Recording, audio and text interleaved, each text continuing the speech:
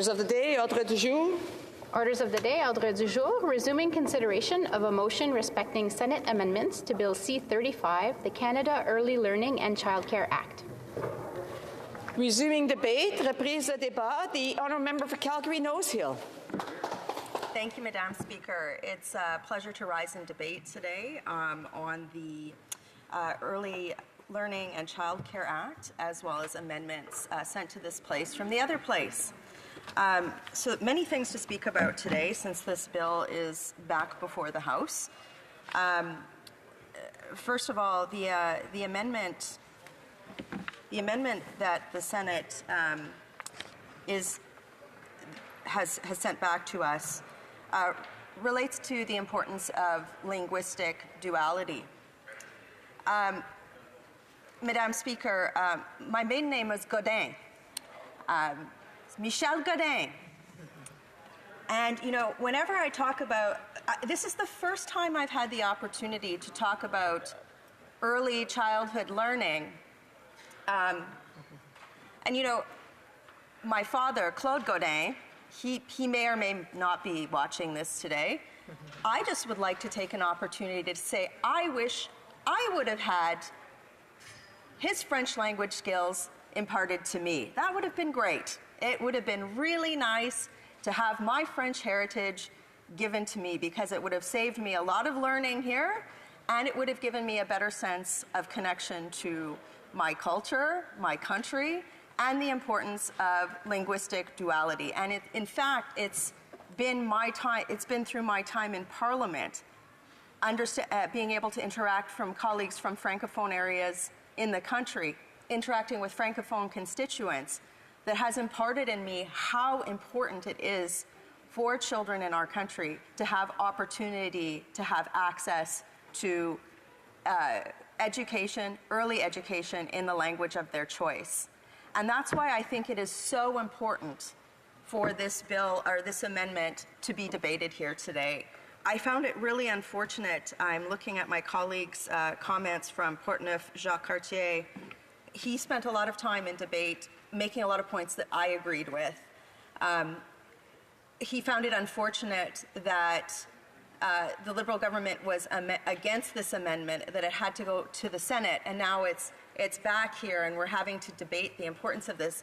And I just want to say that this was really a lost opportunity for the Liberal government. They could have dealt with this in the first iteration of this bill. And my colleague from Portneuf, Jacques Cartier, he raised the point in the in-house debate that, you know, does this actually raise questions about the government's commitment to linguistic duality? And, you know, as somebody, again, who has a very personal experience with understanding why it is so necessary for Canadians to have access to linguistic duality in education from an early age, I would agree with those comments. So there we are.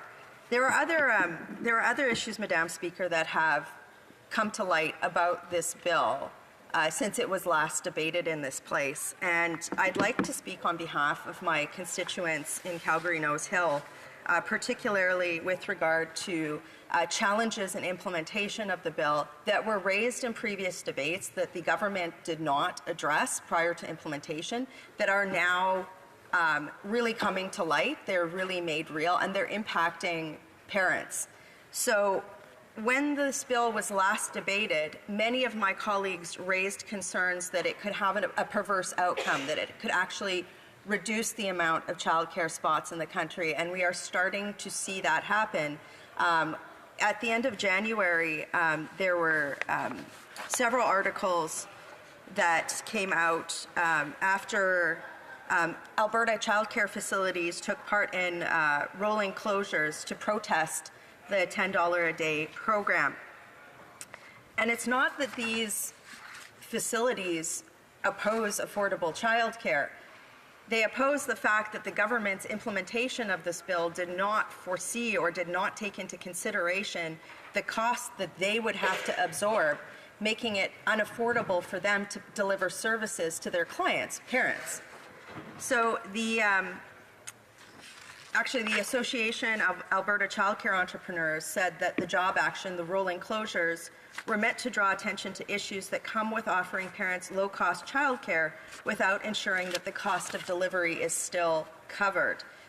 It's been underfunded from the beginning, said Crystal Kircher, the chair of the Association of Alberta Childcare Entrepreneurs. There is not enough funding to ensure that the level of quality is going to be continuing on. So, again, my concern at the front has been, and as I put on the record before, the Conservatives support access to affordable childcare. That's not in question. The way that the Liberal government has structured this program has become overly bureaucratic and has not adequately valued the labor of childcare in all of its forms. When I last spoke on this bill, Madam Speaker, I talked about the fact that the way that the bill is structured, the way that the funding mechanism is structured, it does not give access to parents who may work in the gig economy. They may have hours that aren't conventional 9-to-5 jobs. It does not provide for access to childcare for people in those situations in an adequate way. Also, people in rural communities are also having similar situations, and frankly, it also doesn't adequately value the labor of childcare provided by parents, grandparents, extended family members, neighbors who may pool childcare resources to take care of one another's children or grandchildren because of the lack of affordable childcare spaces in other ways. But that caregiving component, Madam Speaker, has no value on it under this Liberal government. We need to, if we are going to, in Canada, as a pluralism, a very diverse country, a very regionally diverse country, ethnically diverse country, economically diverse country, if we are going to maintain the unity of our pluralism, we can't set forward principles on childcare that don't universally value the labor of childcare provision equally. And this bill does not do that. And in spite of all the time that the Liberals have had to enhance these offerings, they've failed to do so. And to me, that speaks to a lack of creativity, a lack of innovation, and a worn-out government that has really overstayed its welcome. When I think about especially younger Canadians in my constituency, work for them looks a lot different than work looked for their parents or their grandparents. The reality is that somebody seeking a spot under the Liberals' current formula under this bill, if they're working shift work or in the gig economy, they're not going to have the same access to care that somebody who, let's say, is providing professional services, bankers, lawyers, that are working traditional 9-to-5 hours. And frankly, those people are also in position of privilege because they've usually had a different level of education. They have access to networks that other people might not to get into these childcare facilities.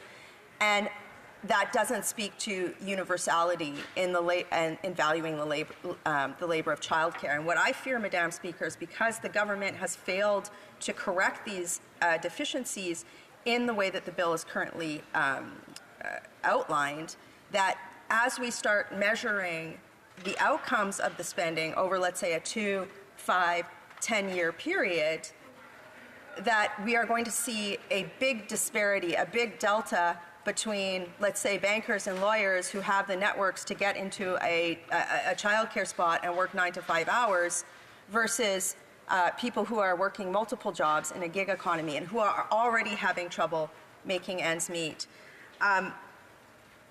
So with that, I also want to talk about the fact, I did read through the debate on this amendment that happened earlier this week, and I noted that the minister talked about how she purported that this bill provided transparency to Canadians on outcomes, and it does nothing of that.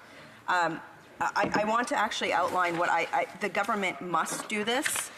The government, I'm going to put this on the record now because I know a future parliamentarian will want these figures. I bet the parliamentary budget officer will want these figures.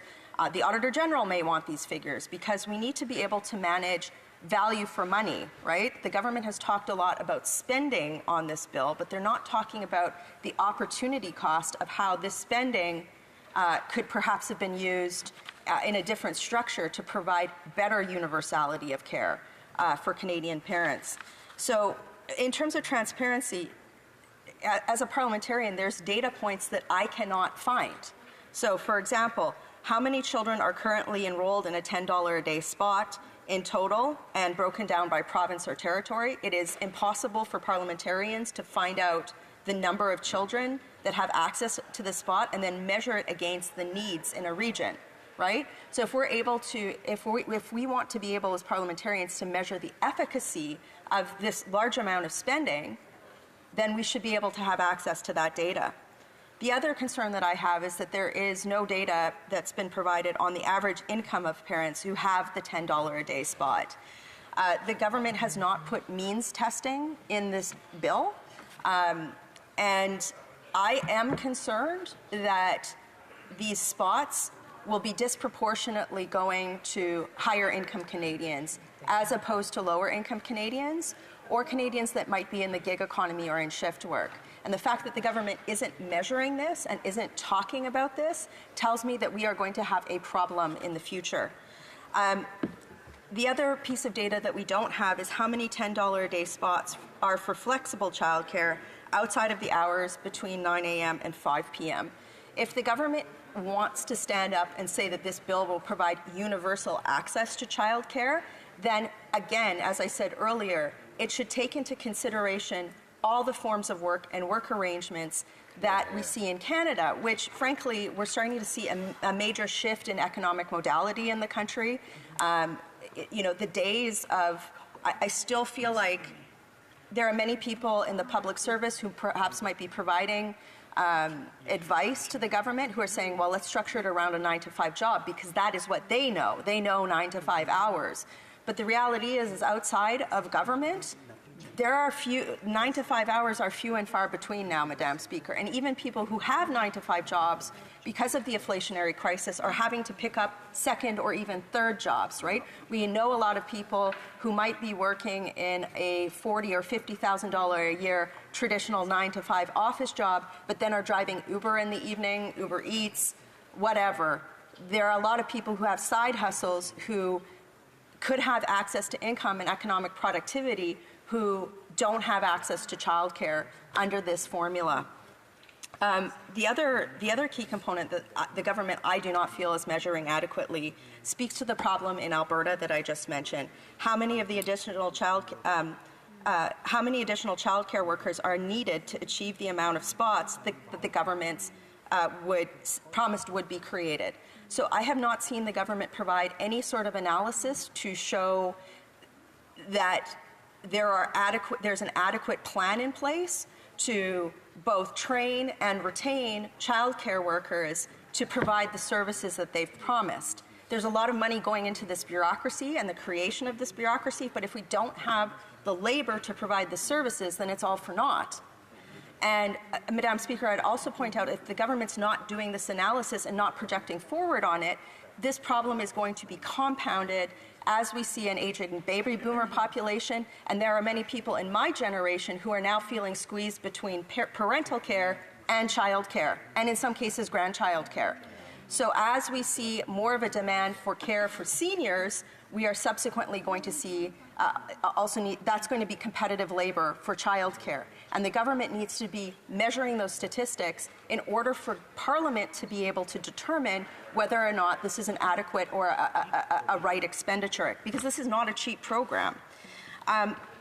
Again, you know, speaking to the concerns raised by childcare workers in Alberta, the government has not been transparent on the average wage of a childcare worker who provides $10 a day daycare.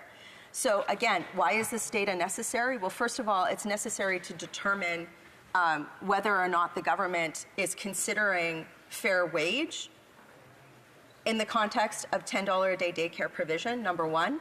Number two, it's needed to ensure that when we are looking at labor supply over a long period of time, that we have the data on what the wage, at least what the wage floor would be, so that cost and potential cost overruns or cost expansion of this problem or program could be adequately assessed. And provincial governments are going to need this data as well, too.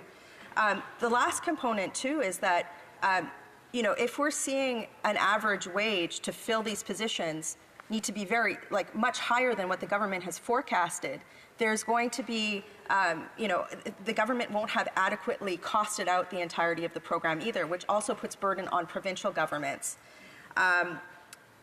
The other components of data that the government haven't provided in their analysis or to Parliament, and I don't think they're measuring at all, are how many of the $10 a day spots are located in urban areas versus rural areas.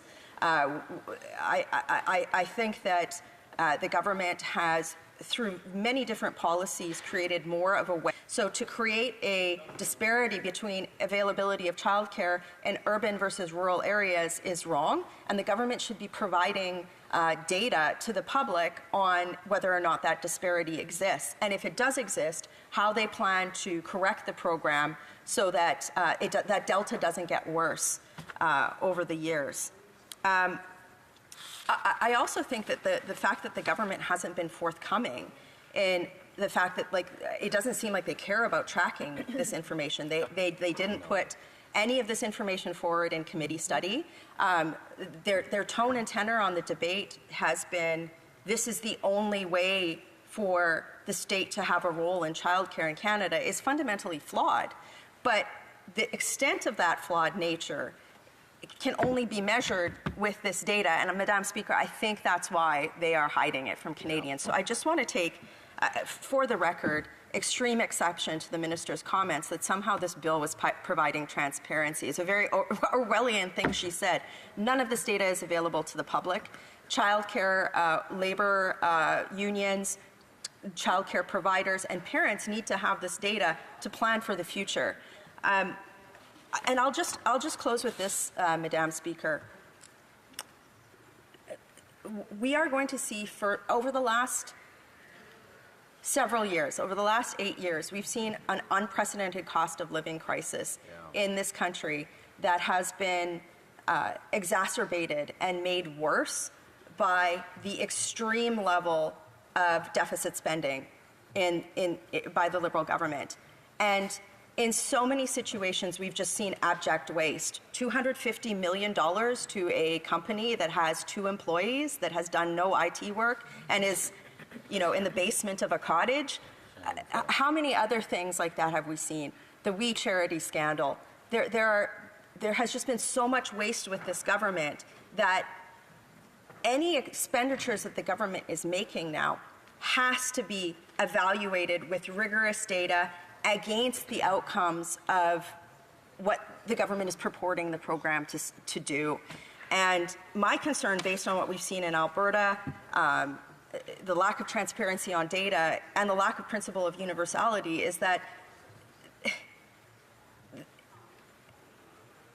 the government cannot be making the inflationary crisis worse by putting forward expenditures that are not directly impacting in a positive way every person in this country. So that's why data is so important. And, Madam Speaker, the government does have an obligation to parents to address the inflationary crisis. We can talk about childcare all we want, but the reality is childcare is one of many issues that Canadians are facing that they weren't facing 8 years ago. Out of control mortgage prices, out of control rent prices, not even being able to buy a bag of groceries for less than $100. These are all things that make children unaffordable. And, as we see global fertility rates, as we are going to need to ensure that we are incenting Canadians to have children and addressing a wide variety of issues around that, affordability writ large has to be a broader part of a bigger part of the conversation. So, Madam Speaker, again, I am dismayed that the government does not have better data on these outcomes. I'm dismayed that they have not addressed the concerns of childcare operators in my province.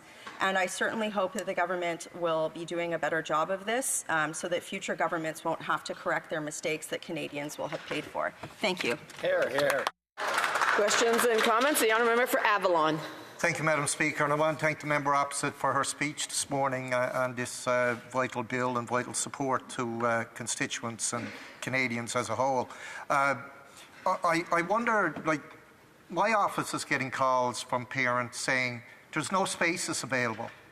It's great to have $10 a day daycare, but you need the spaces for the kids to be able to go there. It's people who at one time would probably have a neighbour look after the child, or an aunt, an uncle, a grandparent.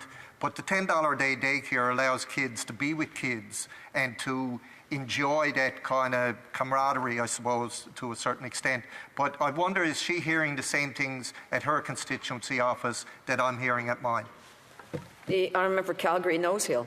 Well, I guess it's an Atlantic Canadian and Alberta problem. Again, just to reemphasize what my colleague said, the problem is so acute in my province that unions that are representing childcare workers are saying that they might have to close facilities because of the inadequacies in the way that this funding program, this bill was structured. So it is incumbent upon the government to address that. But also, to my colleague's point, childcare it's not a homogenous thing.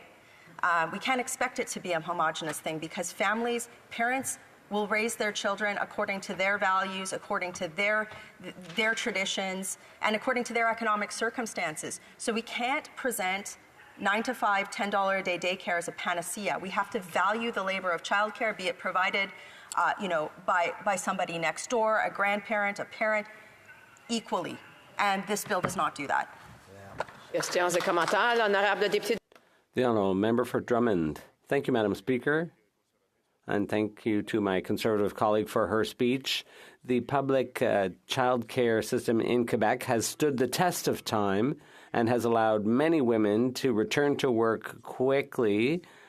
And without that, a lot of women would have missed out on some very interesting careers. What the government is now proposing is said to be based on the Quebec program, which has proven it to be a success over the years. My question for my colleague is, what are the differences between what the federal government is proposing and what is going to make the federal program ineffective when Quebec's is so effective? The Honourable Member for Calgary Nose Hill. I would point my colleague to the substance of the amendment which we are debating today. I find it disappointing that the Liberal government did not demonstrate a commitment to linguistic duality in the first instance of the bill. The other place has had to propose an amendment to correct that, which I'm sure is as important to my colleague as it is to me. The other thing I would like to do, since I have the opportunity, is to thank the hardworking people of Alberta who have contributed to the equalization program for so many years, providing opportunities for provinces who may have benefited from that program. Thank you, Madam Speaker. The honourable for Yorkton Melville. Thank you, Madam Speaker. We hear constantly across the floor how this government supports small business, and yet I know in my riding and in rural Canada, businesses exist that are there for daycare, and they are really struggling because they are not recognized as valued in this whole process. They offer various hours, and they are in their communities where shift work is a real challenge. So I would just like her to clarify again how important it is that this government take another look at the importance of being all-inclusive with their program. I love this question because it gives Parliament an opportunity to thank the unsung heroes of Canada, home-based daycare operators. It's usually someone on a cul-de-sac or in a community in an apartment block who takes in children of the neighborhood, allowing them to play and grow up together, putting in long hours, being flexible for parents, and really being the neighborhood mom or dad or grandma or grandpa. And the fact that the government has not recognized that foundational part of Canadian culture, which frankly, I mean, it also is part of our pluralism. I grew up in a very multicultural street, very cultural diversity on my street where I grew up with kids, and grandparents would share childcare duty. That's how we got to know one another. And this is such an important component. And again, I want to underscore, Madam Speaker, that this bill does not truly provide the concept of universality in childcare. It does not value all forms of childcare equally, particularly those forms of childcare that my colleague mentioned, those small home-based businesses that have provided income for so many people, and also just like a lifeline for support, a trusted place to provide childcare that's close to home. So, thank you to them, and frankly, shame on the government for not recognizing the value that they provide in an adequate way. Questions and comments? The Honourable for Nunavut. Mayor Okaptitiye, and I'd like to thank the member for her intervention. I don't see in this bill how those individuals that she talks about are being actually prevented from accessing these programs. Can she tell us where in this bill she's seeing that impact by not creating that equality? Because what I do see is that equality will be better achieved because of things like what it's going to do for Indigenous families and how Indigenous families can better support each other so that Indigenous women can also enter the workforce. The Honourable for Calgary Nose Hill. I agree with my colleague that in any program that is seeking to provide universality, equality of access for Indigenous persons has to be paramount. But to your question about whether or not this bill provides true universality, it doesn't, because grandparents who might be providing unpaid labor at home are not valued in this bill. The parent that is working in the gig economy or shift work is likely not to have access to these spots, or part-time is likely not to have access to these spots. In fact, I think it's going to be high-income Canadians who work 9-to-5 jobs who are going to have access to these spots and push out access to lower-income Canadians who need it the most. The government has put no sort of safeguard in this bill to develop that or to safeguard that at all, and that's problematic. Also, I fundamentally believe that the way that this bill is structured, it undervalues the labor of childcare, even those providing those spots for 9-to-5 jobs, as we're seeing in my home province of Alberta with rolling closures. So in no way, shape, or form does this bill achieve true universality. My party, my colleagues firmly believe that the provision of childcare should be valued in all of its forms, and that parents should have access to the workforce through access to affordable childcare. This bill, though, it leaves a lot to be desired. Questions et commentaires. L'honorable député de Laurentides. The Honourable Member for Laurentides-Labelle. Thank you, Madam Speaker. I'm really astounded, and this is more of a comment than anything else. It's hard for me to accept that after 25 years of what we've proven in Quebec and the impact that's had on women, how is it that my colleague opposite is trying to find little cracks in this whole idea? I really wonder if she truly understands the early childhood centres in Quebec. Again, I voted in favor of this bill, but 2000 called and it wanted its childcare program back. This is not a bill that acknowledges the current economic reality in any part of our country, the changes in how people work. A bill that was developed to provide childcare in 2000, there's been many gains made. Our pluralism has grown and changed in so many ways. This bill truly does not recognize how diverse our country is, how people work. It doesn't recognize the differences between urban and rural communities. It doesn't recognize the labor of parents who might have, or grandparents who might be attempting to come to the country to provide childcare for recent new Canadians. And so, while this is the role of Parliament is to look at current economic conditions and see where the football's going, Madam Speaker, and try to make sure that government expenditures are addressing the needs of the population not 20 years ago, but today and into the future. And if we know that how people are working has changed, then it's incumbent upon us to ensure that the program reflects that. And again, this is why it's so important for the government to be tracking the data I mentioned. Yeah. Resuming debate, the Honourable Member for Nepean. Thank you, Madam Speaker. I'll be sharing my time with the member for Milton. We all know that affordability is a top of mind topic, so let's consider early learning and childcare through that lens. Before the early learning and childcare agreements with all provinces and territories were finalized, daily childcare fees range from $20 to $48 a day per child. Those dollars could go a long way in a grocery store or to keep children active in sports or other activities. Childcare fees have been dropping across Canada, and we are continuing to work hard with our provincial and territorial colleagues to meet our March 2026 goal of $10 a day on average fee for children under the age of 6 in a licensed childcare. Affordable childcare means hundreds of dollars every month in the pockets of Canadians of all income levels. Affordable childcare means money for nutritious meals on the table as the prices at grocery store remain high.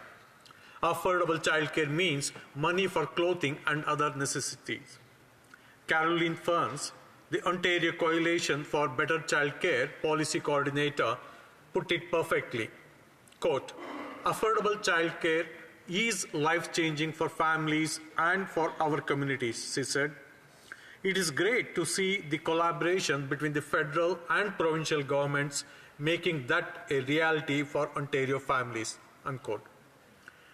And of course, it is not just a reality for Ontario families, it is a reality for every family in Canada with young children, whoever they are, wherever they live, and regardless of their income level. Let me share with you just few of the testimonials parents have taken the trouble to write to the members and the government as they realize the financial relief affordable childcare is bringing to them.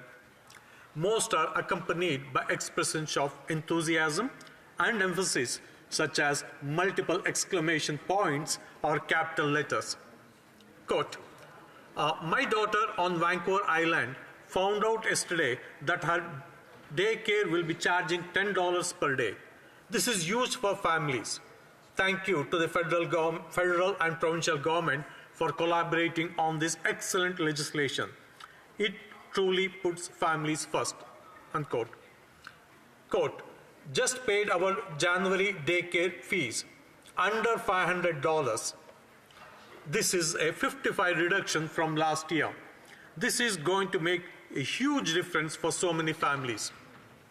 The third one, our infants' daycare fees have dropped $500 per month, and on the 26th, at her 18th month anniversary, it will drop an additional $200 per month. Probably one of the largest pieces of legislation to personally affect me in my lifetime. The other one, I won't benefit from this as my kids are grown, and I remember paying $650 per month for childcare on a salary of $1,200 per month back in the 80s. But I am so very, very happy that young families are benefiting from this. The last one. It was absolutely surreal to see my daycare fees drop from a high of $167.25. As of January, we will be paying less than 50% of that on a path to $10. Madam Speaker, it is clear from these and many other social media posts and interviews and commentary that families in Canada are thrilled and in many cases astonished that affordable early learning and childcare is finally here. The Government of Canada has made historic investment of nearly $30 billion over 5 years to build a Canada-wide early learning and childcare system. We have done so in collaboration with provincial, territorial, and Indigenous partners, all of whom deserve enormous credit for their willingness to work together to give every child in Canada the best possible start in life. And in doing so, Madam Speaker, bringing relief, financial and emotional relief to millions of families from coast to coast to coast. Childcare fees have been reduced across the country, and by 2025-26, the average fee for regulated childcare spaces across Canada will be $10 a day. As families across the country are realizing, there are no losers here. It is a financial win for families, regardless of their income level. Since 2015, the Government of Canada has delivered real improvements to make life more affordable for Canadians. There is no better example than the progress we have made on this new ELCC system. As of 2025-26, a minimum of $9.2 billion will be provided every year on an ongoing basis for affordable early learning and childcare and Indigenous early learning and childcare. Madam Speaker, the return on this investment for families with young children is obvious and supported by evidence. Of course, we can look to the overwhelming success of the Quebec early learning and childcare system, which is now ingrained into the social fabric of that province. When we speak about affordability, it is perfectly appropriate to ask whether the country as a whole can afford it. The answer is resounding yes. This is a plan to drive economic growth, to increase participation in the workforce, especially among mothers who want to pursue professional ambitions or further their educations to get better paying jobs. It is one of the many investments the Government of Canada remains committed to, investments that increase our economic growth and Canadians' quality of life. Independent studies show that our early learning and childcare system could raise real GDP by as much as 1.2% over the next 2 decades. Further, a range of studies have shown that for every dollar spent on early childhood education, the broader economy receives between $1.50 and $2.80 in return. That would be a huge return on our early learning and childcare investment. Madam Speaker, we are hearing loud and clear how thrilled families are that their governments have joined together to bring them significant financial relief. And doubtless, many are beginning to wonder why we waited so long. It is another fair question. As other colleagues have said, in passing this legislation, we will be promising the best possible start in life to future generation of children in Canada. We are on the brink of making history, of cementing together these wonderful provincial and territorial agreements into an enduring testament to our commitment and caring. When we eventually leave office, we can do so with the pride and satisfaction in knowing that we were all part of this great lasting achievement. I urge colleagues to give a quick passage to Bill C-35. Thank you, Madam Speaker. Questions and comments? The Honourable Member for Bruce Grey Owen Sound. Thank you, Madam Speaker. I think it's pretty obvious with the way the bill passed the first time through the House that the House does recognize the importance of child care in this country, and we're all in agreement with the intent. However, I raised in my speech last year, and it's something that's really come to the forefront of one of the challenges with the current agreements is the impact it's having on the lack of labor and lack of early childhood educators that are being pulled out of the pre and after care programs that are helping so many parents to allow to work and that's to fill the demand for the full day care. And I know it's impacted my riding in Bruce Grey Owen Sound. I know it's impacted even here in Ottawa, where now parents that had kids enrolled in pre and after care programs are now tied where they can have to drop their kids off not before 9 in the morning. They got to pick them up by 3:30 in the afternoon. Really hard to find a 6-hour job, and be able to make a living. So I'm just wondering if the members heard the same things in his riding. The Honourable Member. Speaker, one thing, the families in Nepean are overwhelmingly supportive of this program because they see the benefit that these programs bring to their families, like allowing them the funds required to help the child undertake some sports activities. It has helped the families, it has helped especially the mothers free themselves, and they can go back into the workforce. And some of the mothers I know that they have using this program that can help them get educated better for better quality jobs. Questions et commentaires. L'honorable. The Honourable Member for Laurentides Labelle. Thank you, Madam Speaker.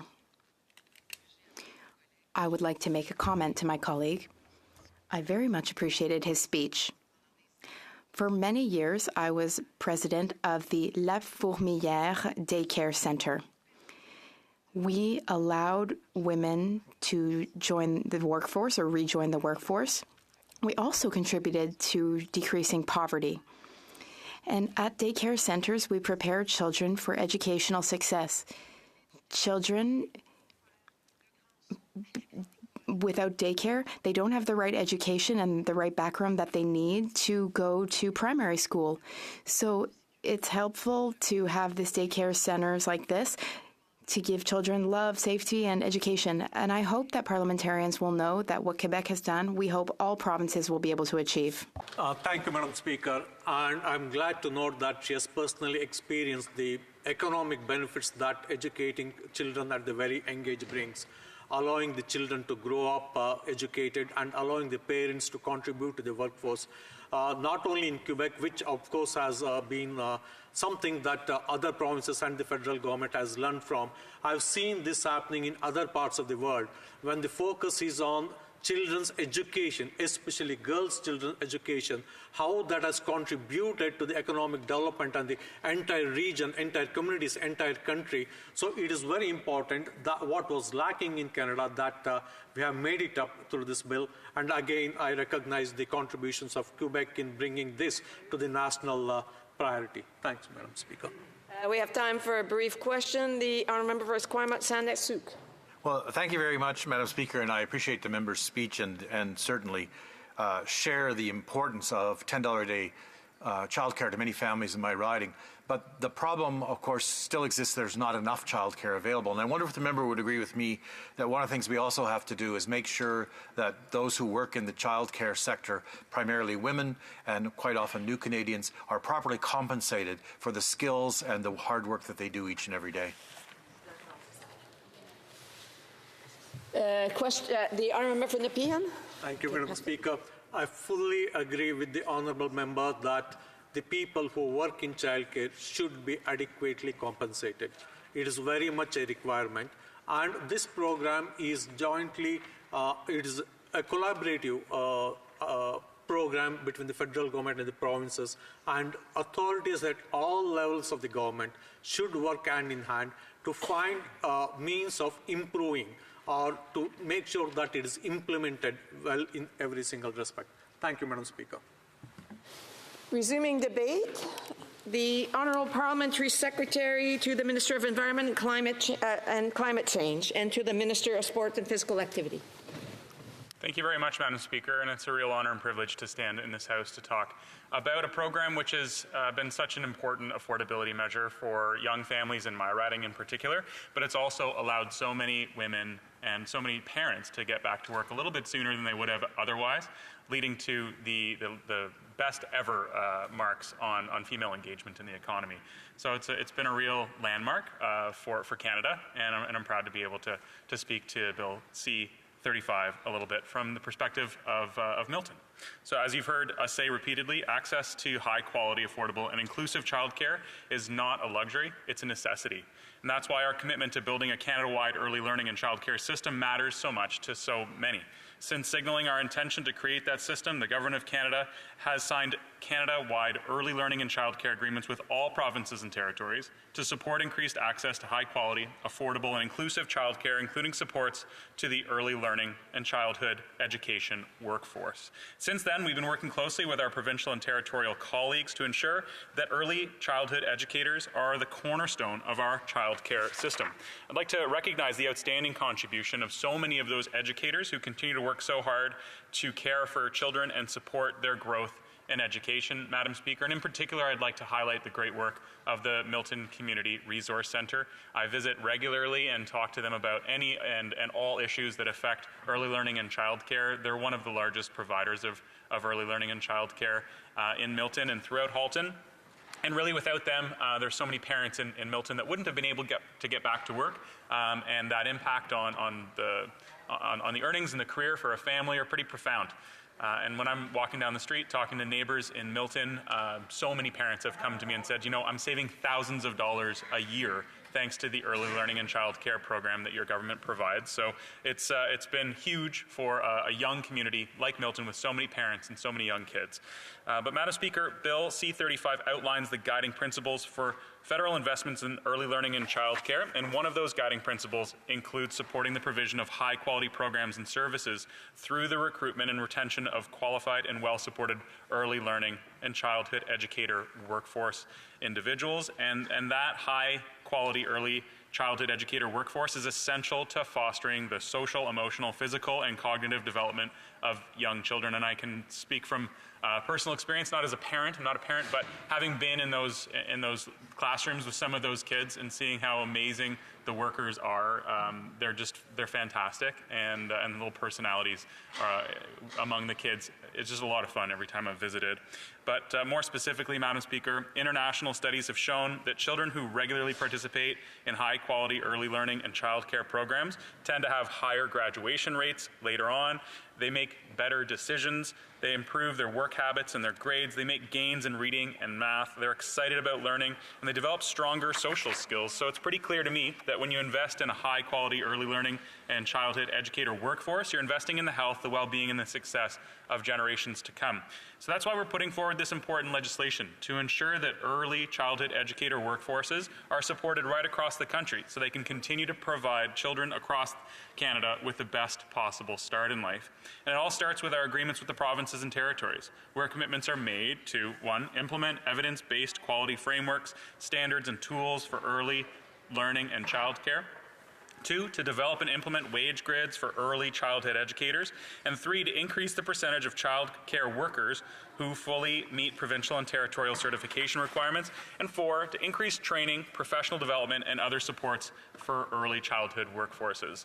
These commitments are essential not only to attract early childhood educators, but even more importantly, to retain our high-quality workforce. So what does that look like in practice, Madam Speaker? From coast to coast to coast, the provinces and territories have been working closely to provide better training opportunities, increased compensation, and more benefits to their early childhood educator workforce. So let's take British Columbia for an example. BC is investing in special training and development to upgrade skills in priority areas to make childcare more inclusive, especially for children with disabilities and children needing enhanced or individual supports. This training also focuses on making childcare more culturally appropriate for Indigenous children. And Madam Speaker, we know that building an inclusive childcare system that meets our children's needs, we must meet children where they are and support both current and future early childhood educators at the same time. So that's why the government of British Columbia expanded its dual credit program for early childhood educators. And the dual credit program allows secondary students in BC to take post-secondary courses and receive credits towards both high school graduation and a post-secondary program. The program covers tuition fees for the courses, resulting in more affordable training for students in early childhood education. So let's go across the country, all the way across to the east to Prince Edward Island, where more training opportunities have been provided both for current early childhood educators and for those interested in joining the early childhood education workforce. The province has also launched a one-time grant to help recruit early childhood educators back to the sector, and these investments are ensuring that early childhood educators on the island have skills and tools that they need in order to succeed while providing new opportunities to expand the workforce. Further, PEI also increased staff salaries at early years centers across the province as part of a coordinated effort to move the province's early childhood workforce forward. Wage increases are instrumental in PEI's multi-year plan to support the early childhood sector and to encourage others to pursue a career in early childhood education. Now let's head up to the territories, Madam Speaker. In the Yukon, the territory has been investing in accelerated education pathways for early childhood educators in partnership with Yukon University. The goal of these accelerated education pathways is to enhance the level of education available for early childhood educators in the territory, which will help increase the quality of early learning and childcare across the Yukon. This initiative in the Yukon is a win-win-win. It provides enhanced education, strengthens the workforce, and benefits our youngest learners with the most qualified educators. Moreover, early learning educators in the Yukon will be able to customize their training plans, allowing them to continue to work in a licensed program, including in family day homes. Madam Speaker, these are only a few of the amazing initiatives underway across the country to support the hardworking and dedicated early childhood educators. And these initiatives are made possible thanks to the groundbreaking federal investments of the Government of Canada that we've made in building that Canada-wide early learning and childcare system from coast to coast to coast. Our early childhood education workforce is critical to the success of the Canada-wide system and is key to Canada's economic prosperity. Our government is committed to building a stronger and more resilient economy where nobody is left behind, and we know that access to early learning and childcare that is affordable and inclusive is going to help drive our economic growth. It's going to enable parents, particularly mothers, to enter, maintain, and re-enter the job market and offer each child in Canada the best possible start. So that's why, Madam Speaker, I encourage my colleagues to support Bill C-35 quickly so that we can continue to work together to support, grow, and develop and engage with the early learning and childhood educator workforce. As I said earlier, when you invest in high-quality early childhood educator workforces, you're investing in the health, well-being, and success of generations to come. Thank you very much, Madam Speaker. Questions and comments? Questions et commentaires. The honourable member for Kelowna Lake Country. Thank you, Madam Speaker. Through you. So in Bill C-35, it prioritizes childcare facilities that are government-run and are not-for-profits. It does not prioritize small businesses and entrepreneurs, many of whom are women entrepreneurs, even if those locations are licensed and regulated by the respective provincial governments. So from a Liberal government that touts themselves to be a feminist government, why would they not prioritize young women entrepreneurs in this legislation? Thank you, Madam Speaker. The Honourable Parliamentary Secretary. Thank you very much, Madam Speaker. Our funding agreements with provinces go towards supporting not-for-profit, public, and family-based childcare. And I can say from experience, Madam Speaker, visiting with some of those female entrepreneurs in my riding, making sure that they've got the qualifications necessary to access some of those supports has been really, really beneficial. Working with, experienced providers like the Milton Community Resource Centre, some of those entrepreneurs have been able to upskill and scale up, and they've also been able to provide childcare spaces for more kids throughout the day, Madam Speaker. It's a great success. I'm glad that the Conservatives are considering supporting childcare despite early indications that they might vote against, Madam Speaker. This is an affordability measure. It's great for the workforce, and it's also excellent for female entrepreneurs. Thank you, Madam Speaker. Questions et commentaires. L'honorable député. Questions and comments. The Honourable Member for Pierre Boucher, Les Patriotes Verchères. Thank you, Madam Speaker. In Quebec, I represent a Quebecois riding. We have had our daycare system for 25 years now. Families use it. They're proud of it. People hold this system very dear. It's near and dear to us, and we're proud of it. But for the rest of Canada, the daycare system is currently under construction. The government has started to create the program. Here is the government's bill. But here's what I'm wondering. Our program already existed before the bill. So is this bill a Liberal government admission that things are not going well and that they're ready to lose a lot of seats in the upcoming election? Because the goal of this bill may be to make tangible the program that they've already started working on. But couldn't the program exist without a bill? The Honourable Parliamentary Secretary. Thank you, Madam Speaker. I thank my colleague for his question. And I thank him for his interest in our program. First, Madam Speaker, I feel that it is necessary to thank Pauline Marois. She is a true leader on this matter, and we need to recognize Pauline Marois' leadership and also the leadership of the province of Quebec. Because in this case and in other cases, for example, when it comes to the environment and fighting climate change, the province of Quebec is a leader. It's important to acknowledge good examples and good models for progress among our provinces.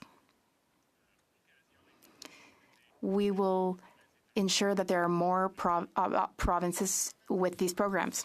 Thank you very much, Madam Speaker. Like the honourable member, my riding is rapidly growing, lots of young families. And what people are finding, whether they're talking about setting up a new public sector childcare centre, a non-profit, or even new entrepreneurs, is that they lack the workers. And so my question to him is, what is the government going to be doing to make sure that we increase the compensation that will help attract more people into this important field? The Honourable Parliamentary Secretary.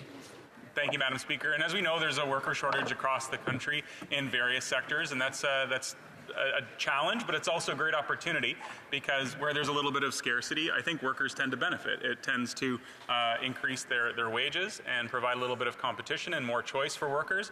So that's the context that we're in right now. We have very, very low unemployment in Canada right now, which is certainly a good thing for workers, but it's a challenging thing for many sectors who are looking to find a more available workforce. So ensuring that it's a competitive opportunity, that early learning and childcare workers can aspire to earning a good income is very, very important. And I know that when I've worked with Milton Community Resource Centre, they're very focused on making sure that they pay competitive wages.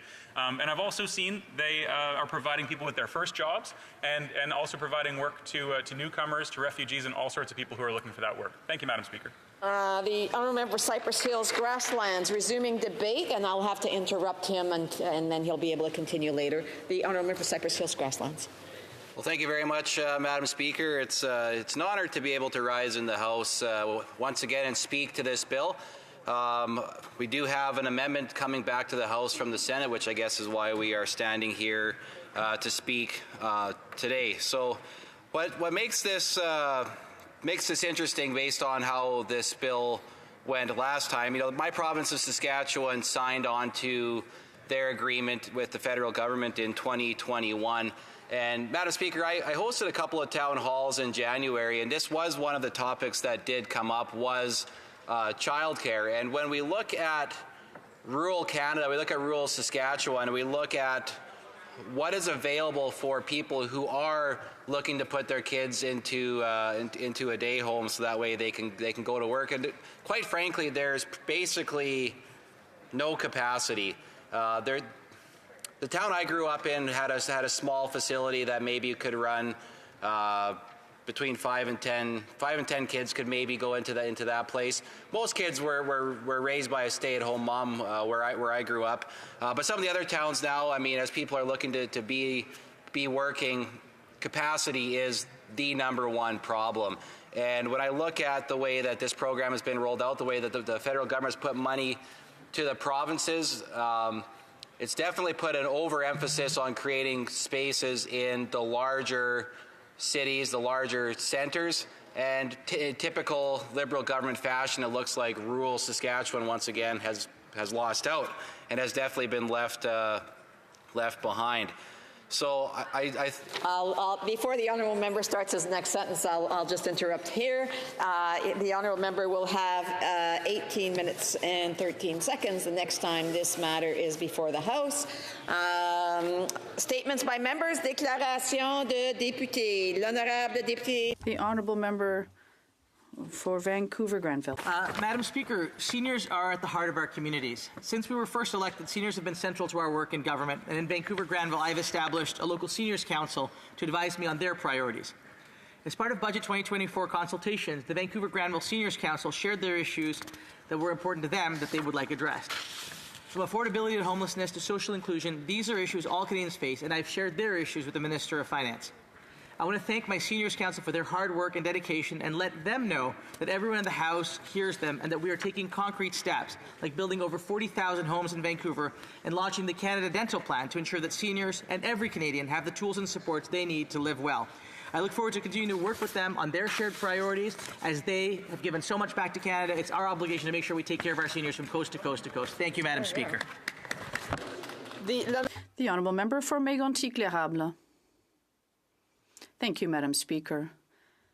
For 75 years, the Côte de Frontenac paper has been writing for members in my riding and elsewhere. It is a local newspaper that was created by Louis-Philippe Poulin and has remained within his family for years. They have benefited from the support of their subscribers for many years, and since 1977, they have been under the same editor, and Mr. Poulin always proved to be objective and reflected the values of Frontenac that you can still see in the newspaper today. Both young and old have access to quality content that is accessible to the population. I would like to underscore the work of Ms. Suzanne Poulin and all the employees of the newspaper that allow them to spread information in my area. They are an essential part of our community. Happy anniversary. For New Westminster, Burnaby. Bill C-273 passed by a vote of 209 to 115 this week for second reading in Parliament. And I thank all those MPs that spoke up for this bill and for the repeal of Section 43 of the Criminal Code. Canada is finally taking the first steps in joining 65 other countries around the world that have banned the use of force against children. More than 700 organizations across Canada, including every major organization that works for children's health and well-being, have called for the repeal of this legalized use of force against children. The repeal of this provision of the Criminal Code was one of the first recommendations of the Truth and Reconciliation Commission.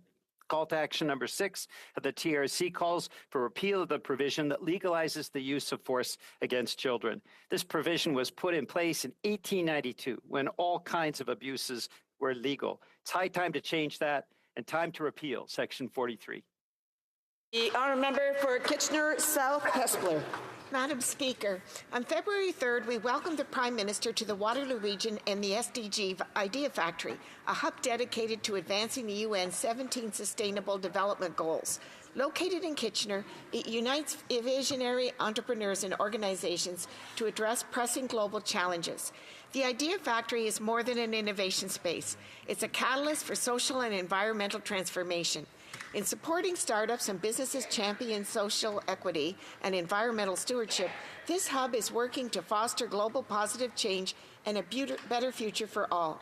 The Idea Factory is host to businesses and organizations like Liftoff, the Waterloo Region Community Foundation, For Us Girls Foundation, KW Oktoberfest, the Waterloo Region Small Business Center, Mott Mind. Bring on the Sunshine, and the community company to drive transformative change. We're immensely proud of the incredible work happening in our community and anticipate future contribution from these inventive minds.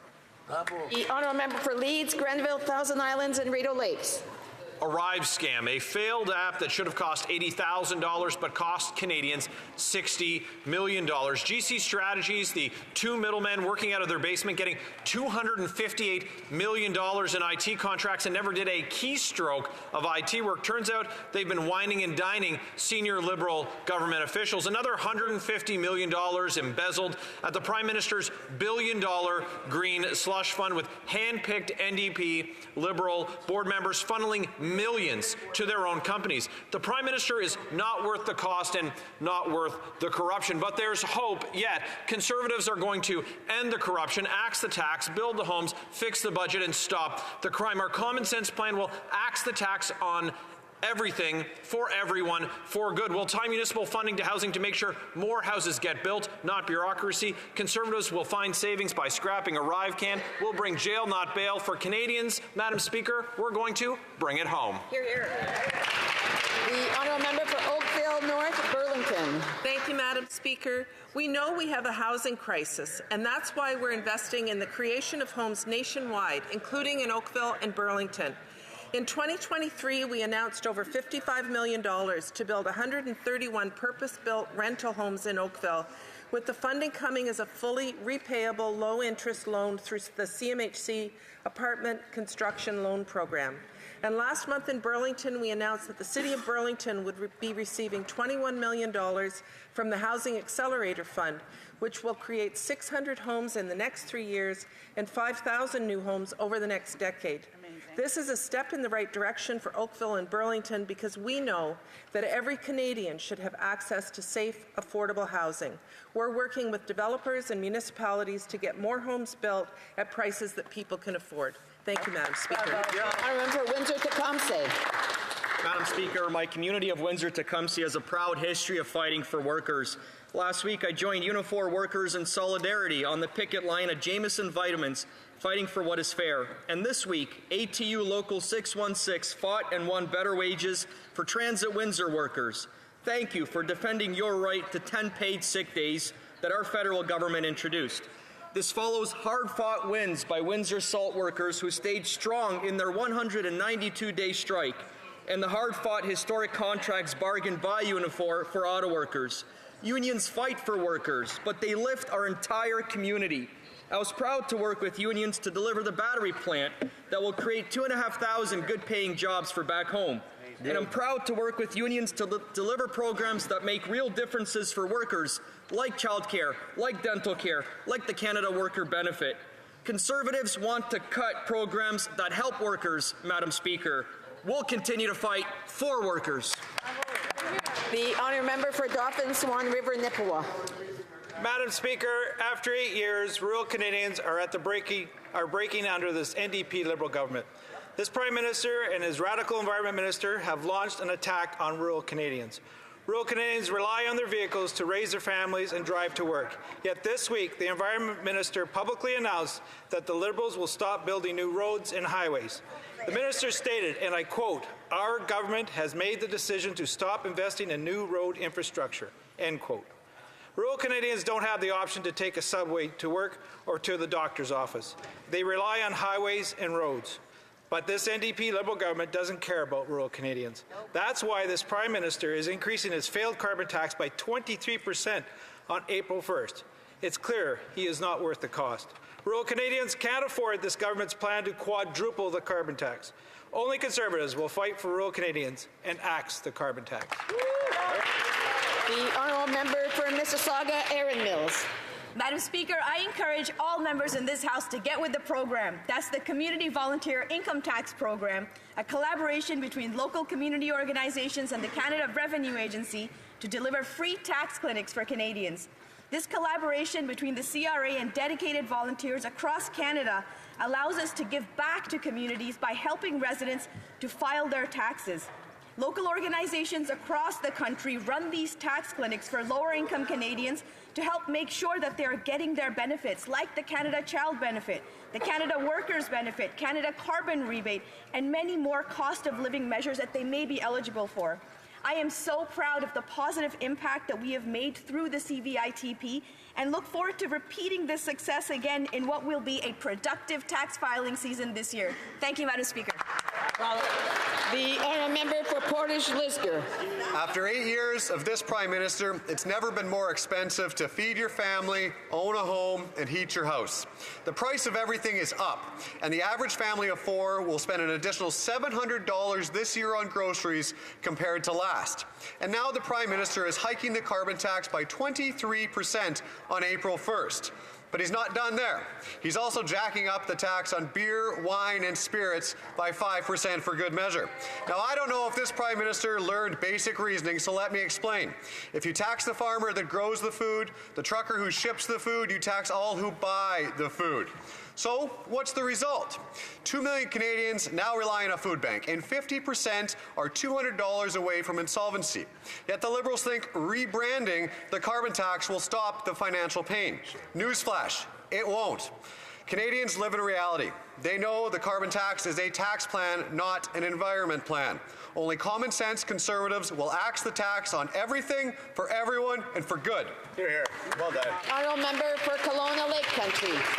Madam Speaker, after 8 years of this NDP Liberal government, the lives of renters, mortgage holders, and the unhoused continue to worsen with crushing costs. The facts speak for themselves.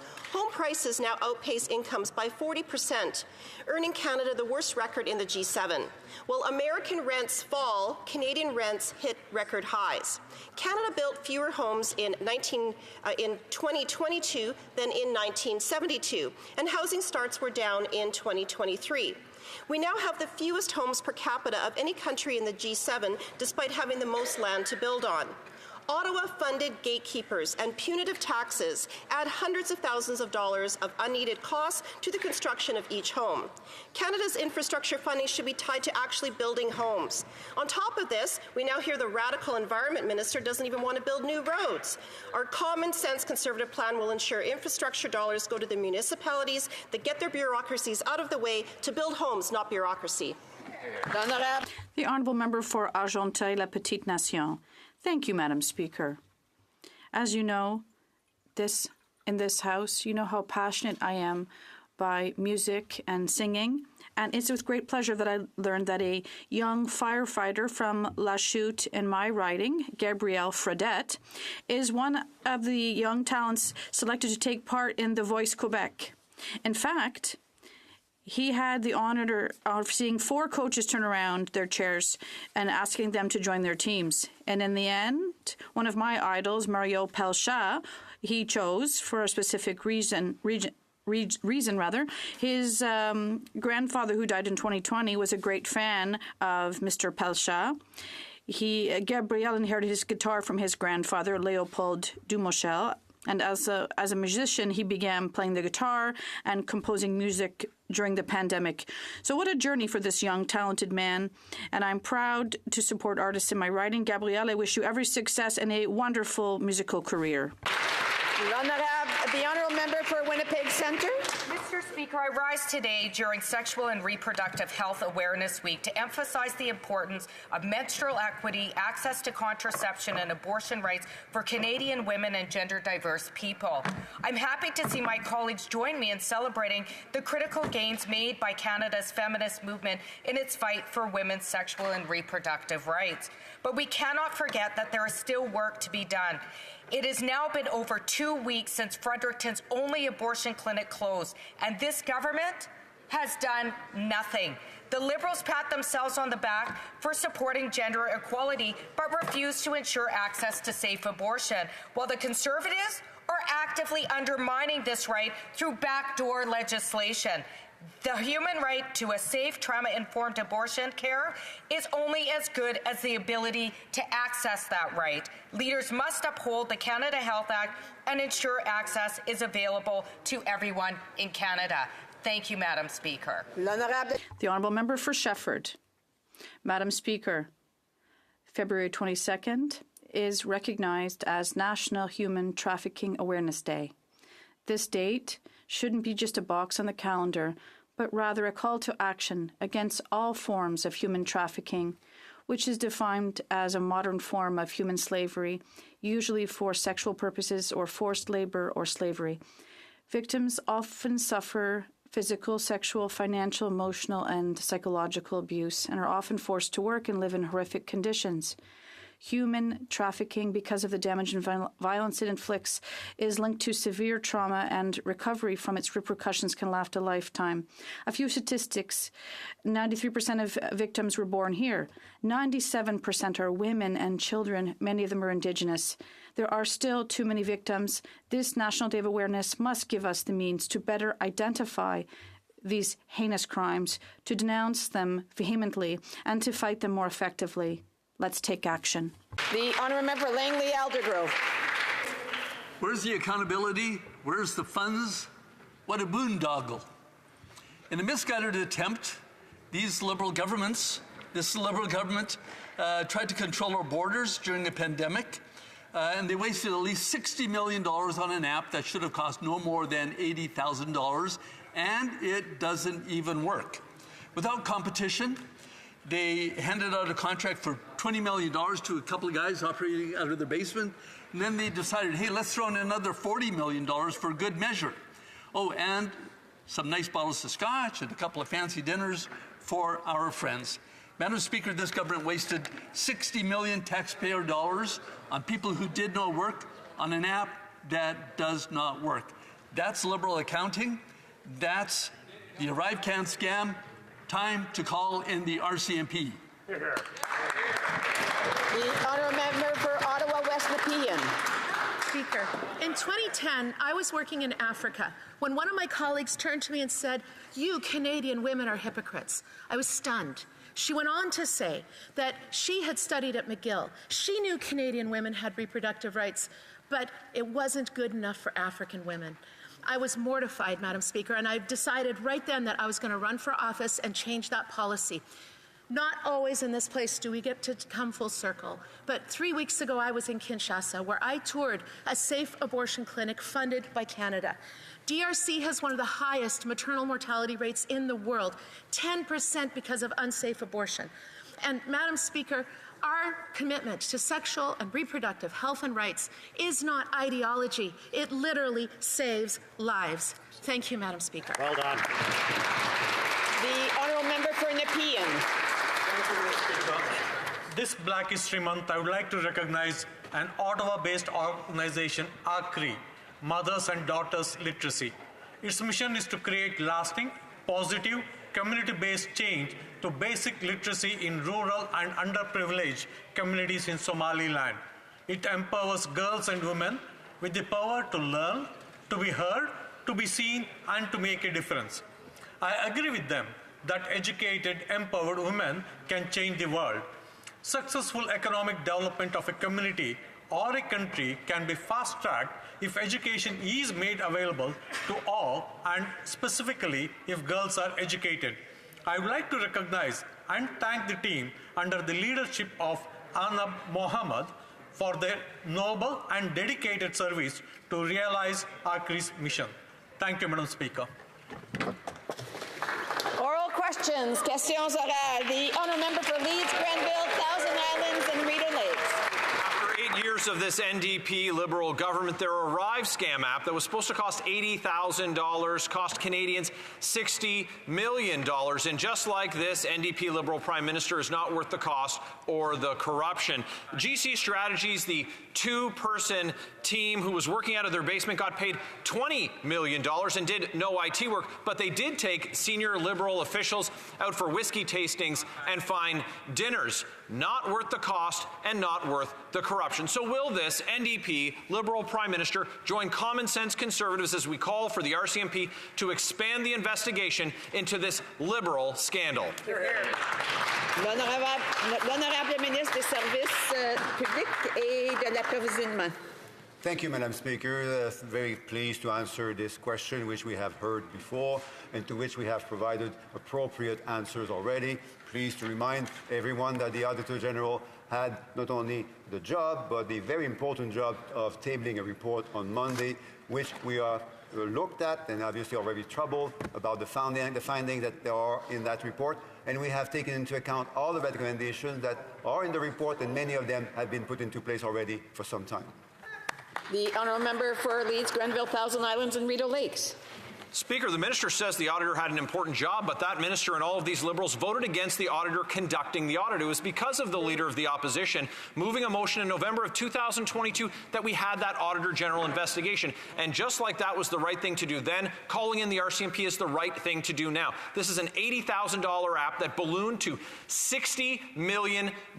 We have a two-person firm working out of their basement being paid $20 million and whining and dining senior Liberal officials. Will these Liberals end the cover-up and join Conservatives in calling for an expanded RCMP investigation? L'honorable ministre. Thank you, Madam Speaker. And the member is completely right in pointing to the important work of the Auditor General. She did work very hard over the last few months, and that's what we expected of her and her office. She tabled an important report on Monday. As she has said repeatedly, she's also completely willing and able to work with all other partners and institutions across the government, including with the RCMP, with which she is already in touch. The honourable for Leeds, Grenville, Thousand Islands, and Rideau Lakes. Well, of course, the Auditor General is willing and able to do her work, but the problem is this government refuses to give her the documents that she needs to fully account for the $60 million that was spent on this boondoggle.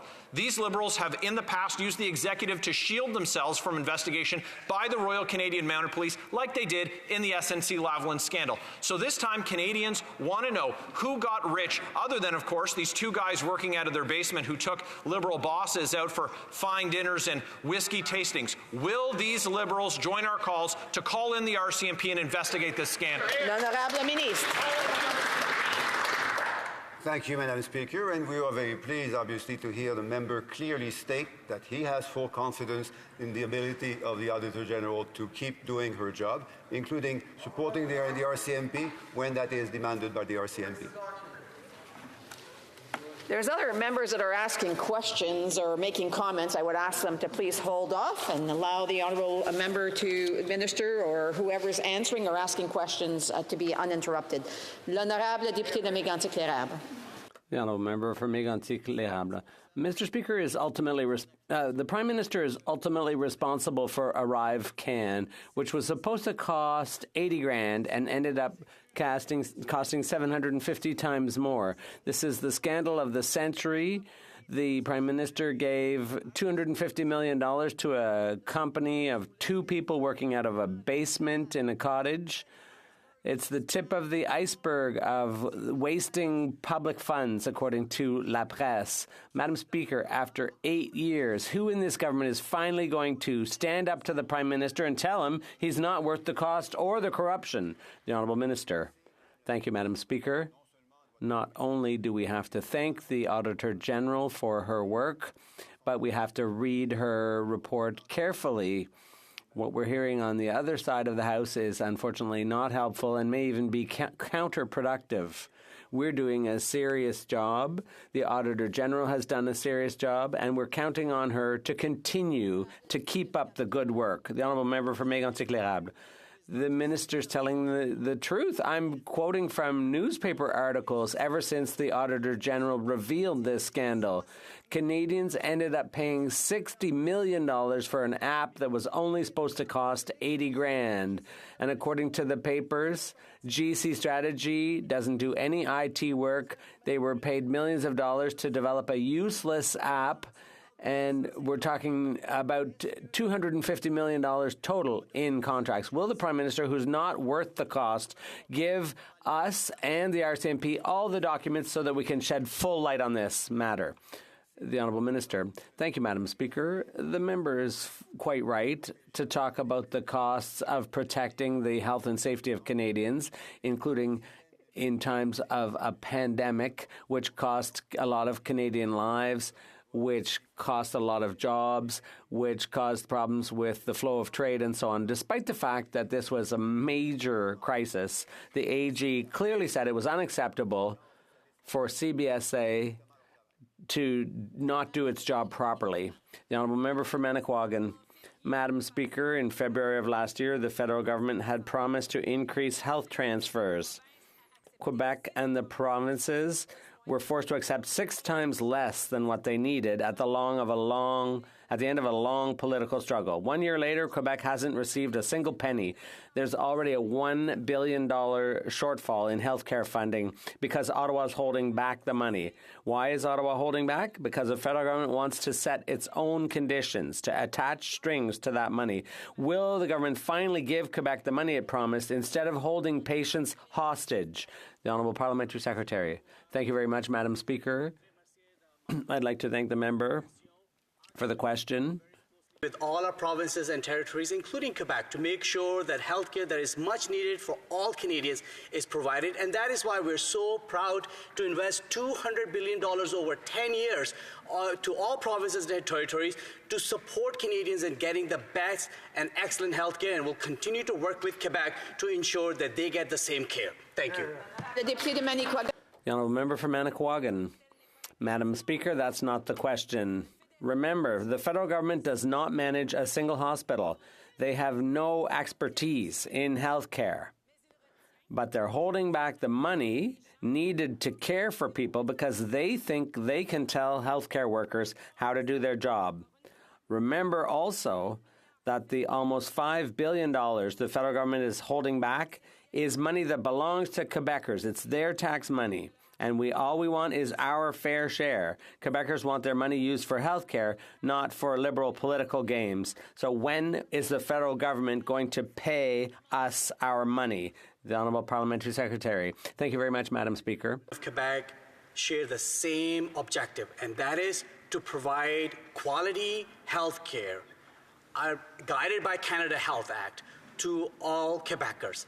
Whether it's family health, whether it's mental health, whether it's health care for our seniors, we will continue to work with Government of Quebec closely so that those shared priorities are met and Quebecers, like all Canadians, get the best health care through federal government. Thank you.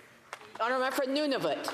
Oqaqtitayi, Canada's federal housing advocate, confirmed this week that Indigenous peoples are more likely to be forced to live on the streets. This government's lack of action means Indigenous peoples are being intentionally forgotten. In Edmonton, 60% of those living on the streets are Indigenous. In Winnipeg, it's 2/3, and in Saskatoon, it's over 90%. In Nunavut, many tell me about overcrowding because of the lack of housing. Will the minister listen to the federal housing advocate and stop underfunding Indigenous housing? Hear, hear. The Honourable Parliamentary Secretary to the Minister of Indigenous Services. Thank you, Madam Speaker. We are taking action to address the tremendous lack of safe, affordable housing and housing supports for Indigenous peoples in urban, rural, and northern communities. The For Indigenous, by Indigenous approach that guides our housing strategy will ensure successful approaches for communities in need. Since 2016, we've supported the construction, renovation, and retrofit of over 30,000 homes in First Nation communities and continue to work with partners to co-develop a 10-year housing and infrastructure strategy. All levels of government must work together to solve this crisis and continue to push for Indigenous-led solutions to address these gaps. The Honourable Member for Winnipeg Centre. Madam Speaker, it's been 2 weeks since I asked the Health Minister his plan to address the closure of Clinic 554, Fredericton's only healthcare provider offering safe abortions. This government has done nothing. While Conservatives push backdoor legislation violating the right to a safe abortion, the so-called feminist liberals fail to address access. Why is this government denying access to safe, trauma-informed abortion care? That's right. The Honourable Parliamentary Secretary. Thank you, Madam Speaker, and I'm tremendously grateful for the allyship of the member across the way for that very important question. This clinic is located in my riding. It's an issue I've been on for many, many years. The federal government actually has stepped up and supported research projects to support better data collection, to inform our provincial partners who really hold the pen on this issue. We've held back provincial transfers as well to ensure that the Canada Health Act is upheld. More absolutely needs to be done, and reproductive rights must be assured in this country no matter where you live. Thank you. The Honourable Member for St. Albert Edmonton. Madam Speaker, the Arrive scam app is just like the Prime Minister, not worth the cost and not worth the corruption. The Auditor General revealed that an app that didn't work cost taxpayers a staggering $60 million, including $20 million that went to a two-person company that did no work. Now the RCMP have launched a criminal investigation but are being obstructed by these Liberals who are hiding documents. Will the Prime Minister stop the obstruction and turn over the documents today? Merci, Madame la Présidente. Cette question. Thank you, Madam Speaker. There have already been a number of answers given to that question this week and even today. The answer is still the same. The Auditor General deserves our acknowledgement. She's done a lot of work, and it's very important, and the report on Monday was troubling. The good news is that a lot of the recommendations she made have already been implemented and have been for some time now, but the work is ongoing because it's very important to ensure that the public service is doing its work properly, even in times of crisis. Honourable Member for St. Albert Edmonton. Madam Speaker, 60 million taxpayers' dollars wasted, fraud, forgery, and corruption. That is Arrive scam, and these Liberals have tried to cover up this scandal every step of the way. They obstructed parliamentary committees, they attempted to obstruct an investigation by the Auditor General, and now they're obstructing an RCMP criminal investigation. When will these Liberals stop the obstruction and turn over the documents to the RCMP? The Honourable Minister. Merci, Madame la Présidente. Comme je l'ai dit.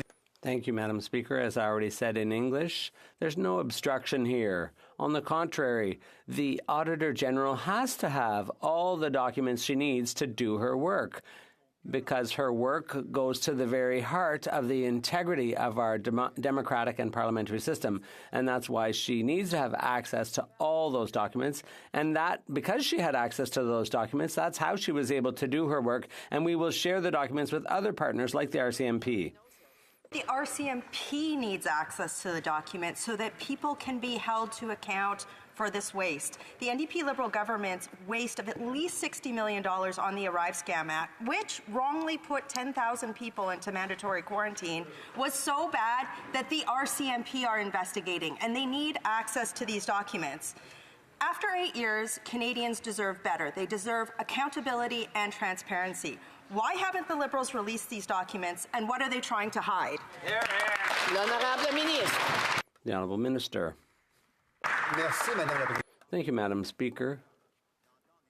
It's upsetting to hear the Conservatives questioning the integrity of the Auditor General. She said very clearly in recent days that not only was she able to work with the RCMP, she said she already was. And we will provide anything that RCMP wishes to have. To be clear, Madam Speaker, I'm not questioning the integrity of the Auditor General. I'm questioning the integrity of this government that is hiding these documents from the RCMP. Canadians deserve accountability. Somebody needs to be held to account for the waste of $60 million that went to a shady IT company that had 2 people working in a basement. Why haven't the Liberals released these documents? Release them now. Order. I'm sure that the Deputy Government House Leader, if he wishes to answer, will stand. But I would just ask him to please wait until it's the appropriate time to do that. The Honourable Minister. Merci, Madame la Présidente. Thank you, Madam Speaker. I'm sure that the member opposite is not also claiming that the RCMP can't do its job properly. The RCMP, like the Auditor General, are arm's length, independent of government. They can do their work without, they are to do their work without any political interference. The Honourable Member for Les Êtres Bellechasse Lévis. Mr. Speaker, Canadians are in shock. They paid a minimum of the government paid a minimum of $60 million for Arrive Can, which was supposed to cost only $80,000. That's 750 times more. The AG has said this is probably some of the worst financial record keeping she's ever seen. After 8 years of this worn out and incompetent government, Arrive Can is, like the Prime Minister, not worth the cost. Will the Prime Minister join with us in asking the RCMP to expand its investigation? The Honourable Minister.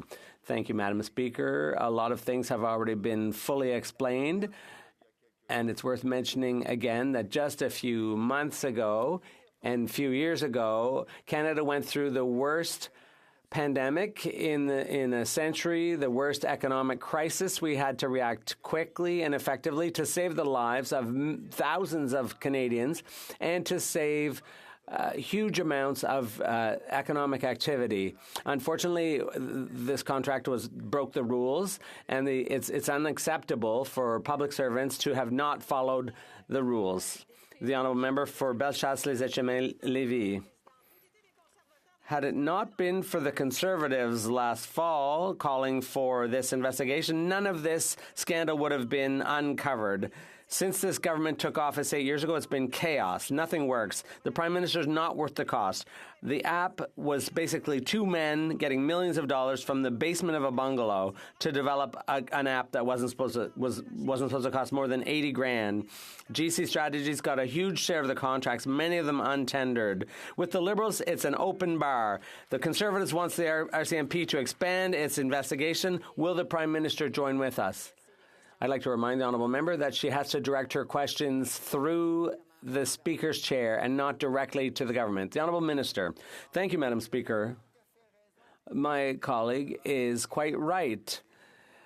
The Auditor General's work is crucial, it's essential, and she needs to have all the documents to do the work properly. She did her work properly, and she tabled her report on Monday. The results are shocking and alarming, and the recommendations have to be taken seriously. In most cases, those recommendations were already implemented weeks ago. The Honourable Member for Terrebonne.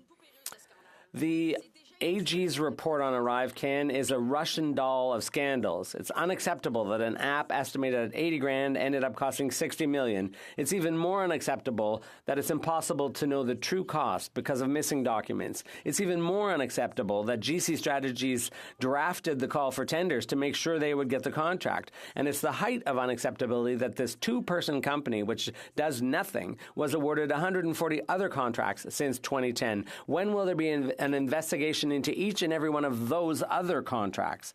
The Honourable Minister. Thank you, Madam Speaker. And yes, indeed, the lack of documentation is the key finding in the AG's report. The documentation was defective and incomplete. The documents were not filed properly, and that is basically one of the core findings of the report, and that is why we are continuing and will continue to do the cleanup work that needs doing. The Honourable Member for Terrebonne. Well, apparently the record keeping has been bad since 2010. Maybe something should have been done about this before then. GC Strategies has been getting contracts since 2015, and under a new president at CBSA, another $12 million was invested in ArriveCAN. There's clearly a culture of zero accountability at the agency, which continues to this day. So is this government going to put the agency under third-party management or not? The Honourable Minister. Thank you, Madam Speaker, and I'd like to thank my colleague. It's true, the CBSA plays an essential role every day in facilitating the flow of travelers and billions of dollars worth of trade, and that was very important during the pandemic. People needed essential medications. There was essential equipment needed to cross the border, including in the member opposite's riding. St. Margaret's. The ArriveScam app is just like the Prime Minister, not worth the cost and not worth the corruption. The RCMP is investigating this $80,000 app, which cost more than $60 million. But the Auditor General said it will take a court order for the RCMP to get access to all the documents into this Liberal corruption. Will the Prime Minister stop his cover-up, not make the police seek a court order, and hand over all the documents voluntarily to the police and to Parliament so Canadians can learn the truth? You would hope so. L'Honorable Ministre. Thank you, Madam Speaker. The member is correct when he points to the ability, the expertise of the RCMP and the Auditor General and other institutions to work together. They know how to do their job. They don't need political processes politicians use to do their jobs. The RCMP and the Auditor General and all of the other independent organizations on which Canadians have the fortune to depend know what to do.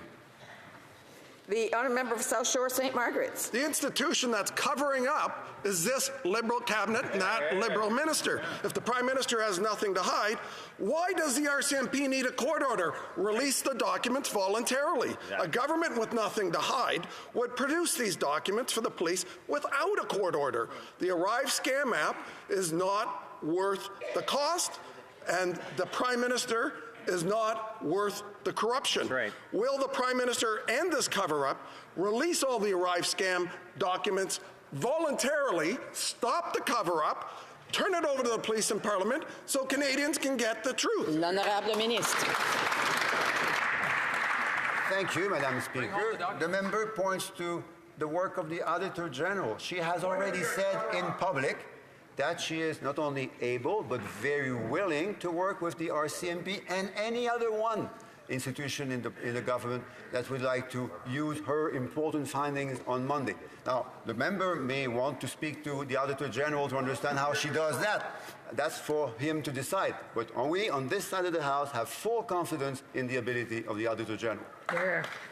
The Honourable Member Sturgeon River Parkland. Madam Speaker, the revelations in the Auditor General's report on the ArriveScam app are shocking. And after 8 years of this NDP Liberal government, waste is at an all-time high. Canadians know that just like the ArriveScam app, this Prime Minister is not worth the cost and he's not worth the corruption. Unfortunately, the Auditor General was only able to scratch the surface of this costly corruption. Evidence is being withheld and maybe even destroyed. It's time to send in the police. When will the Prime Minister stop the cover-up and call for a complete investigation into the ArriveScam fiasco?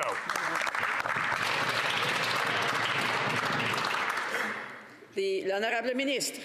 Thank you, Madam Speaker. And again, I think no one in this House should attempt to display a lack of confidence in the ability of the Auditor General to do her job. I'm sure we're all united in supporting the importance and the value of what she does.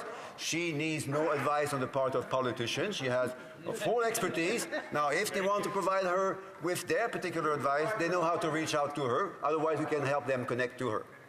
Remind the honourable member for South Shore St. Margaret's that he had an opportunity to ask questions. If he has other questions to ask, he should wait till the appropriate time and not interrupt the minister. The honourable member for Sturgeon River Parkland. Well, Madam Speaker, these Liberals keep making excuses, but extraordinary circumstances are no excuse for extraordinary corruption. After 8 years of this NDP Liberal government, Canadians know that the Arrive Scam app, just like the Prime Minister, is not worth the cost or the corruption. Now, if the Liberals had had their way, the Auditor General wouldn't have even investigated this issue at all. And it's now clear to Canadians that these Liberals had at least 60 million reasons to stop this investigation. Now, when will this NDP Liberal government join us and call for a complete investigation so that Canadians can get the truth? L'honorable ministre. Thank you, Madam Speaker. And the member is totally right to pointing to how important the work she does is every day.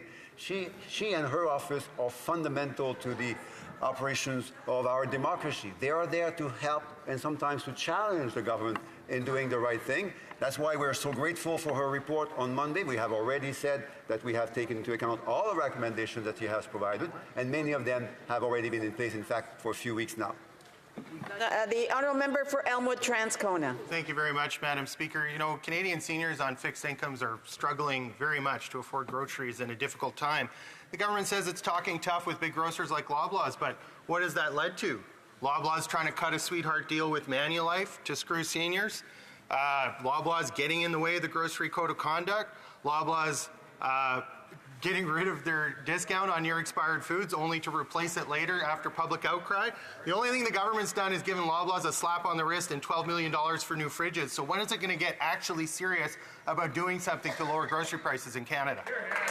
Parliamentary Secretary to the Minister of Labour and Seniors.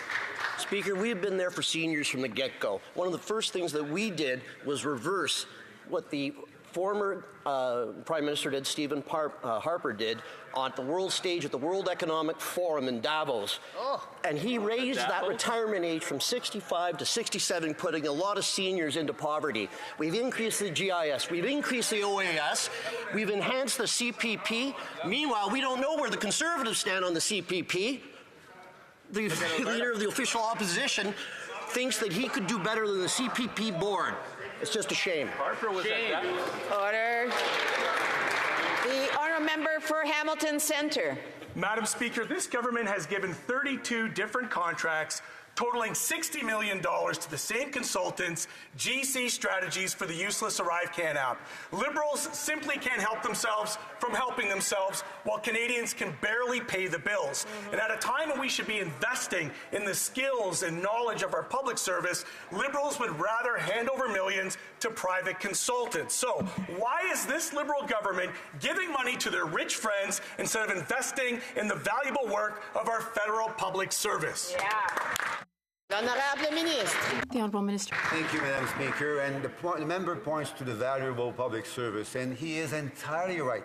They work extremely hard during the pandemic to protect the health and safety of millions of Canadians and millions of jobs. This being said, this is not an excuse for a very few of them in the CBSA not to have done their job appropriately. The Auditor General was very clear as to why that wasn't done on Monday. We have obviously took into account, we have watched her recommendations. We have implemented many of them and will implement the others to come. The honourable for Etobicoke Centre.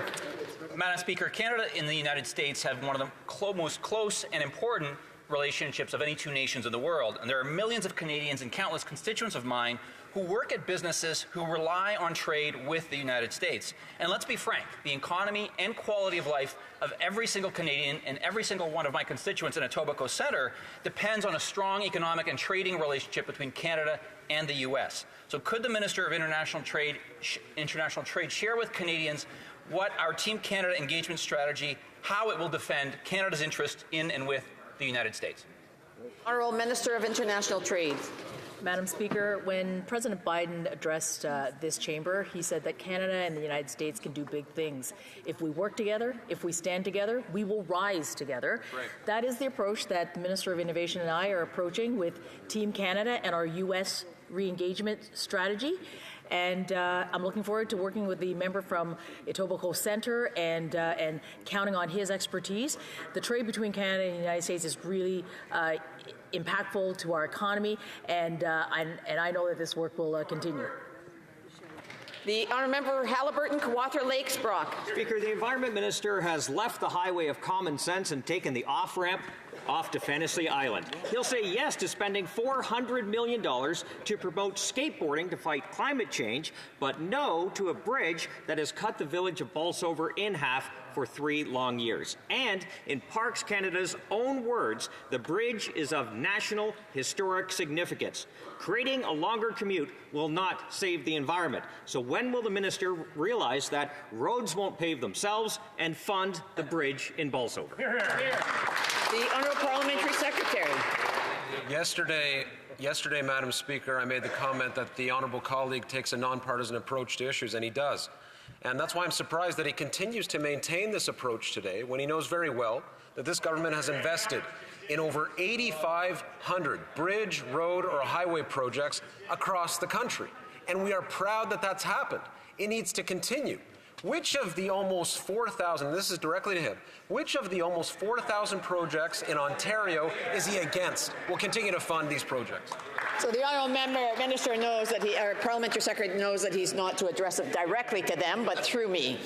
The honourable member for Haliburton, Kawartha Lakes, Brock. Well, Speaker, I appreciate the comments from the member opposite. I don't think telling the residents of Bolsover that they shouldn't believe their lying eyes. The bridge has been out for 3 long years. It was built in 1902. It's 42 meters long. It's of national historic significance, owned by Parks Canada. The minister announced that no more roads and bridges will be funded by the federal government. And suddenly, Parks Canada announces that the bridge will not be funded. So if the member opposite wants to prove me wrong, and I really hope he does, will the minister commit today to funding the Boundary Road swing bridge in Bolsover, yes or no? The honourable parliamentary secretary. Speaker, I regularly participate in question period. This is the first time I've heard the member raise this particular issue. And I'm sincere when I say that I'm happy to talk with him after question period to learn more about his particular concern.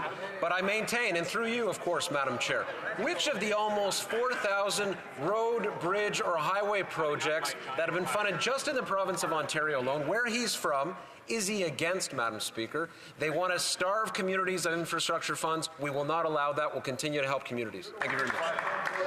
Order. The honourable for Caribou Prince George. Madam Speaker, the Takla First Nation is a rural and remote community in northern BC. They've been asking this government for a safe and sustainable road into their community for 8 years. The existing road is often impassable, leaving Takla without access to critical emergency services like fire and ambulance. Were the 2 ministers of Indigenous Affairs aware that the radical Minister of Environment and their government were no longer funding critical road infrastructure in Canada, or did they find out through Monday morning media like the Takla First Nation? Just want to remind the honourable member that he's not to name members. Oh, sorry. The honourable member used a specific language. It's not really acceptable in the House. Sorry. It's radical that they're not funding road infrastructure. Yes, I would ask members to restructure their sentence that it's more acceptable. The honourable parliamentary secretary. Madam Speaker, thank you very much. $223 million for 736 road, bridge, and infrastructure projects in British Columbia, where that member is from. How many did he vote for? 0, Madam Speaker. 0. Where is his support for his constituents in his province? I know he's a sincere member. I've heard him speak in the House many times. And so I'm not sure what's happened, if he's been whipped to not support particular the projects that I mentioned here for his province. It's a shame. We'll continue to work with municipalities, towns, and cities to ensure that they have the infrastructure dollars, including for road, bridge, and highway. The Honourable Member for Montmagny, Lise Lake, Kamouraska, Rivière-du-Loup. Madam Speaker, this Prime Minister is waging a war on cars. He said that the government has decided not to invest in new road infrastructure. Can you believe that? The Radical Environment Minister did not clarify what he said, and he in fact took things further, saying that the government would block major projects. The people in my riding would be very happy to benefit from the third link. Why is the government against workers in my community and in my region who are just trying to get to work? To the Minister of Foreign Affairs.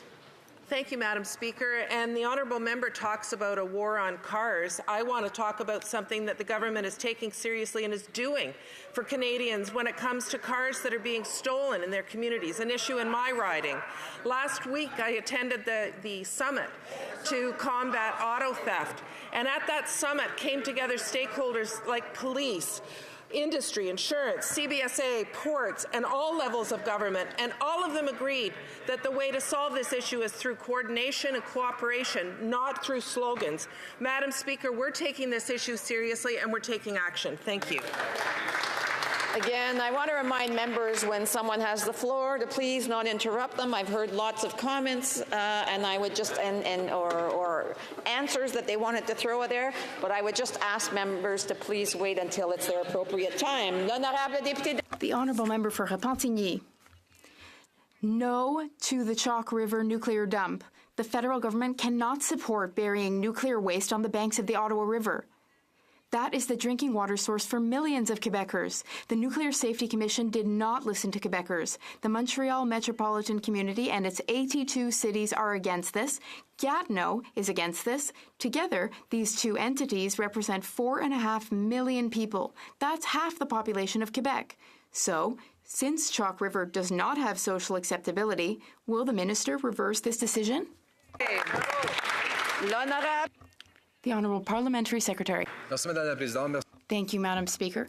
Thank you for the important question. The Canadian Nuclear Safety Commission is independent, and they do not approve projects if they are not 100% certain that those projects are safe.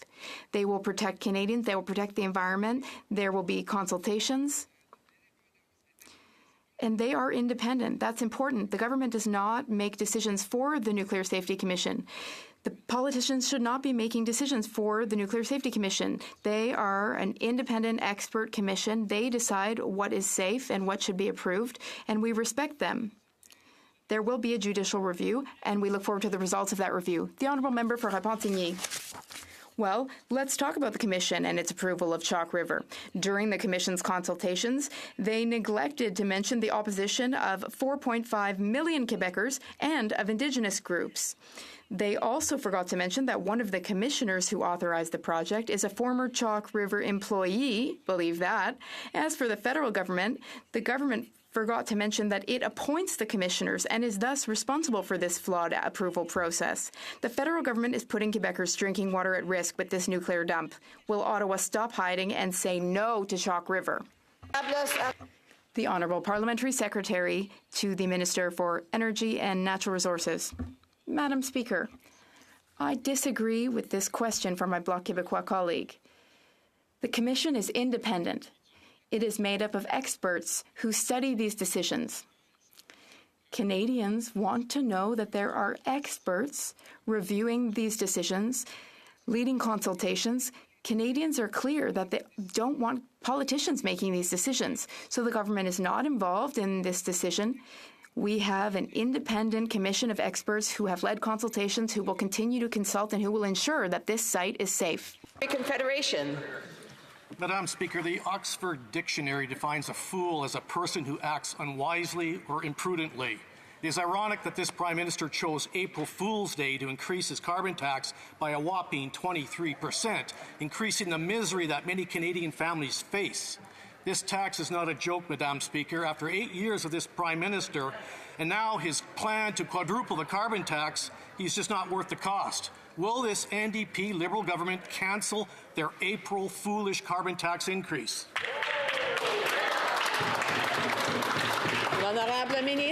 Honourable Ministre. Mr. Speaker, unlike the Conservatives who deny that climate change exists and who want to take money away from Canadians. What we are doing with the rebate is putting money back in their pockets.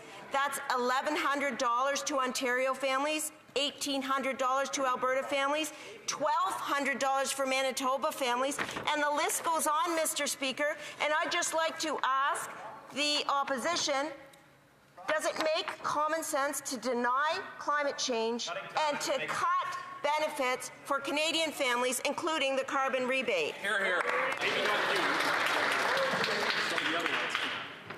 Before I go to the next question, I just want to remind the member that he's not to ask something indirectly, say something indirectly. Yes, I mean that the previous question was bordered on indirectly what he can't say directly. So I just want to caution him on that. The honourable member for Calgary Confederation. That's just bloody foolish, Madam Speaker. She just doesn't understand.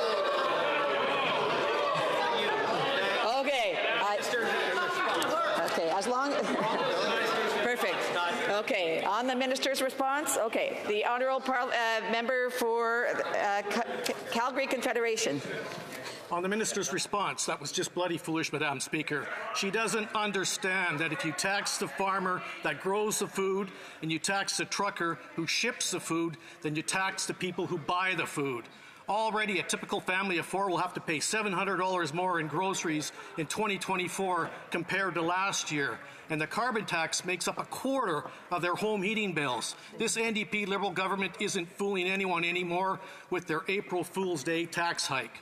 Can't we all agree that now is not the time for higher taxes? Axe the bloody tax. Yeah! The Honourable Minister for Climate Change. Thank you, Madam Speaker. And I would like to remind... Order. I'm sure that the honourable members want to hear the answer.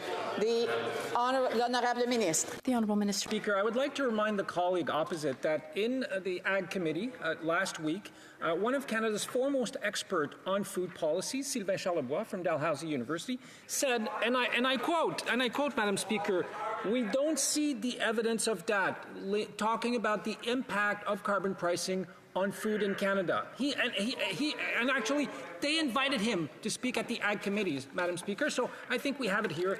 The Bank of Canada has said that pricing pollution is not having a material impact on inflation in Canada. It's less than 0.5%. We know that The honourable member for Cypress Hills Grasslands. Madam Speaker, the Prime Minister blew over $60 million taxpayer dollars for his Arrive scam app in a corruption scandal that's looking worse day by day. This NDP Liberal government is also going to force grocery, gas and home heating prices to go up on April 1st as they increase the carbon tax another 23%. After 8 years of being scammed and robbed by this Prime Minister, Canadians know that he's not worth the cost or the corruption. So why won't he just admit that his income redistribution scam is toast and just axe the tax? Hear, hear. The Honourable Parliamentary Secretary to the Minister of Innovation, Science and Industry. Madam Speaker, the hypocrisy of the Conservatives is just off the charts. Conservatives use the hardship of people that are in food bank lineups for political gain, but when it comes to actually helping Canadians, they're nowhere to be found. They adamantly oppose every real solution we put forward. They've said no to a grocery rebate. They are delaying competition reforms. They voted against a framework for implementing a national school food program. It's appalling. And just a couple of weeks ago, we learned that their top advisor to the leader of the opposition, Jenny Byrne, is a lobbyist for Loblaws. Well, Canadians can tell whose corner they're in, and it's... The Honourable Member for Lac Saint Louis. Madam Speaker, we are proud of Quebec's businesses. They create jobs and they support economic growth. The member for Chicoutimi-Le-Fjord mentioned during a parliamentary committee meeting that there is sometimes a lack of financing and funding for businesses, but the Conservatives voted against funding for businesses. Can the minister, responsible for the Economic Development Agency of Canada and the regions of Quebec, tell us how our government's programs support the growth and resilience of the supply chains of Quebec's companies? The Honourable Minister. Thank you, Madam Speaker. Indeed, The Economic Development Agency of Canada for the regions of Quebec has existed for 50 years, and in that time it has supported billions of dollars worth of support for businesses in Quebec. On the one hand, members of the Conservative Party, Quebecers, say that they want to support businesses, but then they vote against funding, against the agency's funding for programs. They voted against, for example, the Regional Economic Growth Fund. I will continue to work with the member for Lac Saint-Louis to support all of Quebec's regions and all of Quebec's businesses. Thank you, Madam Speaker. Madam Speaker, after 8 years, this NDP Liberal government is going to raise the tax on beer, wine, and spirits again on April 1st for the 8th year in a row. Wow. Most Canadians can barely afford to eat, heat, and house themselves, and we know that this Prime Minister is not worth the cost, but our brewers, vintners, and distillers know that this government is harming their industries. Yes, they are. For once, will they cancel this year's undemocratic automatic tax increase and bring back happy hour for Canadians? The Honourable Parliamentary Secretary. What we will ensure, Madam Speaker, is a continued competitive environment for brewers and vintners, and that environment is one that allows for people to go out and buy their beer or buy their wine or whatever they wish to do with their free time. In this country, we want to ensure continued success. And what do we see? A very low unemployment rate, lower than what was the case before the pandemic, a better GDP rate as compared to before the pandemic. They want to cut EI, they want to cut CP, they want to cut the dental benefit, the child care benefit, all of it, Madam Speaker. The Honourable Member for Calgary Rocky Ridge. The Parliamentary Secretary wants to help Canadians and help industry by raising their taxes 8 years in a row. On Canada's taxes on beer, wine, and spirits are already among the highest in the entire world. Brewers spend more than twice as much on production tax than they do on wages for their well-paid unionized workers, proving that this Prime Minister is not worth the cost to Canadian jobs. If this NDP Liberal government can't give happy hour back to Canadian consumers, will they at least axe the automatic tax increase on industry, exporters, small businesses, unionized production workers, retailers, and restaurant servers? The Honourable Parliamentary Secretary. As I said, Madam Speaker, we will continue to do everything we can to ensure a competitive environment for brewers, for the vintner sector, and for all Canadian businesses. But it's interesting, the member talks about unions. That's what stood out in his question. The Conservative Party is the party of unions all of a sudden? I couldn't think of anything less true. Throughout their tenure in office from 2006 to 2015, they did everything they could to make sure that unions had no power, no role in this country's decision-making. We've engaged in unions, we've engaged with labor, we'll continue to do exactly that. The Honourable Member for Regina Wascana. Madam Speaker, after 8 years of this Liberal NDP government, this Prime Minister is just not worth the cost. On April 1st, he will once again be raising his carbon tax by 23% on gas, groceries, and home heating. Also on April 1st, he will be raising his excise tax on beer, wine, and spirits by another 4.7%. When will this Prime Minister stop his cruel April Fool's Day jokes and give Canadians a break? The Honourable Minister. Actually, quite interested in the member opposite's question, because what he's effectively saying is that he is not in favor of the members and his people in his province receiving $1,500 in the carbon rebate that our government, is putting back in the pockets of Canadians. So $1,500, Madam Speaker, and that's along with rebates across our country, $1,100 in Ontario, $1,200 in Manitoba. The contrast is clear. The Honourable Member for Kitchener South Hespeler. Madam Speaker, this April, residents of Kitchener South Hespeler will be receiving their first quarterly installment of the Canada Carbon Rebate. Can the Minister of Environment and Climate Change Canada share with this House how these rebates are reducing emissions while making life more affordable for Canadians in provinces where the federal backstop system applies? The Honourable Minister of Environment and Climate Change. The Canada Carbon Rebate is increasing, and Ontario Family of Four will receive $280 for family of four per quarterly payments throughout the year. What we're doing, Madam Speaker, is we're making big polluters pay. more for their pollution. What the Conservative Party wants to do is make pollution free for those big polluters, like oil companies who are making record level profits. Not on this side of the House, Madam Speaker. We will work to continue fighting climate change, supporting Canadian through the Canada Carbon Rebate, and help fight climate change. The honourable member for London Fanshawe. A 75-year-old Palestinian Canadian is stuck in Gaza, and he is in poor health and he needs medical care. He went to Rafah, and no Canadian ambassadors were there to help him leave.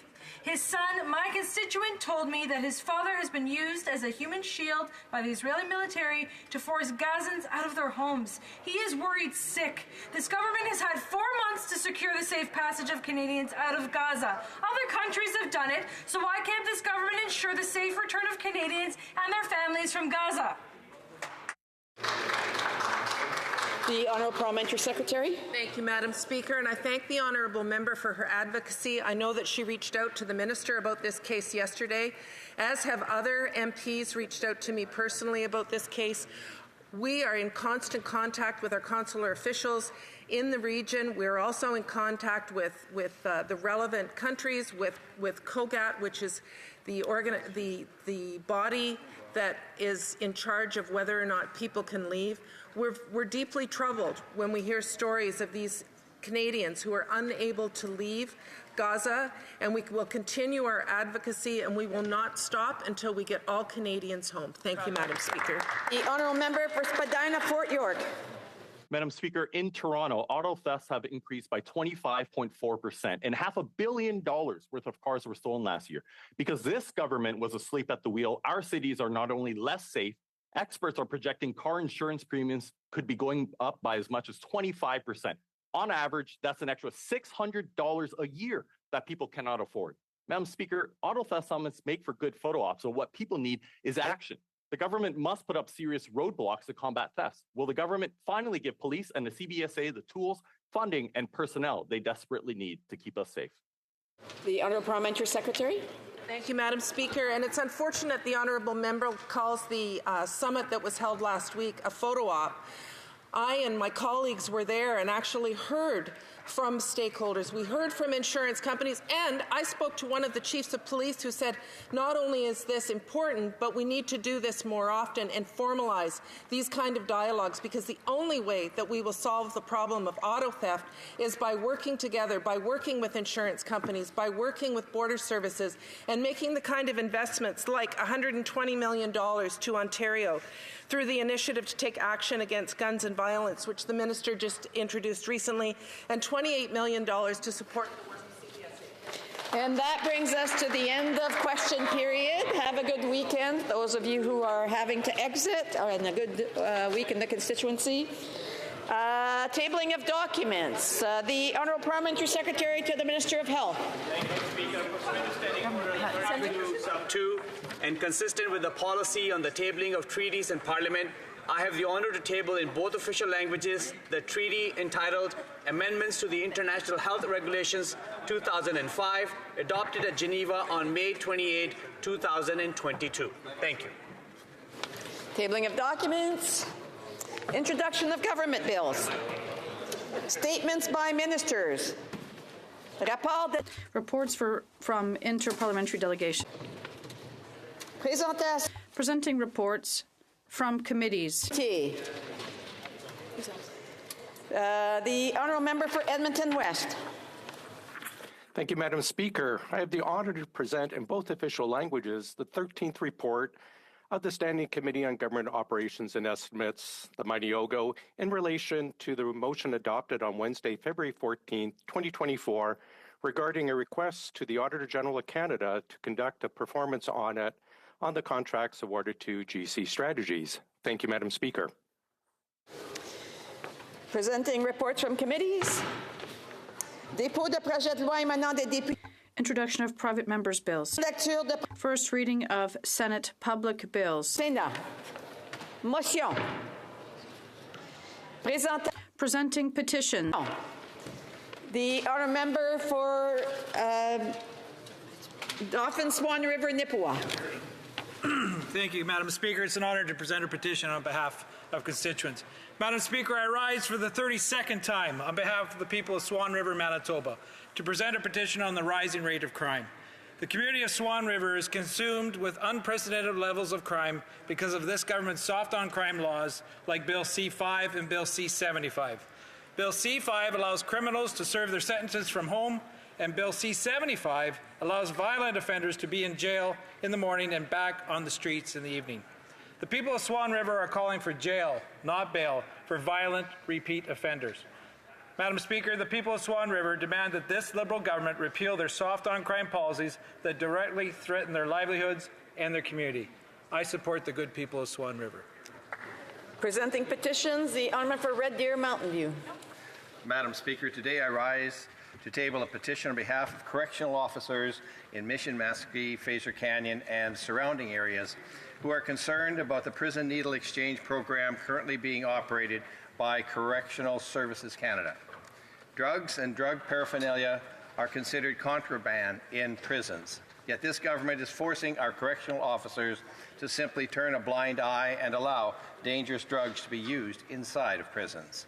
These correctional officers are calling on the government to immediately cancel the prison needle exchange program, stop permitting the use of illicit drugs in Canadian prisons, and to focus efforts on helping inmates recover from their addictions. Thank you, Madam Speaker. Presenting petitions, the honourable member for Yorkton Melville. You have to get up. I'm from Yorkton Melville, Madam Speaker, so it's for me? Okay, thank you very much. It was a little confusing. That was good. Gotcha. Okay, thank you. Well, Madam Speaker, I'm bringing forward two petitions today. The first one is in regard to the fact that all of us in this House know that the level of domestic violence and violent crimes across Canada has risen significantly under this government. It's also well established in this House and across Canada that the risk of violence against pregnant women is greater. And yet this government fails to bring in any legislation that impacts our criminal code in this regard. And so these individuals, upset that this government turned a blind eye to C-311, they are calling on them to legislate the abuse of a pregnant woman and the infliction of harm on a preborn child as aggravating circumstances at the sentencing point within our criminal code. Yes, it is. The second one is in regard to sexually explicit information and demeaning depicting sexual violence on our online that is absolutely available to young people. It's made available for commercial purposes and is not protecting any effective age verification methods. Apparently, this Parliament recognizes that the harmful effects of the increasing accessibility of sexual explicit materials online for young persons is an important public health and public safety concern. And therefore, they are calling on this House to adopt Bill S-210, Protecting Young Persons from Exposure to Pornography Act. Thank you, Madam Speaker. Petitions, the honourable member for Kitchener South Hespeler. Madam Speaker, it is my honour to rise in this House to present a petition signed by 75 members of the Canadian-Ukrainian community in the Waterloo region, calling on all parliamentarians to reaffirm our unwavering commitment to Ukraine by supporting BC 57, the updated Canada-Ukraine Free Trade Agreement, which was requested by Ukraine. This will assist them in their rebuilding efforts of the illegal invasion of Ukraine by Vladimir Putin. I'm pleased to report to the community that this bill was in fact passed last week with the support of all members of Parliament, save and except those members of the Conservatives. So just a reminder that the honourable members are to do summary of the petitions and not give additional information as far as for their points of view or to use it as an SO31. The presenting petitions, the honourable member for Langley Aldergrove. Thank you, Madam Speaker. I rise to present a petition signed by 75 people in my community to draw Parliament's attention to the plight of Pakistani Christians who are persecuted for their faith, who do not receive the protection from their government, and who have fled to Thailand, where they continue to face persecution while they await their Canadian visa applications to proceed.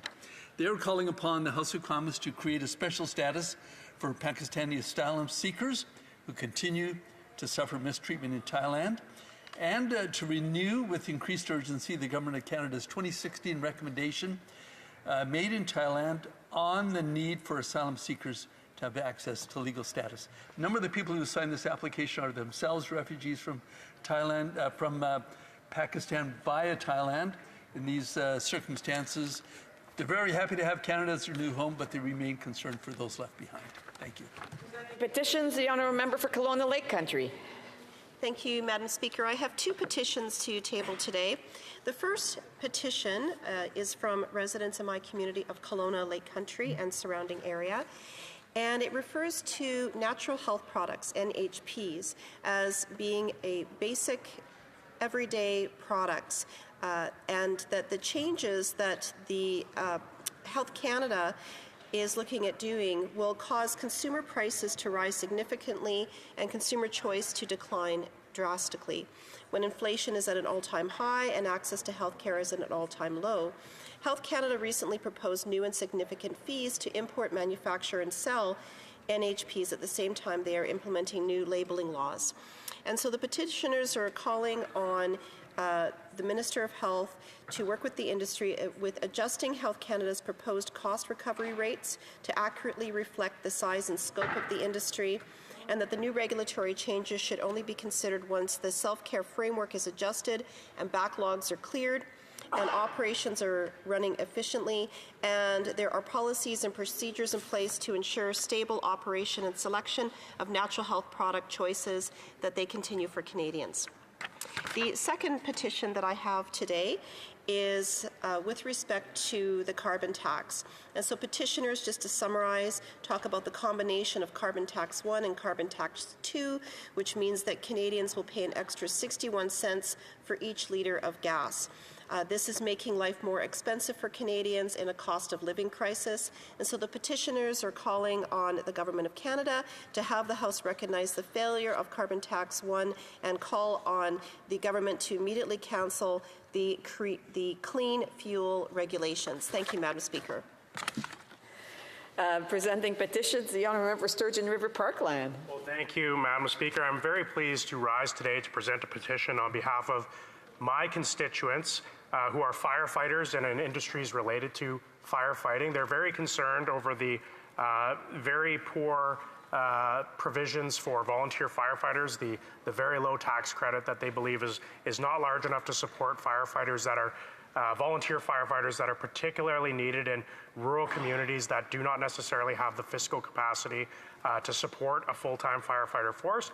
The petitioners are asking this government to implement changes to support volunteer firefighters, and they're also calling on this House to pass Bill C-310 to raise the tax credit for volunteer firefighters. Thank you, Madam Speaker.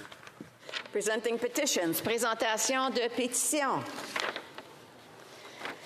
Questions on the order paper. The Honourable Parliamentary Secretary to the Minister for Women and Gender Equality and Youth. Thank you, Madam Speaker. I ask that all questions be allowed to stand. Agreed and so ordered. Orders of the day, ordre du jour. Orders of the day, government orders, government bills, commons. Resuming consideration of a motion respecting Senate amendments to Bill C-35, Canada Early Learning and Childcare Act. The honourable member for Cypress Hills Grasslands had 18 minutes, the last time that this matter was before the House.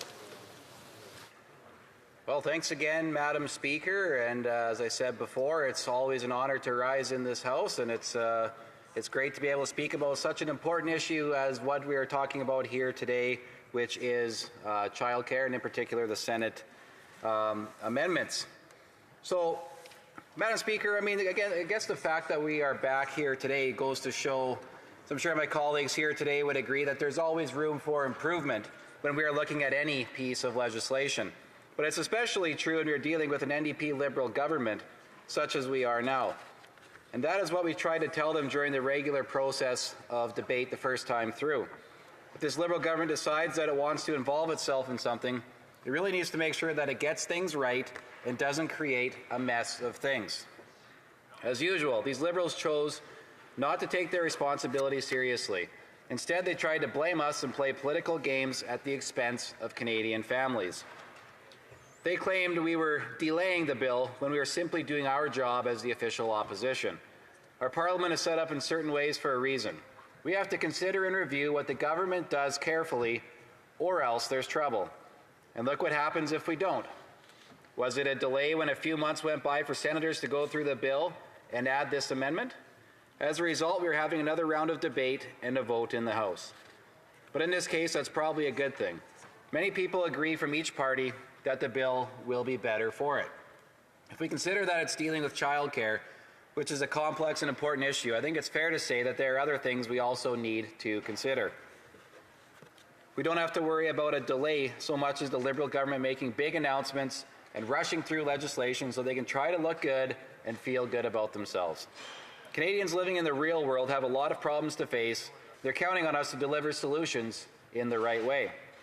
Along with protecting official language minority communities, which is now reflected in C-35, Conservatives propose other amendments which were rejected by the NDP Liberals, including, Mr. Speaker, an amendment which would have basically done the exact same thing that we are debating here today with this Senate amendment. Was voted down previously by the NDP Liberal government at committee. Mr. Speaker, the lack of respect for parents from this government is quite apparent. And in different ways, we have heard members of the Liberal NDP government suggest that parents don't have the right to raise their own children. Recently, one of them went so far as to say that there is no such thing as parental rights. There is a dangerous idea which the far left has, and it seems to be gaining ground on that side. They think children should belong to the state and not. Appel au règlement, je reconnais l'honorable député. On a point of order. In the House. Nous allons vérifier. We'll check.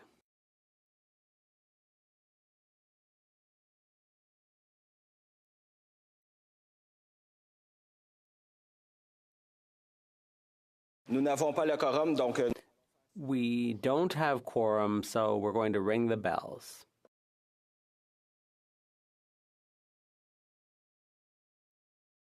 Nous avons le quorum. We do have quorum, so the honourable member can continue his speech. There's 15 minutes left. Well, now they all come running back in to hear this marvelous speech, which I'm getting, despite the heckles from the NDP guys over here. But We're going to talk about the far left. All right. So, thankfully, we haven't got to the point yet that they want to get us to. But when we hear people deny the primary role of parents to raise their own children, that's the line of thinking that will start to take us in a dangerous direction. Our approach to childcare must respect parents and their choices. We can't expect the NDP Liberal coalition to get things right if they don't have that solid foundation to begin with. Speaker, childcare is crucial. Canadian parents know it better than anyone. As Conservatives, we want to meet the needs of families, and we understand how valuable and important it is to do so. It's common sense, especially in today's world, which moves at a rapid pace. We need to maintain and support the family unit. Children are a gift. Those of us who are parents know how much they change our lives. They give us purpose and direction. They bring joy and pride as they grow up, despite some of the difficulties that we sometimes have to go through as parents with our kids. Not to sound too cliche, but our kids are the future of society. That's why it's so important that we provide the right support to parents as they raise the next generation. There are people out there looking for options that are affordable and help to build the lifestyle they want for their family. For many, it's a struggle, and I've heard about it in my own riding, which is largely rural. Last month at a town hall in East End, as I was talking about at the beginning, I was asked about the lack of access and spaces in our area. It confirmed for me that not much has changed since I did, or as part of another town hall in Maple Creek a couple years ago, where one of the prominent issues was also childcare. I would say that as the most rural province, Saskatchewan is in a unique situation. We have so many small towns that are so spread out, so there is an especially stark contrast between urban and rural. The access to childcare is linked to our access to workers. Business owners in the Southwest are struggling to hire, but it wasn't a shortage of applicants. It was a shortage of daycare facilities for potential hires to have their kids taken care of. So unfortunately, these interviewees moved on, got another job outside of Maple Creek, and left these businesses still wanting. What's sad, Mr. Speaker, is that Maple Creek is just a phenomenal town. Houses are still decently affordable, the school is great, and it's not too far from the Cypress Hills. It's a quick drive to some of the other major centres in both Alberta and Saskatchewan. It's just an all-around great place for a family. Yet people are choosing to not raise their kids there, in part because they can't find access to childcare. We want to see this bill include a wide range of childcare options, which should be available to parents. And that's what the NDP Liberals rejected.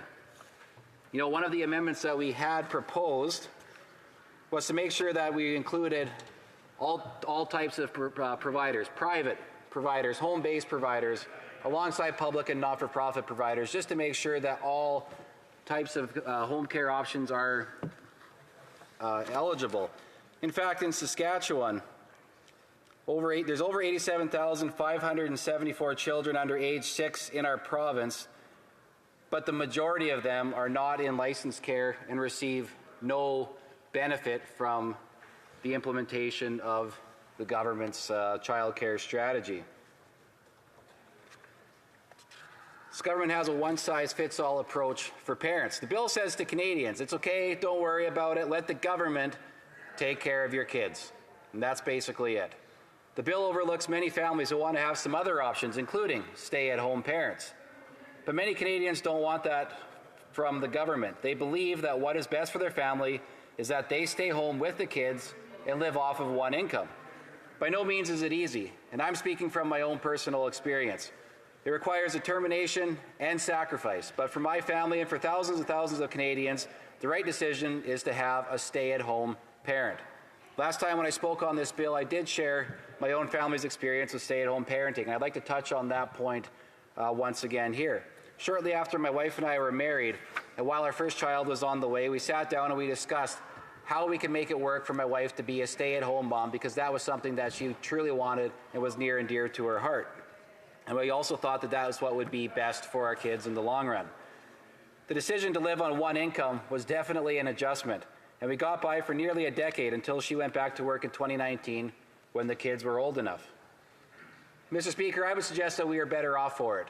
You know, some of the adventures that we had driving our old minivan, different things like that, where we had to make decisions on buying older, more well-used vehicles to make sure that we could make ends meet, was definitely part of the joy and the struggle at times of being deciding to live on one income and to have my wife be a stay-at-home parent. But now, yes, we supported this bill because there are Canadians, Mr. Speaker, who are in different situations and make other choices, and they are looking for support too. Not all Canadians can survive on one income. We know that, we get that, especially with the cost of living crisis spiraling out of control because of this government. But for those who are able and choose to do so, they are completely overlooked by this Liberal government. Instead of supporting Canadians who choose to live as independently of government as possible, this government continues to throw program and program at Canadians as if they can't run their own lives. Last June, the member for Milton said to me, and I'll quote, "When women go back to work, they tend to earn money and pay taxes, and that pays for programs like this. I would like the member to appreciate that." End quote. But Speaker, I didn't need him to tell me that. There are mothers who work and contribute to our economy. But my point is this: parents are more than just simply taxpayers. The family is the basis of society, not the government. Strong parents make stronger families, and altogether they make for a strong society. If a woman doesn't want to go back to work after she has kids, we shouldn't just let her.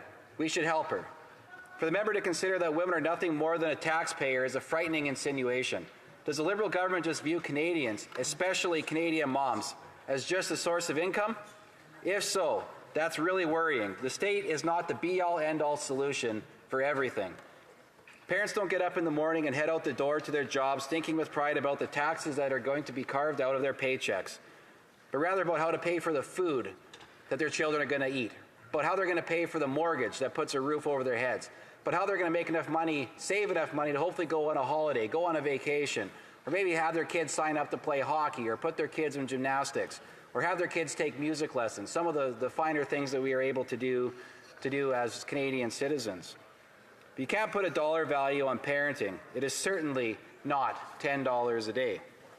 Parenting, for many of us, is something that we are in our bones, is what we were created for. This government is looking at Canadians, thinking about its return on investment, and not how it can support Canadians living life the way they want to, including as a stay-at-home parent. A mother that chooses to leave the workforce is not an extra cost to society. She is not a burden or a strain or a negative by any stretch of the imagination. Moms are not a commodity to be given a dollar value. People have tried to determine the hourly cost of motherhood, that a mom's work is worth about $180,000 a year. Mr. Speaker, the work of a mother is absolutely priceless. You can't put a dollar value on it. This line of thinking, with the government's belief that women must get back to work to pay their taxes, inherently devalues that work, the sacrifice, and the unconditional love that mothers give. While childcare might be $10 a day with the rollout of this bill, there can never be a price put on being a mom or a dad, for that matter. Our kids are our future, and their youngest years are the most important years of their life. Don't you think that mom and dad should be with them as much as possible during that time frame? The role of the government is to act in the best interest of its citizens. So why aren't we doing everything in our power to ensure that our children have the strongest start possible? As I said, this bill is narrow. It ignores and leaves behind other childcare options. Back home, we know that many families share childcare responsibilities. Family friends are all brought to someone's house, and a stay-at-home parent takes care of them all for the day. No government intervention, no subsidies, just community coming together to find a solution to their needs. Canadians that rely on others for their childcare, people from their church, their neighbors, their co-workers, should be encouraged to do just that. But they shouldn't be forced to put their kids into a government-sanctioned daycare. For the private childcare groups put together between friends, for the stay-at-home moms who choose to leave the workforce because they see the value in spending every day with their kids, this government leaves them wanting. The government must do more to tackle affordability and to enable parents to spend time with their kids. Parents know their kids better than anyone and will love their kids more than anyone else ever will. This government should not encourage the separation of child and parent, but should be actively working towards a country in which parents can spend as much time with their kids as possible. 53% of childcare centers in the country are licensed and therefore excluded. They're unlicensed and therefore excluded from this legislation. And so too are the 35% of parents whose child is not in childcare, as they would rather stay at home with them. Whether you're from urban or rural Canada, Vancouver or Swift Current, Toronto or Shaunavon, childcare is something all Canadians need. Whether it's private, at a co-op, or maybe it's over at your grandparents' house. It could be a stay-at-home parent or a group of parents that have agreed to cycle taking care of the kids. However it presents itself, we know that this bill overlooks nearly all of those people. That doesn't even consider the fact that this scheme doesn't do anything to create new spaces. It is not growing access, which for people in the Southwest matters the most. In Saskatchewan, only 10% of kids aged 0 to 12 have access to daycare, either full or part-time. Between the ages of 0 and 6, the ages managed by the agreement between the Government of Saskatchewan and the Government of Canada, that's just under 18%. For example, there was one daycare facility in Saskatoon. They've got 90 spots available in their day home. And she said that her waiting list for people to come is 1,900 people on that waiting list. That's 1,900 kids and families who are being overlooked by this government. Sure, the government might be trying to make daycare more affordable, but if Canadians can't get their kids into the daycare, where is the benefit? Across the provinces, we see some different approaches when it comes to delivering access to education, for example.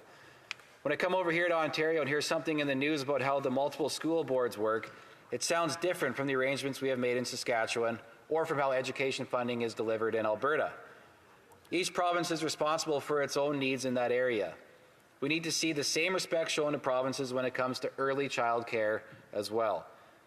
If I can, I also want to say something which my Quebec colleagues might appreciate. I hope we can work together to find some common ground whenever possible.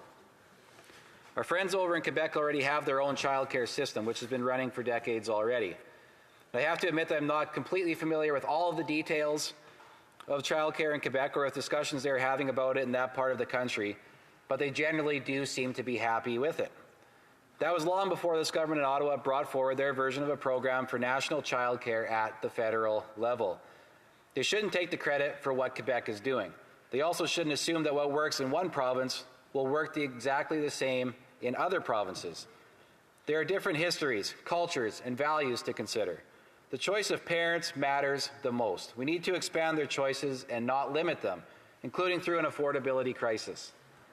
At the end of the day, a lot of the problem they face comes down to is a country where people can barely afford to live at all. After all, 51% of Canadians are $200 away from bankruptcy. Most women in Canada are having fewer children than they want to, and it's partly because they can't deal with the economic burden that does come with parenthood. The root of the problem isn't childcare, it's affordability. It's the fact that Canadians aren't earning enough money to raise a family. The government shouldn't be putting a Band-Aid on the problems created by this government with social programs. It needs to address the very real concerns faced by Canadians so they can have the kids that they want and that they can raise them however they want without the government telling them what exactly it is that they are supposed to be doing. Thank you very much, Mr. Speaker. Questions et commentaires. Je reconnais l'honorable secrétaire parlementaire du ministre de l'Environnement et du Changement climatique et de la ministre des Sports et de l'Activité physique.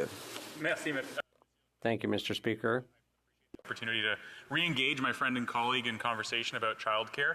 He did quote one of the things that I said to him in this debate, I think at least 6 months ago now, and what we were talking about then is the fact that our government brought forth changes to the Canada Child Benefit, which allows parents the choice to go down to one income and have their Canada Child Benefit fill in that gap quite dramatically. And that then allows a parent to parent from home. They can take a maternity or paternity leave. They can rely on grandparent supports, as my colleague pointed out. But throughout his speech, my colleague from the Conservatives continually pointed to big government programs and subsidies. And I couldn't help but think he was talking about the Canada Child Benefit. And now he talked about a time in his life where they made a decision as a family to go down to one income, and it was a bit more challenging than it would have been if both parents were working, and I acknowledge that. Now, two things. Wouldn't it have been great if there was a subsidized child care program available so that when there was time to do chores or shopping or anything like that, a little bit of extra help for $10 a day? And wouldn't it have also been good in his speech if he acknowledged the role that Canada Child Benefit played in the affordability? Thank you, Mr. L'honorable député de Cypress Hills, Grasslands. Well, Mr. Speaker, through you, thank you to him for the question. But I mean, here's the problem. There is no, we'll call it surge capacity or flex capacity in daycare. Daycare is not just a simple thing that you can just go and drop a kid off for an hour or two and hope that they're going to look after you. That's not the way it works. People are struggling to even find a space for a kid for the hours of work. But to think that you can just go and drop a kid off for an hour or two, that's not possible. And my wife, the way that we decided to raise our kids, we take our kids with us everywhere. It's part of the process of raising a kid. It's also part, when I come home after work, I would take my turn to be with the kids, make sure that they were either napping or that their diapers were changed, doing all the things that I could, so that way my wife could go and do some of the things that she wanted to do. That's the role of having two parents actively engaged in the house, and that is something that this program doesn't take into consideration. Questions et commentaires, l'honorable député. The honourable member for Repentigny. I'd like to thank my colleague for his speech. He talked at length about his family and said that it suited their way of doing things. However, I looked at the stats in Saskatchewan, and there are 27% of families are single-parent families. And as we know, they tend to be lower-income families. Things are harder for single-parent families. In Quebec, the creation of the early childhood centres actually helps fight poverty, specifically for single-parent families. So I'd like my colleague to, well, it seems to me that's a good idea to provide a child care program to the entire population. Others may make other choices, and they're free to do that. But in order to reduce poverty, that's a good way of going about it. The honourable member for Cypress Hills Grasslands. Yeah, I want to thank her for her question and for the point that she raised, because I do think that a part of the Canadian population that gets forget about probably more than anybody is single mothers, right? And I think that so I'm happy that she raised that point. And I think if this program were to be focused on ensuring that those women, first of all, were prioritized, I think that would have been a better direction to go with a program like this. If we're going to be subsidizing daycare nationally, I think that would have been a much better approach to go to, because that is a segment of society that needs or is looking to get more help than people who still have two parents in the home. So I think making sure that we are focused on the right groups, the right segments of society, that's what the government needs to do more. Questions et commentaires, l'honorable député de Winnipeg. Questions and comments, the honourable member for Winnipeg Centre. Mr. Speaker, I'm always humoured when I see some of the Conservatives male talk about the plight of the single mother. I actually was one. But in any case, he spoke a lot about unpaid care work that's done by women. And it's primarily done by women, I would agree. Child rearing, looking after aging parents.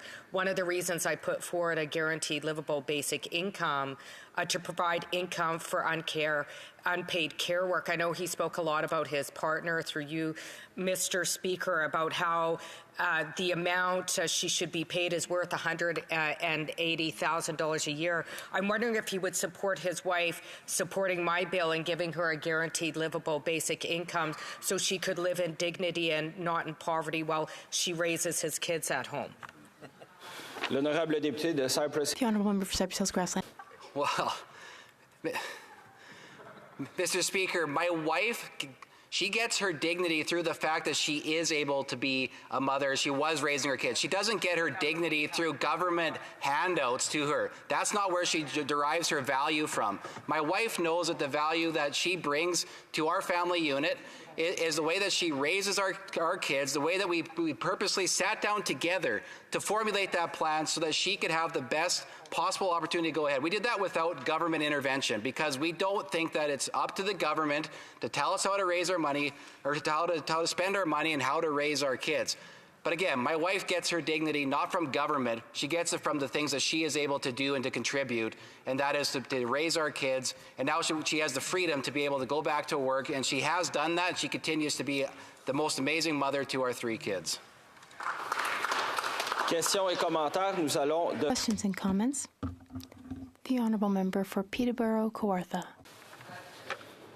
Thank you, Mr. Speaker, and thank you so much to my colleague. I love how he speaks about his wife and his children, and to know him on a personal level, I know how valuable his children are and family life are to him.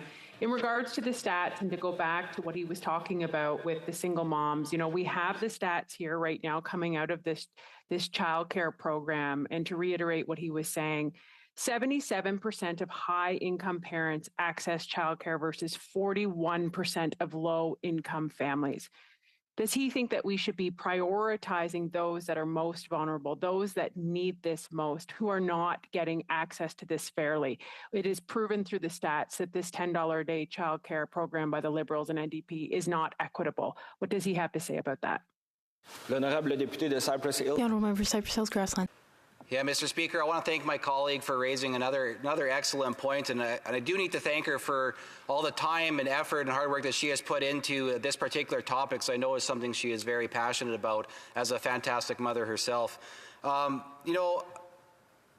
the government is designing and developing programs, that's who it should be targeted to. That it should be looking after people who are the most vulnerable, people who are the most at risk. So when we hear alarming statistics like that people who this program should be geared towards are struggling to even find a space, let alone access into this program, that's very alarming. And it's also, there's other government policies out there that disproportionately affect and impact single mothers. One of them being the carbon tax, and also the clean fuel standards and the clean electricity standards that the government is putting forward. And they were listed as the most vulnerable to be impacted in a negative way by those standards, yet they're plowing ahead with it anyway. Questions et commentaires, l'honorable... Questions and comments, the Honourable Parliamentary Secretary to the Minister for Indigenous Services. I'll take this opportunity to highlight that in my province of New Brunswick, advocates have been calling for decades for access to a public child care system. They're really excited to see the advancements that our government has made. Of course, we need to be there to support providers as this transition occurs and moves us to where we really want to see this access for the $10 a day. But unfortunately, the member also decided to take a swipe at the most vulnerable and speak about, again, this issue around the guise of parental rights. And so I'd really like to ask him that question with regards to what's happening in Alberta with consideration of parental rights. What does he say to the parents who want gender-affirming care for their children but can now no longer access it because of government imposition? Thank you. The honourable member for Cypress Hills Grasslands. Well, Mr. Speaker, I think it's important to say that she's misrepresenting what's going on. Parents that want gender-affirming care, the government is not going to be standing in the way. The Premier of Alberta made that abundantly clear. What the people don't want to see is the government forcing or swaying or moving the conversation a certain way without parents being part of the conversation, because parents are the first caregiver for our children, not the state. So that's the most fundamental thing that people need to know and to understand, is that we view that parents need to be at the table always when it comes to decisions for our own children, right? So I want to make sure that my biggest point, like I said, parents need to be number one as a caregiver for children, and that's what we're focused on. Resuming debate. The honourable member for Kelowna Lake Country. Great. Thank you very much, Mr. Speaker. It looks like the Liberals have chosen to not continue speaking on this, so I'm very proud to be coming up on this on behalf of the residents of Kelowna Lake Country. I will be splitting my time with the member for Sturgeon River Parkland. There were amendments that were brought forth from the Senate on Bill C-35 on childcare, which is why we're here today. And I would like to recognize the member for Peterborough Kawartha and her team for all of their work on this bill, as well as for reaching out to parents and childcare providers across the country. And also to all of our Conservative members of the Human Resources Committee who brought forth common sense amendments on this bill, which were not accepted by the NDP Liberal Coalition, which I will speak to shortly. Childcare is an issue of great importance to many families in my community and to the operators who run these centres, taking care of our most important asset, our children. I want to thank them for the vital and important work that they do. And as a working mom myself, childcare was very important to me and our family. And this was back when maternity leave was only 6 months. I've unfortunately heard from many residents of Kelowna Lake Country about the shortage of daycare spaces as well as the unaffordability of childcare. I've also heard from operators, often young female entrepreneurs, about the challenges they are facing as well, which, if not resolved, may well put them out of business for good, leaving families struggling to find childcare space that does not exist. As the Conservative Vice Chair of the Standing Committee on Human Resources, Skills and Social Development and the Status of Persons with Disabilities, I'm very familiar with Bill C-35 as it came before Conservative colleagues and I at this committee. We have to remember that this legislation is coming after agreements were actually signed and implemented with the provinces already. Conservatives also offered several other amendments at the committee stage to correct serious failures in this legislation, faults which have been apparent from the beginning of this NDP Liberal government's approach to childcare. Sadly, those amendments were voted down, and as a result, many of the consequences of their approach we are seeing now. Parents are now facing wait lists that have not gotten any better. Childcare centres are being forced to close their doors forever. The wealthy are getting access to $10 a day childcare spaces. The Liberal childcare plan had no means testing and, in fact, doesn't even tie to whether the parent who is looking to access the $10 a day childcare even works or wants to work. Let us look at the numbers. A Fraser Institute report published just this month showed 77% of high-income parents access childcare compared to 41% of low-income families. It should also be common sense that a high-income household doesn't need the government subsidy access at the same level to childcare as a single working mother. Accessible childcare should be available to all working women, but many people are questioning how these government programs are, whether they're good for working women and families who need access to affordable childcare.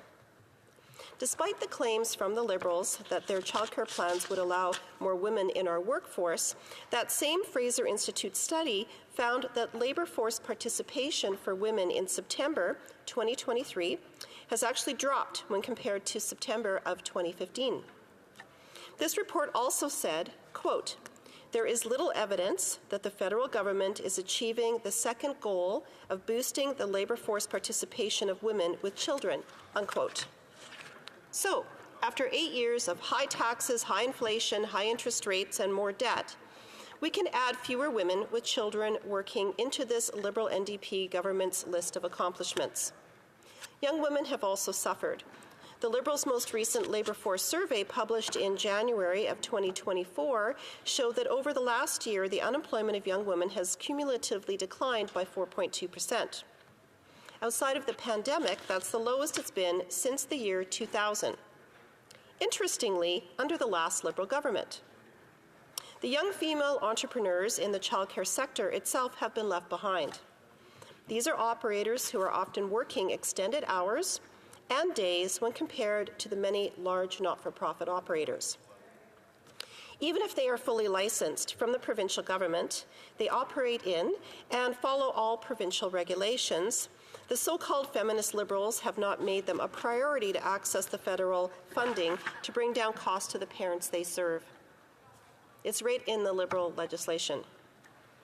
We've quickly discovered that they are not a priority in the NDP Liberal government's childcare plan. What they envisioned was that they could build something for themselves, a childcare that could be flexible for nighttime or weekend workers, childcare that could be better available to rural working families, childcare that could cater exclusively to children with special needs. These are exactly the types of choices parents are asking for.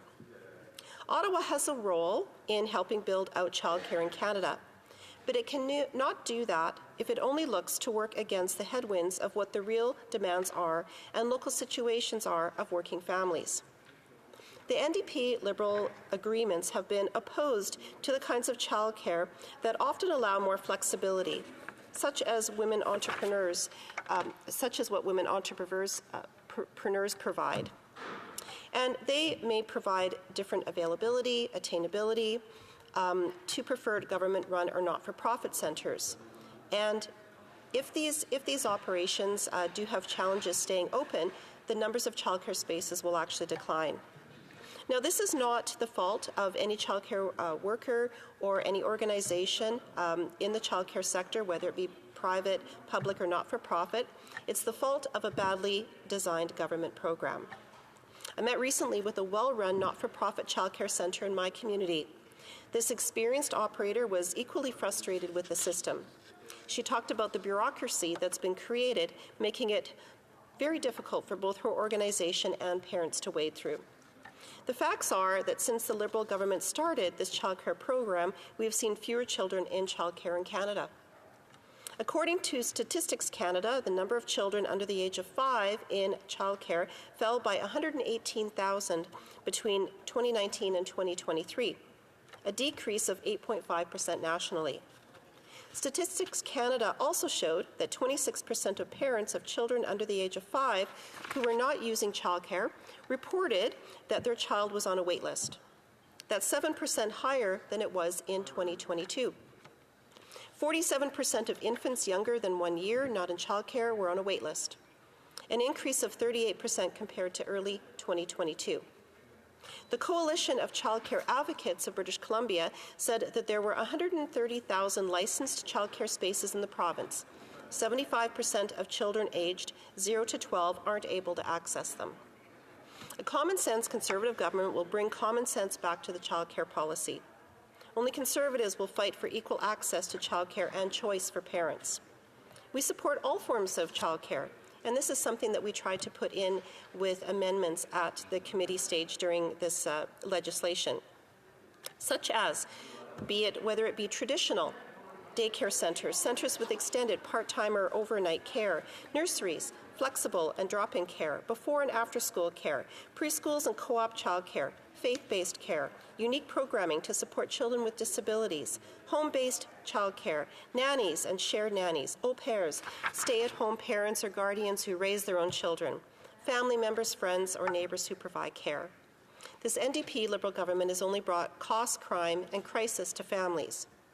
After 8 years of this Liberal Prime Minister, housing prices have doubled, food bank usage is at its highest, violent crime is up 32%, and inflation is creating financial anxiety. 22 people a day are dying from the opioid crisis, and our healthcare system is in the shambles. On top of this, in BC, with the federal Liberals supporting BC drug policies, people taking their children to parks have to deal with open drug use. I talked to a childcare provider recently who told me they walk their kids to a local park, often to play, and though they scan the park before the children play, they're often terrified that they may have missed something because they often find drug paraphernalia. I do have quite a number of articles over the last month. I will just reference a couple because I know that I'm running out of time. First of all, Castanet. A provider says Kelowna childcare crisis being amplified, not helped by government fee program. We've got here Edmonton daycares closed due to protests. We've got childcare costs are dropping across Canada, but some families are still waiting years for spaces. And it goes on and on. This is just these are headlines over the last month. Conservatives will honour the existing provincial childcare agreements. However, we will work towards fixing what the government has broken so that parents will have the choice and flexibility that this NDP Liberal Costly coalition has not allowed. Thank you, Mr. Speaker. Questions et commentaires. Questions and comments? The Honourable Member for Drummond. Thank you, Mr. Speaker. I thank my Conservative colleague for her speech. There's a lot of difference from one speech to the next in the Conservative Party. We heard Father Knows Best speech just before about women at home and dad out at work, but there are all sorts of arguments being made. But I don't think we should judge people's choices. That said, Mr. Speaker, the daycare and early childcare program in Quebec has been very successful. It has allowed many women, especially single mothers, to reach their career goals and to join the workforce, and that's a choice that we need to respect. We also need to consider the possibility of giving that option to all women and to all parents outside Quebec, because Quebec's parents are certainly benefiting from it. So would my colleague agree that, yes, it can be a valid choice to stay home and look after the children, but we also need to give everyone the option to have two parents who go to work and to have children going to daycare centres and being cared for by professionals who do an excellent job. The Honourable Member for Kelowna Lake Country. Thank the member for his question. Well, certainly, I mean, it's all about what's best for families. Every family will be different, whatever their choice is going to be, whatever their situation is. With respect to Quebec, I know that there has been a lot of references of that being the model, and there are certain ways that, in fact, Quebec has, different systems than other provinces. But I do recall at the committee time when we were hearing a lot of testimony that in fact there still are a lot of children that are on wait lists even in Quebec. So therefore, we need to work towards having the maximum amount of availability and flexibility, both within the childcare system but also for families. Thank you. Questions et commentaires, l'honorable. Questions and comments? The Honourable Parliamentary Secretary. And I thank my honourable colleague for her work on this file, and I have a couple of questions regarding the contradiction that I've seen coming from the other side on the topic of childcare. They'll acknowledge, the Conservatives will acknowledge a worker shortage, they'll acknowledge the need for choice, and they will skip over or gloss over or perhaps just not acknowledge the fact that this program is directly responsible for a couple of things, filling the gap for a lot of sectors that were looking for workers. And it's also led to the highest ever female participation in the economy, which is something worth celebrating, Mr. Speaker, because it's all about choice for families and it's all about affordability for families. So will the member opposite not acknowledge that our changes to Canada Child Benefit have benefited families greatly from an affordability perspective, and that this early learning and childcare program right across the country, which was negotiated with each province for those individual differences, has led to great affordability changes for families right across this country? L'honorable député de Kelowna. The Honourable Member for Kelowna Lake Country. Mr. Speaker, and through you, thank the member for his question. Well, first of all, what he's referencing is not factually correct. Statistics Canada actually shows that female participation is down. So I'm not sure what old stats he might be looking at. So that's the first thing. And what we've seen, I mean, you just have to look at the headlines over the last month that the childcare system is in a crisis, and the policies that this government has put together have not made a substantial difference. In many ways, when you look at the numbers, they're actually worse. I'll also note, I just find it incredibly interesting that the spokesperson that the government has speaking on this very important childcare bill today, which basically, you know, affects families and especially women in the workforce, is someone who doesn't have children himself. So just it's very interesting. We have the time for a brief 30-second question. The Honourable Member for Nunavut. And I'd like to thank the member for her intervention. From what I understood, she was saying is that the bill discriminates against a certain type of care. And I wonder if she can point to where in the bill that she's talking about this discrimination, because what I understand is that it states that there needs to be a prioritization for public and not for private child care, and that it doesn't prevent any other care from being addressed in this bill. L'honorable député de The Honourable Member for Kelowna Lake Country, 35 seconds. Through you for the question.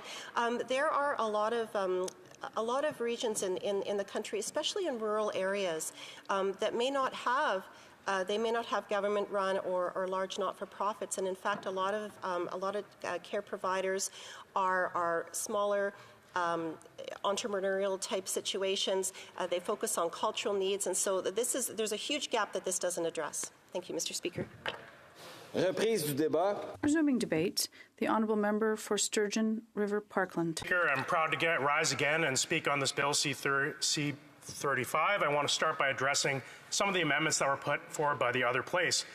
In the initial part of this bill, there was no reference to official language minority communities, and it was actually conservative amendments made during the clause-by-clause phase review at the HUMA Committee that introduced these safeguards for our very important minority language communities. We know that early childcare is a crucial period for language learning and the identity development of children. And access to French language early childhood care services is so necessary as a condition for the transmission of languages that have been transmitted by families over generations. Now, several examples demonstrate the necessity of including these provisions in the bill. In Alberta, out of the so-called 1,500 new daycare spaces that were announced by the government, only 19 were being allocated for Francophones, and that constitutes only 0.013% of all spaces, despite Francophones representing 2% of the population of Alberta. The importance of protecting these communities and their part in Canadian heritage who helped build this nation, whether they be Francophones in Alberta or Anglophones in Quebec. I want to talk about the great Francophone heritage of my community. We had a gentleman, Ben Van de Waal, who's the son of the late great Member of Parliament from my area, Walter Van de Waal, who represented the great Francophone communities of Morinville, Rivière-Quebar, and Legal. We have a very strong Francophone identity in Sturgeon River Parkland, and these conservative amendments put forward will go a long way to preserving our French language heritage in our region. Now that I've addressed these amendments, I want to talk about what I see as the unraveling disaster that we're seeing because of this Liberal government's failed approach to childcare. The proposed legislation and the current agreements made by the government with the provinces are failing to provide universal access to affordable childcare and will cost far more than the government has estimated. Small businesses are the backbone of our society, and the predominantly female entrepreneurs who are courageously trying to build a business and build their livelihoods through providing childcare are under attack by this Liberal government. The excessive red tape and regulation of this Liberal government is preventing daycare entrepreneurs from opening new spaces and expanding their businesses. They can't get the funding because the government won't fund new spaces. And this is making childcare less accessible. And it's all because of this Liberal government imposing a one-size-fits-all model on a very complex sector of our economy. In the words of some childcare operators, this Liberal government is essentially expropriating and nationalizing their businesses. In the words of one operator from Fort McMurray, basically, I will have no business under this Liberal plan. Now, one of the government's tired talking points is their insistence that they have evidence-based policies. Now, a more appropriate term would be evidence that is selective, that corresponds with their ideological agenda. Let's go over some of the facts. As of the stats published on the 6th of February, just a short time ago, 77% of low-income parents have access, 77% of high-income parents have access to childcare. And this compares to only 41% of low-income parents who have access to childcare. It's a yawning gap. And I find it somewhat comedic that a Bloc MP earlier was talking about how great this program is for single mothers. Well, the University of British Columbia actually did a study in that province where they contacted all the childcare centers to find out how many single mothers, how many low-income single mothers were benefiting from this program. You know how many they found across the entire province of British Columbia who were benefiting? 17. 17 single mothers were all that were benefiting in the province of British Columbia from these Liberals' failed daycare policy. Now, since 2019, the number of children under the age of 5 in childcare has fallen under this government by 118,000 spaces. This is a decrease of 8.5% nationally. Now, 46.4% of parents reported difficulty in finding childcare in 2023. Which is up from 36.4% of parents in 2019. This is a problem that existed before this government's policy, but it's a problem that's only getting worse under this government's failed policy. In fact, I personally know people who can only get one of their 2 children in childcare, and they have to stay at home to take care of the other children. These people are nurses and they're other skilled workers who can't pursue their career because this government has made it more difficult for them to access any childcare. It doesn't matter if it says it's affordable. If I could get 50-cent gas at the gas station, that'd be great, but if there was never any gas at the gas station, it wouldn't matter how affordable the price was. Now, why is childcare so expensive? Well, we know that the key costs for childcare, according to the operators, in order of magnitude, are labor costs, the cost of the facilities, and the cost of food and other supplies. Childcare is a labor-intensive operation, and the cost to create a space that is appropriate for children and the accompanying mortgage rental costs, insurance costs, and maintenance costs are extremely significant. And finally, the cost of food and other supplies has increased dramatically under this inflationary government. Now, what is a factor in all 3 of these costs, you might ask? Well, it's high inflation, Mr. Speaker. High inflation has increased the cost of labor, it's increased the cost of rentals, it's increased the cost of mortgage insurance, and it's increased the cost of food at the local grocery store. The price of food has gone up by 12%. And childcare operators are not immune from these costs. They don't get some special discount at the store because they're childhood care operators. And the fact is that this government, through its inflationary policies, are driving up the cost to care for children in Canada. And at the same time that they're driving up all of these costs, they're shortchanging childcare operators by only giving them a 3% annual increase in their funding. They cannot support children when food prices are going up 12%, when wage costs are going up, when mortgage costs are doubling and tripling and rental costs are tripling. They cannot support these children with only a 3% increase from this government. This government is expecting these predominantly female business owners to eat these costs, and consequently, it's causing them to shut down their business, to reduce spaces, and restrict access to childcare for Canadians. In the childcare sector in Alberta, we're already seeing the consequences of this inflationary agenda. Last month, parents in my ridings were unable to get childcare because of closures in protest to these Liberal policies. And operators have described these agreements as underfunded, inflexible, and that they threaten the financial viability of operators by placing fee caps and other restrictions on facilities that are struggling with these increased costs. The owner of My Happy Place Daycare in Stony Plain said, quote, "Right now we are stuck between a rock and a hard place. Just being closed for the day has a huge impact. Imagine what would happen if daycare centers across the province started closing their doors because they're going bankrupt. And I fear that because of these Liberals' ideological approach to childcare, that is a future that we're seeing coming very quickly." Now, the proposed solution for inflation by proponents of even more government intervention in early childcare is no surprise, more inflationary spending. This government has tried to raise the wages of childcare workers, but this is putting us into a wage spiral because other groups who are competing for childcare workers, such as school boards, are also raising their wages in order to compete for these workers. In one case, I spoke to a mother who worked in childcare previously before this government's policies were in place. She worked in it because she received a significant discount to provide her own childcare at that facility. Once this government brought in its policies, her daycare operator got rid of the discount. It wasn't necessary anymore. And so she lost her incentive to work in childcare. She's left that sector. Now there's one less child care worker in that sector. I've spoken with childcare operators who've had to pay increased rents and mortgages on their facility. And everyone knows that these mortgages and rental rates are skyrocketing after 8 years of this NDP Liberal government, particularly in the last year. And under agreements that this government signed, childcare operators are limited in the costs that they can bill the government towards their rent and mortgages. And since they are mandated to only charge families a fixed price, there is no way these operators can make up the difference other than by reducing other costs. And what are these costs that you might ask? Food, crafts. We really want to talk about reducing the quality of the food and the quality of the programming for our children just so these daycare operators can make up the costs of skyrocketing mortgages and rents because this government won't support them. You know, what's actually now happening is that they're just choosing to shut down instead. They don't want to provide subpar care for their children under these Liberals' policies, so they're just shutting down altogether. It's terrible to see. The laws of supply and demand mean that the government must either restrict the capacity of daycares or dramatically increase the funding beyond what they've already promised.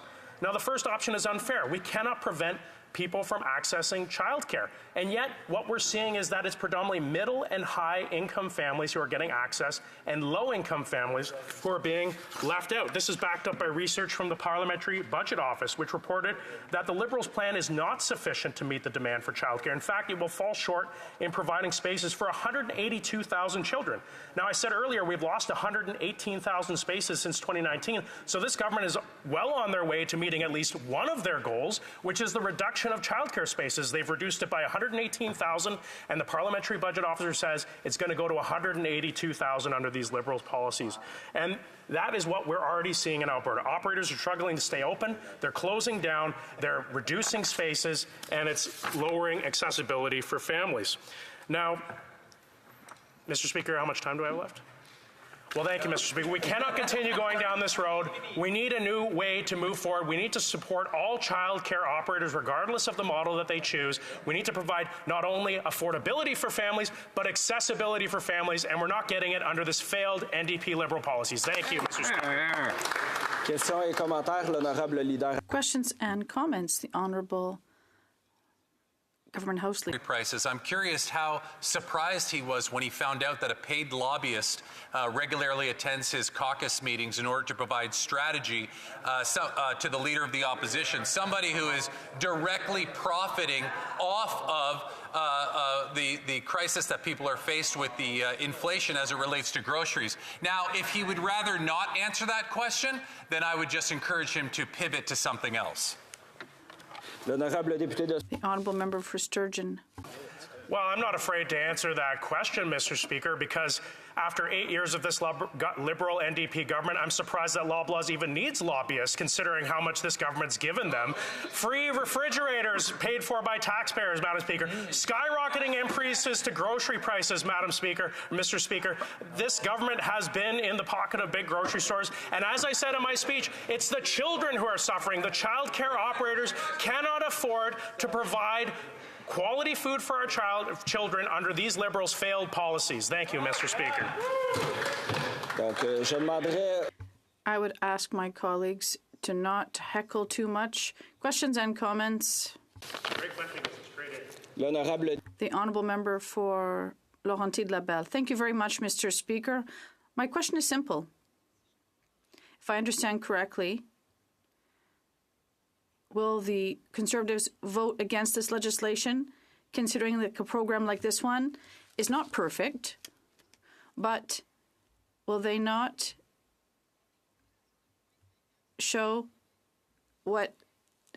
enshrine what's been happening in the past 25 years in Quebec, which also will be good for them? Parkland. Well, thank you, Mr. Speaker. I want to thank my honourable colleague for their question. And let me be clear, Conservatives are not against the principle of affordable and accessible childcare for children. There's no issue with that. The question is, how do we provide affordable and accessible childcare? There needs to be a balance. And clearly, under this government's policy of so-called $10 a day childcare that nobody can access, particularly not low-income families, accessibility has become a real problem that they're not dealing with. And we know from the province of Quebec that there are hundreds of thousands of children who aren't able to access subsidized childcare. It's a real problem in the province of Quebec. It's a problem across the country, and we need to deal with this accessibility problem because without accessibility, affordability doesn't matter. Thank you. Questions et commentaires. Questions and comments. The honourable member for Yorkton Melville. Mr. Speaker, my colleague talked to the issues that are still around this daycare program from the perspective of the people who are trying to use it. I know that in my riding, we have one community as an example, rural, with a lot of people who work shift work, and there are 3 businesses there run by women who do not have the opportunity to get the provisions that other organizations do.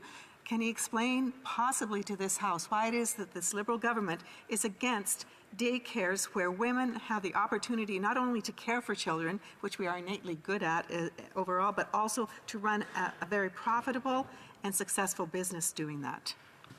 L'honorable député. The honourable member. I thank my honourable colleague for that question. And dealing with the challenges in rural communities and raising children in rural communities is very important. I think it's been left out by this government. And I want to be clear, it's predominantly small and medium-sized enterprises that are suffering under these Liberals' daycare policies. But the big box daycares, the Starbucks of daycares, are not suffering. In fact, they are actually benefiting because when the small and medium-sized players are going bankrupt under these government policies, it's the bigger businesses with the deeper pockets that are able to make the biggest gains. And what we see is that in rural communities, these big box daycares don't want to set up. And so we're not only seeing an accessibility problem in the cities where people can't access, but we're just seeing a complete childcare desert in our rural areas, and that's clearly not acceptable in a country that values its rural regions. Thank you.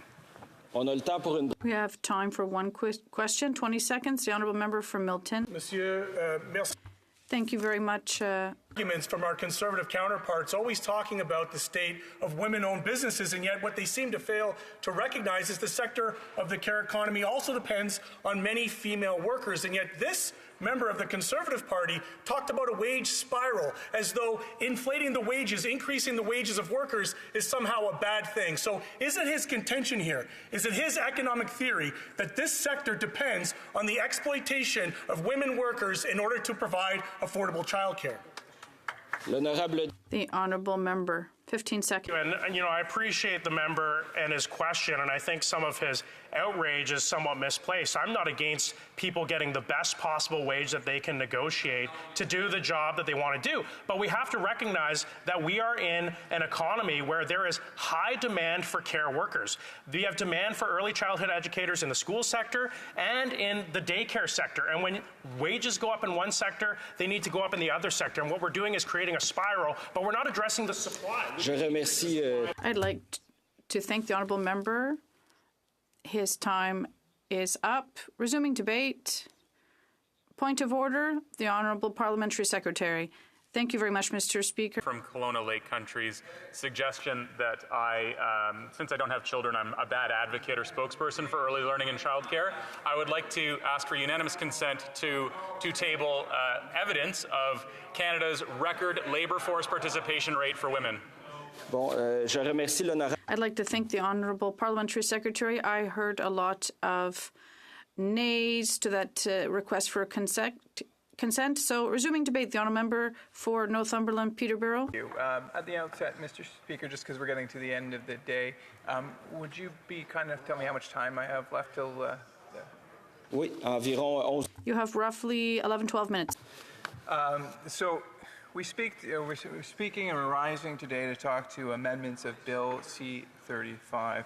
And let me tell you, I value, as I would say, every member, all 338 of us, value childcare and the tremendous work that moms and dads and grandparents and other individuals that love and take care of their children from coast to coast to coast. So before I even commence my speech, I'd just like to say a big thank you out there to all the parents, to all those child care providers from coast to coast, whether they're doing it, whether they're a grandma at the end of the street or they're a dad staying at home to make sure that their kid gets the love they want, or they're at a licensed child care center and they're working an extra half an hour or 45 minutes to wait and for parents who are held up at work or however.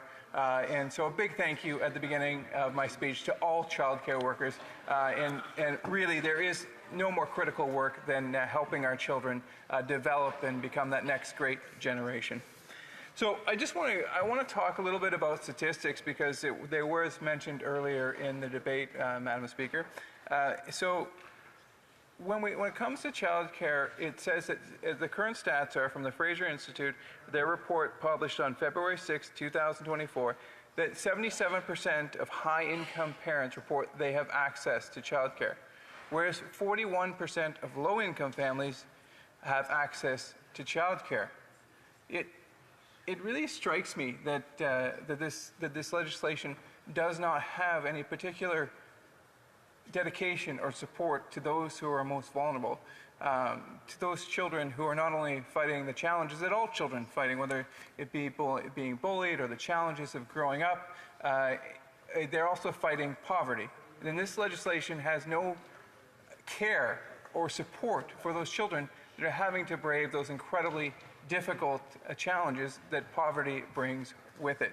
So while we're giving 77% of high-income parents access to child care, we are only giving 41%, which is of course less than half of those children who are fighting through all the additional struggles in addition to the challenges of poverty. It was also mentioned before about the labor participation of women. And so according to the same report from September 2023, it was at 61.5%. Compare that to 2015 underneath Prime Minister Harper and the Conservatives, it was at 61.7%. So the participation of women in the labor market has declined. That's the numbers, that's the stats on that. So hopefully that ends the debate right there. This is the lowest it's been as, this is a low, and on top of that, according to the study, to another Fraser Institute study published on February 6, 2024, employment rate of female youth is on a strong downward trend since February 2023. The cumulative decline of 4.2% over the period, that's a huge number. That's hundreds and thousands of young women who are not getting into the labor force. This is the lowest it's been since May 2000, excluding the pandemic, according to the Labor Force Survey, January 2024. So many of this program is, of course, predicated on the fact that it will enable parents, and men and women, but it is, if we call a spade, it's predominantly women, to allow women to get back into the workforce if they so choose. And that, just the numbers just don't bear that out. Some more numbers for you. 47% of infants younger than 1 year and not in child care were on a wait list, increasing from 38% in 2022. So we've The Honourable Parliamentary Secretary. Thank you very much, Madam Speaker. I just asked to table record labour force participation rate, and I was denied by the Conservatives. So I'd ask that if the member opposite... This is a point of debate and not a point of order. Thank you, Speaker. Hey, she made a ruling. So there was already, the honourable member already attempted to table the documents. It was already indicated that there was no unanimous consent. I would suggest the honourable member, the honourable parliamentary secretary, visit all of the parties in the House to try and obtain unanimous consent before he comes back to attempt to table the documents. The honourable member for Peterborough South, Northumberland, Peterborough South. That was great. Thank you, Madam Speaker. And I would say the Liberals have actually foregone or given up speaking times on this debate. And if the member wants to jump in, he should talk to his whip. And last but not least, Sharon Gregerson of the Coalition of Childcare Advocates in BC says that while there were 130,000 licensed child care spaces in the province, 75% of children aged 0 to 12 are unable to access them. It does not matter how inexpensive child care is if parents cannot access it. It is a fantasy. And I've seen it right here, right in my riding of Northumberland, Peterborough South, where I've had numerous parents come to our office, call our office, and say, Mr. Lawrence, well, I said my name, I just can't say that. The member from Northumberland, Peterborough South, my apologies, I withdraw. I can, okay, thank you for the clarification.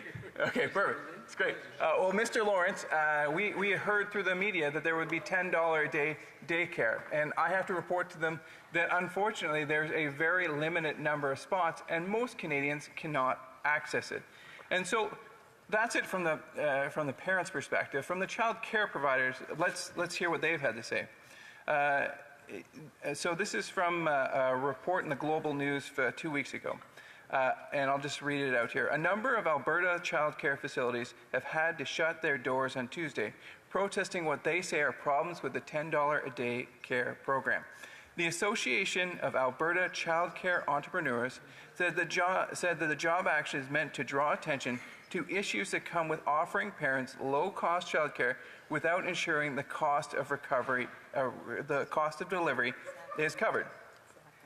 It's been underfunded from the beginning, said Crystal Churcher, the chair of the Association of Alberta Child Care Entrepreneurs. There is not enough funding to ensure the level quality is going to be continuing at a high level in this province. You can't even buy a coffee and a muffin for $10 a day. We are walking out in protest. Mr. Speaker, we see all the time grandstanding from the government, big spending announcements, big plans, and big announcements. And although admittedly just tangentially related, I recently had the opportunity to ask the housing minister about his housing accelerator program in Finance Committee. And I asked him a very simple question, or what I thought was a very straightforward, easy question for him to answer. How many houses has the housing accelerator built? I asked him this 2 or 3 times, didn't get an answer, until finally the minister admitted, well, the housing accelerator isn't there to build houses. That's pretty much a word-for-word quote. The housing accelerator is great at building bureaucracy. This government is great at doing photo ops, but they're not delivering childcare for Canadians, and they're not delivering housing for Canadians. But I could go on, but I would like to just talk a little bit about the substance of the amendment here, which is an amendment, the amendment to Bill C-35. My apologies. The original terms made no reference to the official language minority communities. A very important group, of course. We need to protect. We need to protect our official languages. We need to make sure that French continues to grow. That's why I attend my French classes every day, because I believe it's absolutely critical that we all take this seriously and help grow the beautiful language of French. The Senate proposed an amendment to the bill to include a reference to OLMCs in Section 8 to eliminate any ambiguity before the courts. I'll remind the House that Section 8 reads, "The Government of Canada commits to maintaining long-term funding for early learning childcare programs and services, including early learning and childcare programs and services for Indigenous peoples. The funding must be provided primarily through agreements with provincial governments, Indigenous government bodies, and other Indigenous entities that represent the interests of Indigenous groups and its members." Bill C-35 unanimously passed through the House last year, and that's when it made it to the Senate, Senator Cormier, an Acadian who stood up for Francophones in the past and continues to do so, wanted to add the words official language minority communities to the first sentence of the clause, including early learning and child care programs and services for Indigenous peoples. And he divides the clause 8 into 2 paragraphs. The first paragraph sets out the government's financial commitment. The second paragraph outlines the mechanisms that federal government will use to provide the funding, adding the words official language minority communities after the word including. does not detract from any rights of any other minority or of Indigenous peoples, but seeks to eliminate any ambiguity before the courts. Madam Speaker, about how much time do I have? Just a little over 30 seconds left. Perfect. Before I interrupt you. Okay, thank you. Madam Speaker, early childhood development is incredibly critical for kids, and as I started my speech here today, and we've heard many speakers talk eloquently about it, we owe it as a government to put children first, to make sure that we put out solutions and we put out programs, and that we don't limit and we don't impair the ability of parents to raise their children. And so I look forward to continue to have dialogue and discussion on this topic and to celebrate. I'm sorry, I do have to apologize for interrupting. The honourable member will have 9 minutes the next time that this matter is before the House. It being 1:30, the House will now proceed to the consideration of private members' business as listed on today's order paper. Orders of the day, ordre du jour. Consideration at third reading of Bill C-21, an act to amend the criminal code, assaults against persons who provide health services and first responders, standing in the name of Mr. Doherty. Mr. Doherty, seconded by Mr. Majumdar, moves that Bill C-321, an act to amend the criminal code, assault against persons who provide health services and first responders, be now read a third time and do pass. Debate. The honourable member for Caribou Prince George. Thank you, Madam Speaker. It's a great honor to rise once again in this chamber to speak again to a bill that is near and dear to my heart. Madam Speaker, I rise today to speak on behalf of the hundreds of thousands of brave men and women who are our hometown heroes. They are our nurses, our healthcare workers, our firefighters, our paramedics, our first responders, our correctional officers. Bill C-321, an act to amend the criminal code, assaults against persons who provide healthcare services, and first responders. This bill would amend the criminal code to add section 269.02, which would make an offense against a healthcare provider or a first responder an aggravating factor upon sentencing. Our healthcare providers and first responders need to be assured that if they are attacked, assaulted, or harassed while on the job, that there is a strong legal mechanism in place to deliver them justice. As it stands today, Madam Speaker, that protection simply does not exist. C-321 will serve three main purposes. It will be a powerful deterrent to those who seek to commit violence against our frontline heroes. It will signal to frontline workers that we value them, we're looking out for them, and the justice system will protect them. And three, it will help throw weight behind a national conversation that needs to be had to start making these workplaces safer. To put it more simply, Madam Speaker, Bill C-321 is simply about protecting those who protect us. The importance of this legislation cannot be overstated. Our healthcare providers and our first responders truly are Canadian heroes. They put their lives and their personal safety on the line each and every day. How many people could say the same? How far we have fallen when it's okay to hunt and target firefighters who are just trying to save lives, to hunt and target nurses and paramedics who are simply trying to provide care to the sick and wounded. These are our frontline heroes, and the reality is they have to deal with these traumatic occurrences each and every day. Firefighters, police officers, correctional officers, nurses, and doctors, they put on their uniform each and every day to serve us and our families. And they do so knowing and expecting that they're going to face violence and harassment. Madam Speaker, they heal our wounds. They run into burning buildings. They run towards danger when others run away. They dedicate their lives to protecting us and those we love, our neighbors, our friends, our families. But who protects them? Right now, no one. Everyone deserves a workplace free from violence and abuse. When you start a career in healthcare or as a first responder, you do so to serve your communities and to make a difference. Nowhere in the job description does it say that you should be signing on to a life of violence, abuse, and harassment. When did violence in workplace ever become the norm? Madam Speaker, we cannot tolerate this any longer. We have to act. So many of our brave men and women, nurses and paramedics, firefighters and correctional officers have shared their personal stories with me, and I'm sure they've done the same with many of our colleagues as well.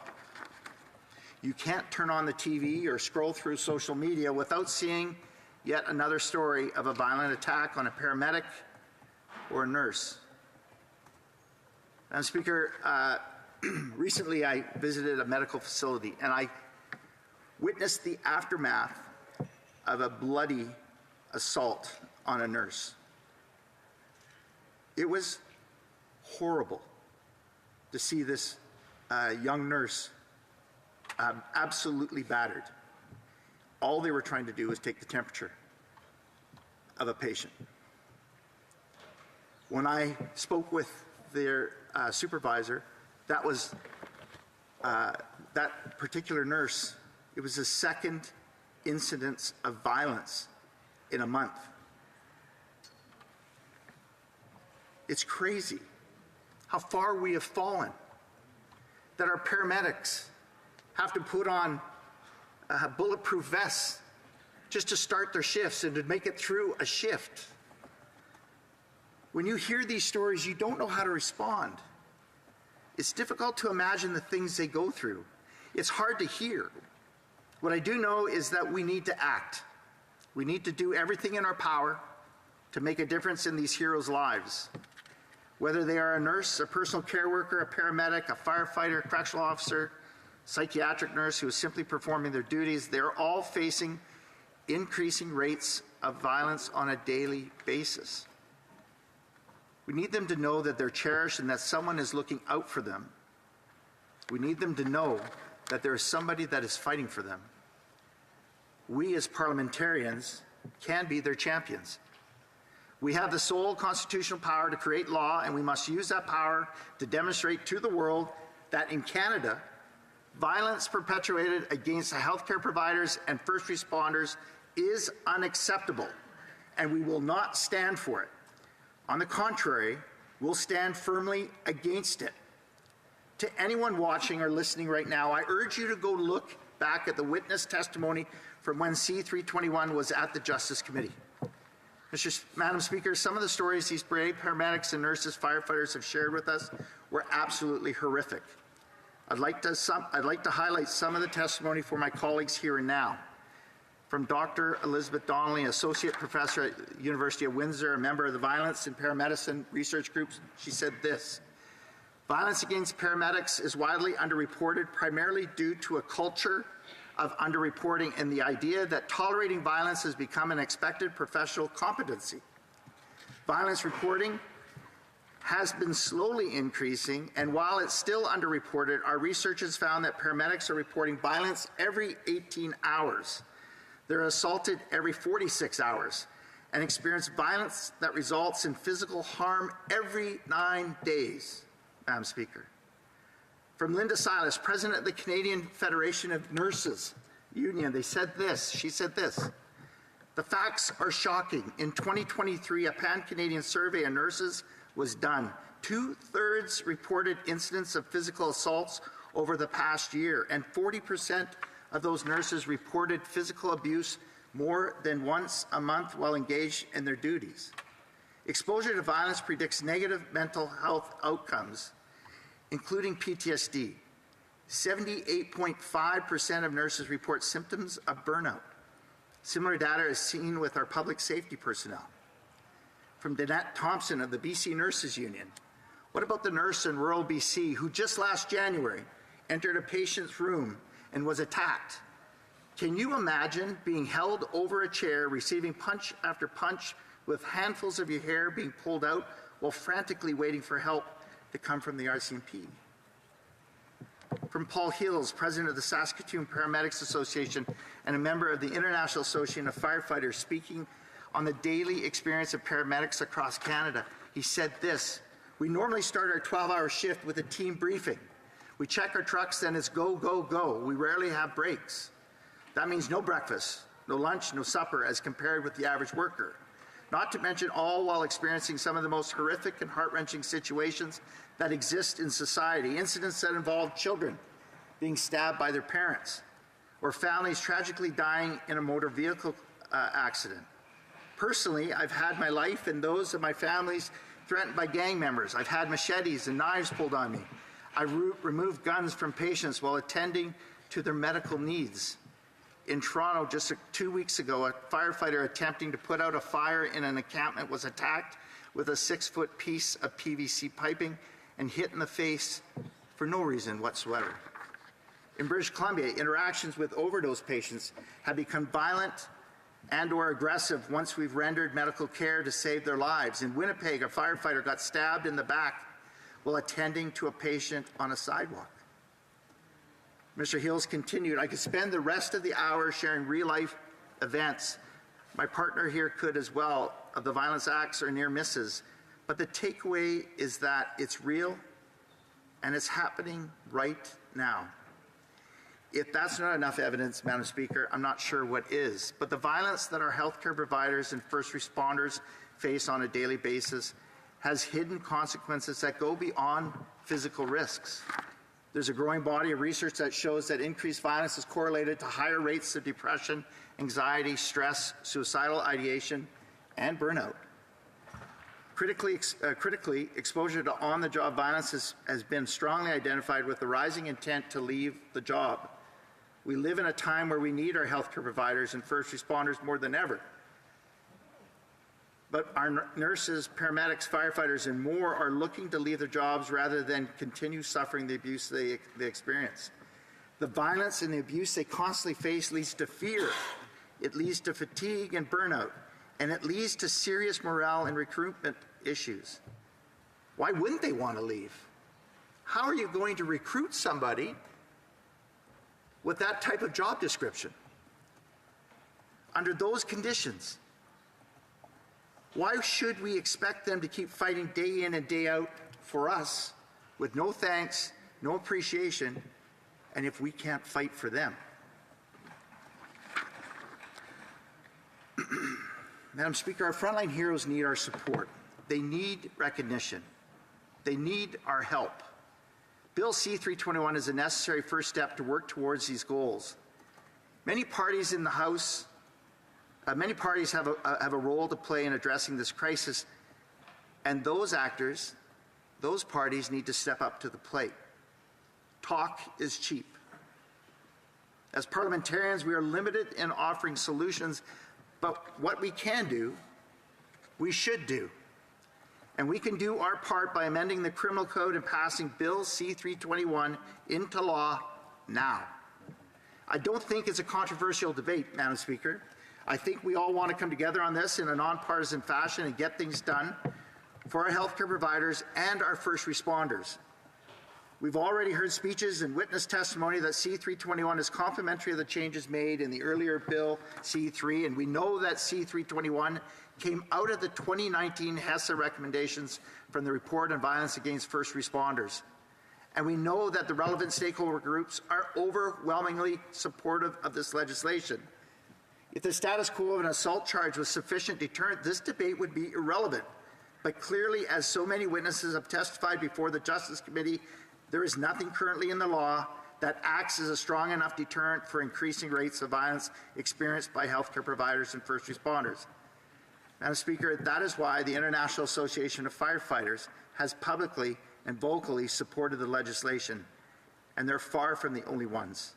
The Canadian Association of Fire Chiefs, the Paramedic Association of Canada, the Ambulance Paramedics of British Columbia, the Union of Canadian Correctional Officers, the Ontario Paramedic Association, the Paramedic Chiefs of Canada, the Manitoba Association of Fire Chiefs, the Saskatoon Paramedic Association, the British Columbia Nurses Union, and the Canadian Federation of Nurses all have thrown their considerable weight behind this bill.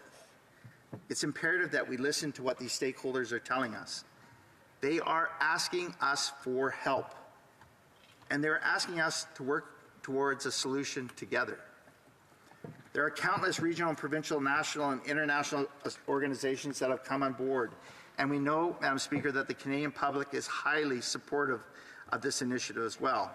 As a report from Abacus data conducted in November showed that 83% of Canadians support making assault against healthcare providers and first responders a more serious offense in the criminal code. We must take this first step towards showing our frontline heroes that we hear them and we're here for them, that we value them immensely and we will always have their backs, that we appreciate them and we will fight to protect them. Now, Speaker, that is our duty. Our healthcare providers and our first responders need to know that Parliament, this House of elected officials, and more importantly, the justice system has their backs and won't let them slip through the cracks any longer. Thank you. Questions and comments. The Honourable Parliamentary Secretary to the Minister of Indigenous Services. Thank you, Madam Speaker, and I thank the member for that very passionate speech. I think this is an important bill. I think it's a very timely bill. Just some of the statistics and anecdotes that were shared are just, heart-wrenching, and we certainly want to support our frontline workers at every opportunity. I just want to remember that the member mentioned that this is an important first step. And I think, as a deterrent in our criminal code, it's certainly important. How do we make sure that Canadians across the country are aware of this change, that they know that it's there, again, to protect those nurses and doctors and firefighters that you speak of, that they know that it's, again, something that's going to have that extra penalty so that deterrent really, does the impact that we want it to? Thank you. Or has the impact. Member for Cariboo Prince George.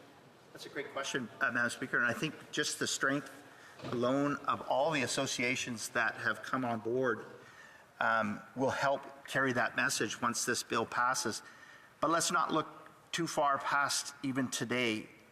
We still know that this bill, if passed here in this House, has to go to the other chamber. We need this bill to pass as soon as possible. The next critical step is to ensure that we get swift passage at the Senate. Roll assent, and only then when this bill becomes law can we then start saying that we're protecting those who protect us, and I think then we start working on the messaging. Thank you. The Honourable Member for Hamilton Centre. Thank you very much, Madam Speaker. It's clear, New Democrats always support the notion that all workers should be safe, and the member from the Conservative Caucus has gone on at length about this bill. I don't feel the need to recapitulate his arguments. I'm not clear that this will necessarily be a deterrent, but nevertheless, here we are. We do have to make sure that our first responders are adequately protected. I would say this, though. I believe all workers deserve to be protected, and this House visited C-46 back in 2015, and it was particular to transit operators. So I'm wondering if the honourable member would agree that there needs to be a revisiting of that piece of legislation to include all transit workers, to provide the same consideration for safety in the workplace for our frontline workers, not just our first responders. The Honourable Member for Cariboo Prince George. Well, it's interesting that our honourable colleague brings up transit workers' protection of violence against them, whereas there is law and legislation in place that does already protect transit workers, whereas C-321 needs to be passed to protect those who protect us. Thank you. Questions and comments? I just want to remind the honourable member, if he has other questions and comments, to wait to be recognized. The honourable member for Hamilton Centre. Questions and comments. This opportunity to help the member understand my question. It's clear that he didn't.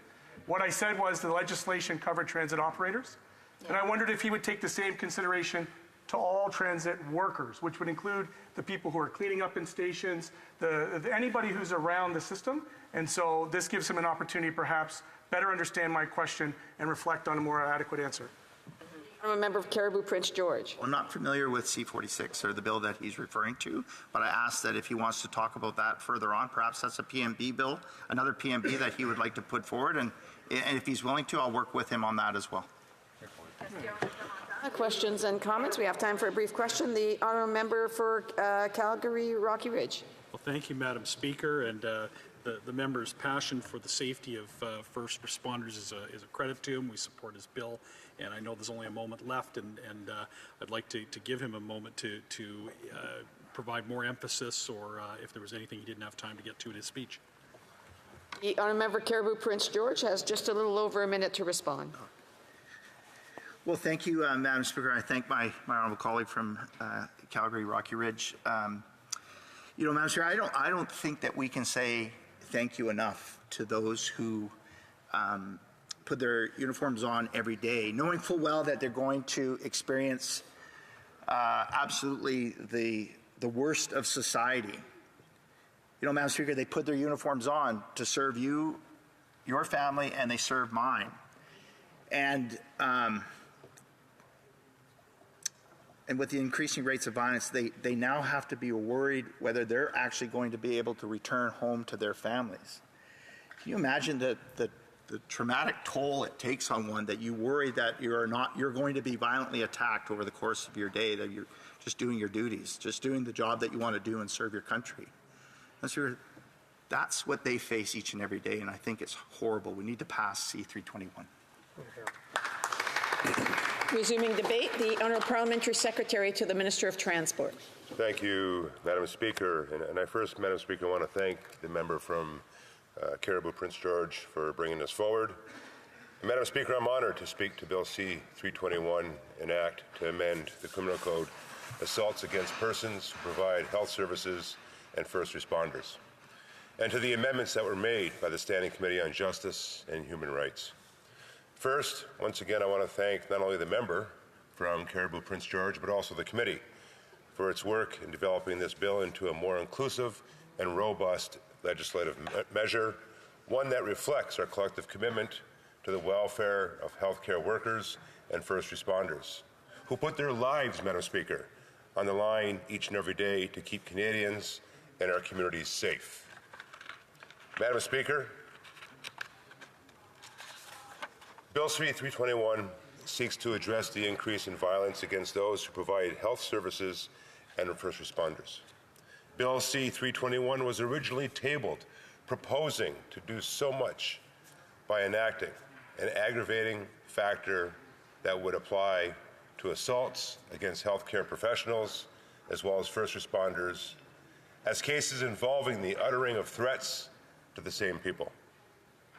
As a result of its deliberations, the committee concluded, Madam Speaker, that the scope of victims that would be protected by this bill needed to be expanded in recognition of the diversity within our healthcare service sector.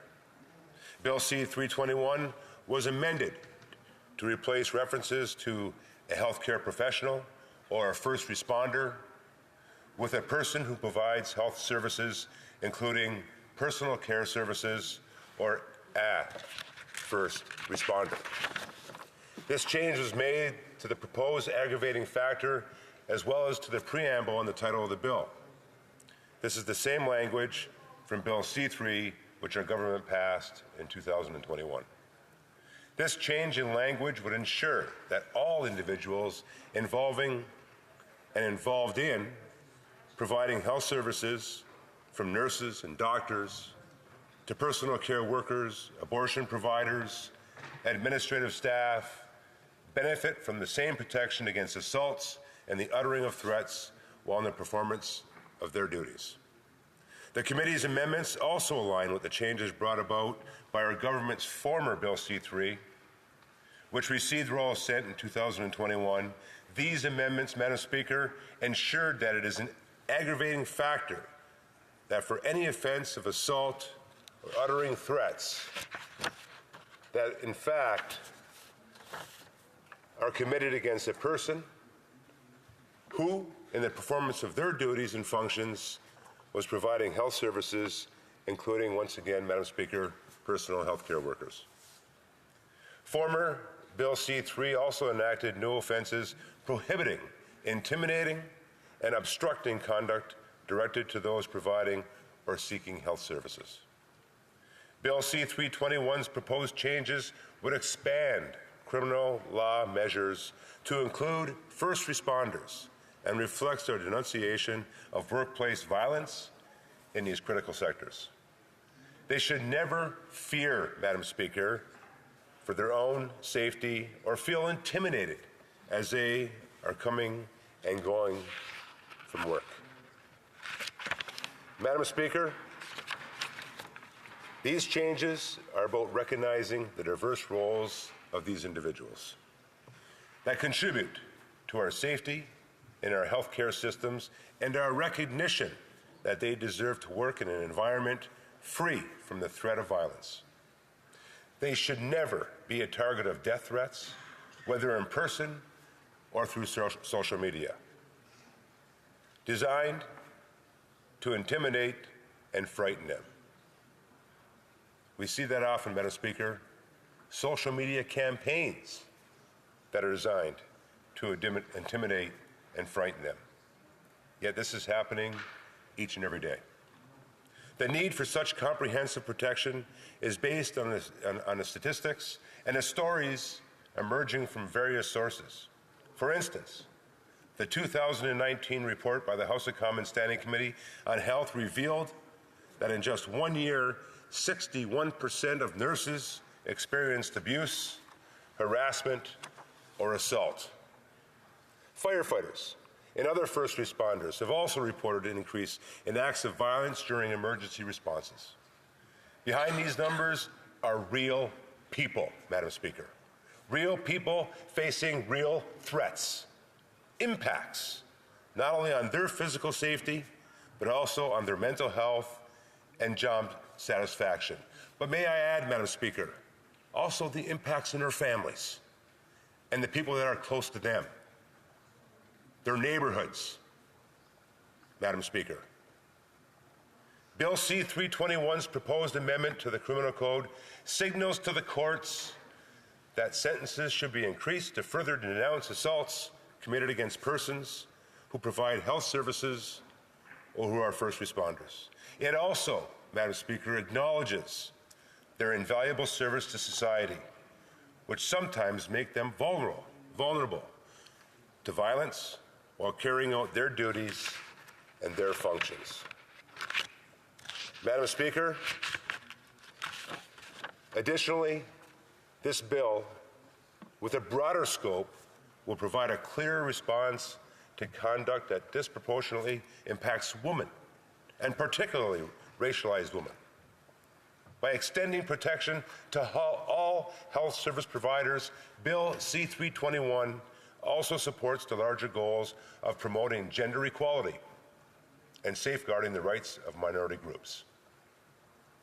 The available information regarding violence against first responders, while not extensive, clearly indicates that women in these roles face a heightened risk of gender-specific violence, including instances of sexual harassment and assault.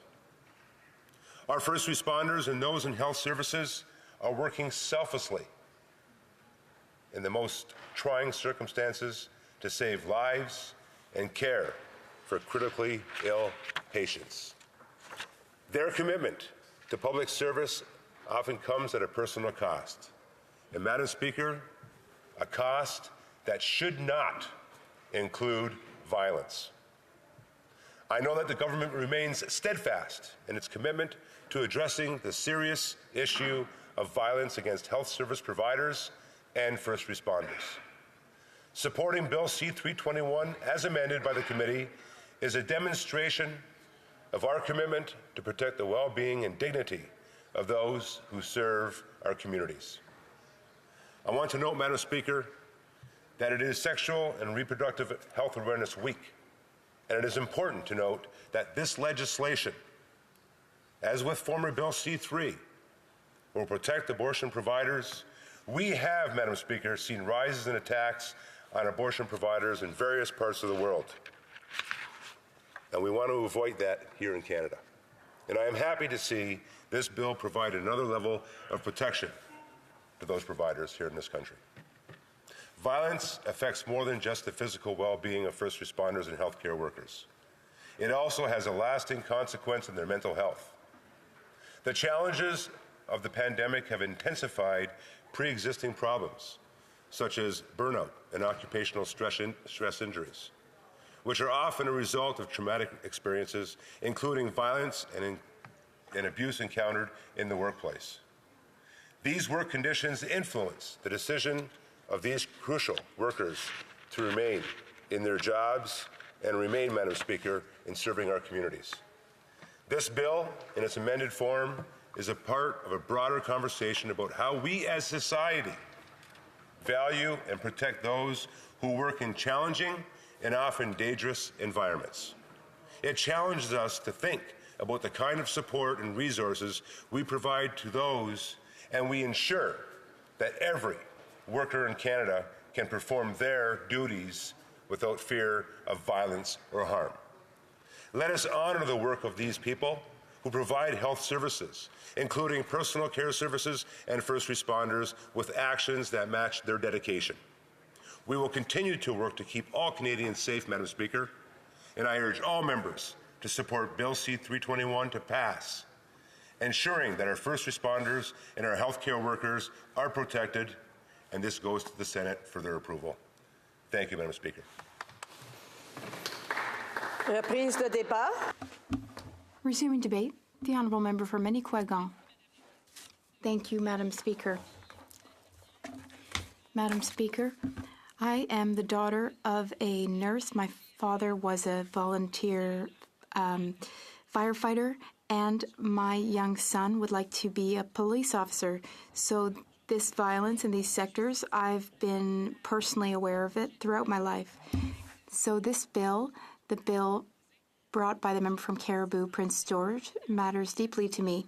C-321 would amend the criminal code to consider as an aggravating factor the fact that the victim of violence or assault is a healthcare professional or a first responder. Now, the Bloc Québécois doesn't need to demonstrate its support. For us, it's very obvious that all healthcare workers who protect us every day should be protected by us when they are at work. If their employment is considered an aggravating factor during a crime, that could prevent offenders from attacking them. And also, if they do attack them, then they can be punished more harshly. We agree with that. We agree with this solution in C-321. Now, it is a partial solution, but it is a solution nonetheless, and we support it. That said, in my speech, I would like to talk about the principle of prevention. I think that we should look into prevention as an essential means of protecting healthcare workers and first responders. We should, in fact, consider prevention. We need to consider prevention first and foremost before even considering aggravating factors and increases in violence. We need to talk about prevention. Like all other colleagues who have spoken about, we all feel that all workers deserve a safe work environment. Their physical integrity needs to be protected, of course, but also their psychological integrity and well-being. Violence can take many forms, not only physical. Now, this may be wishful thinking, but I feel that it's necessary to work toward workplaces without any violence, fully exempt from violence. In my view, and in the Bloc Québécois' view, that's the problem. We need to combat all violence rather than just punishing those who are violent. Eliminating violence is, of course, a massive undertaking, especially that given the fact that violence has been increasing over the years. The pandemic only worsened this. The phenomenon of violence against healthcare workers increased during the pandemic. Now, here I'll give an example from the healthcare sector. According to the National Public Health Institute of Quebec and the CNESST, in 2012, there were 933 assaults or acts of violence against healthcare workers. But in 2021, there were 1,994 acts of violence or assaults. And this is just the tip of the iceberg, as the member for Cariboo Prince George said, because these are only the incidents which have been reported. There are other types of violence, such as intimate partner violence. We only have stats on what is reported, but that means that we don't have all the stats. And I would like to talk about prevention. My colleague also talked about making this matter more public, increasing public awareness. That way, people would be more aware of the fact that they have indeed experienced violence and would then be able to report that. The increase in violence against healthcare workers is consistent. And even with the stats I just gave you, violent incidents have more than doubled in the course of just 10 years, which is massive. I would also like to quote from the HUMA Committee's report. They studied violence in the healthcare sector.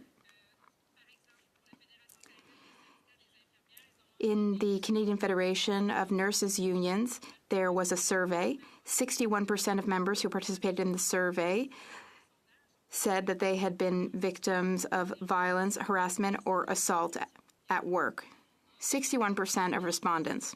And in 2014, there was a survey of EMTs, a very similar survey. 75% of respondents said that they had been victims of violence. And in 2010, there was a similar survey of the College of Family Physicians of Canada. 1/3 of participants said that they had experienced violence. Be it 1/3 or 2/3 or whatever number, Madam Speaker, it's too much. I would like to share a story that I experienced when I was younger.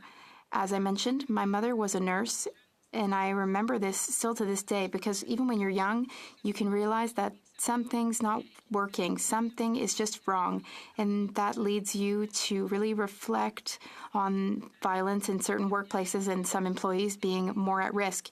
There was a nurse dealing with an agitated and aggressive patient who became violent and who decided to to hit her, and to in fact kick her in her stomach.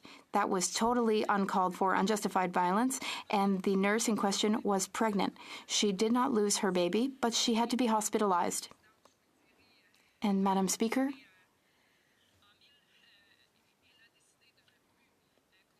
she decided to stop being a nurse after that incident.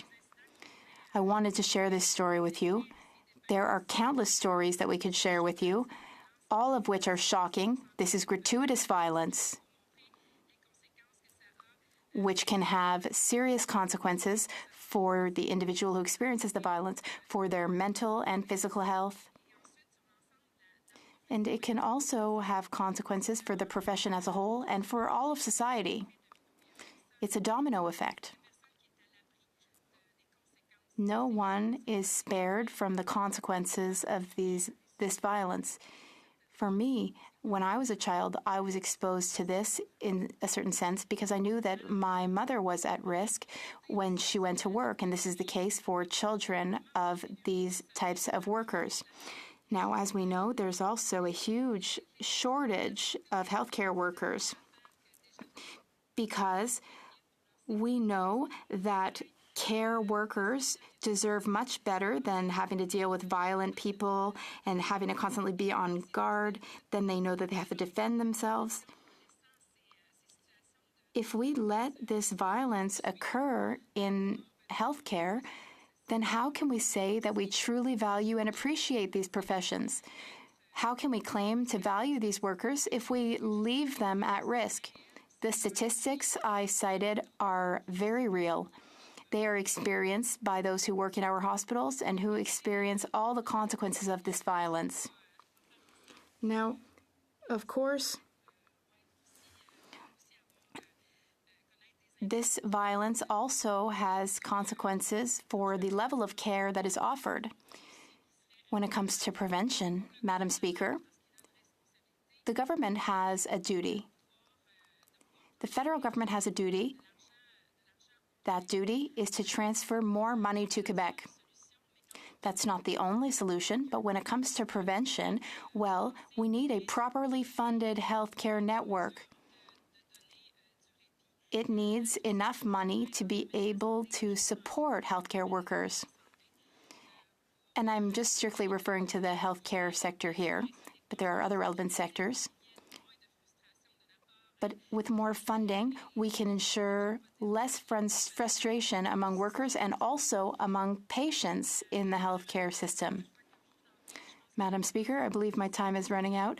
I think I could have gone on for another 10 minutes. I had prepared to speak for 20 minutes. I'm very passionate about this matter. So it goes without saying that we support this bill, Bill C-321, and Madam Speaker, I would like to use my last few seconds to express my deepest gratitude and appreciation for first responders, EMTs, healthcare workers, firefighters.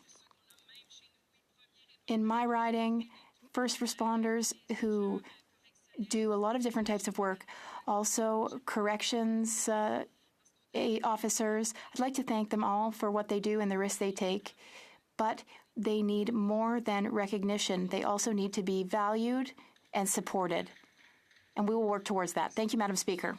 Member for Nunavut. I acknowledge we are on unceded Anishinaabe Algonquin territory. I do so representing my riding of Nunavut. I rise to speak on Bill C-321, an act to amend the criminal code regarding assaults against healthcare professionals and first responders. I thank the member for Caribou Prince George for tabling this private member's bill. Since I joined this House in 2021, I have observed that the member is passionate about mental health. The content of Bill C-321 brings forward debate about the circumstances around healthcare workers and first responders. This amendment, if it passes, will require the courts to consider their position as an aggravating circumstance, therefore possibly impacting sentencing. What does this mean? It means a few things. First, there has already been a trial, and the judge is now considering the length of a sentence according to an offense. In its considerations, the judge must consider both the aggravating and mitigating factors. There exists sentencing principles, including circumstances of the individual, evidence from different facts, similarity to other decisions. Much of these form the consideration in determining how long an offender may be sentenced for. The other aspects of consideration are the mitigating factors, which are considerations to lower the sentences. For example, if it is a first-time offense, if there is an addiction or mental illness, if there are to be any amendments regarding aggravation in sentencing, there should be an equal consideration for mitigating factors. Addressing violence must be improved. Using the courts is not the right approach. I question the potential effectiveness of this bill in protecting healthcare professionals and first responders. I question this bill as to whether addressing the increasing incidences in violence that we are told is occurring across Canada. The criminal justice system in Canada is already flawed. It is a penal system that does not do justice for too many already. Currently, Section 269 of the Criminal Code outlines what penalties will be for causing bodily harm to another person. The penalties can include, for example, imprisonment for up to 10 years, depending on the severity of the offense. Before I begin the next part of my speech, I must first honor the memory, family, and friends of those who knew Joyce Echaquan. I struggle with this proposed amendment because there are too many stories like those of Joyce Echaquan, an Atikamekw woman who live-streamed the abuse she experienced at the hands of hospital staff who should have been there to save her life, not abuse it. Later, it was learned that Joyce Echaquan died of pulmonary edema and excess of fluid in the lungs. Ultimately, the Quebec's coroner's inquiry concluded that racism contributed to her death. Joyce Echaquan's story is one of too many. According to the Government of Canada's website, there are inequalities in health of racialized adults in Canada. The website says, and I quote, "Racism influences access to health promoting resources. Populations who are racialized in relation to a white or non-racialized group experience stressors, including interpersonal and systemic discrimination throughout the life course," end quote.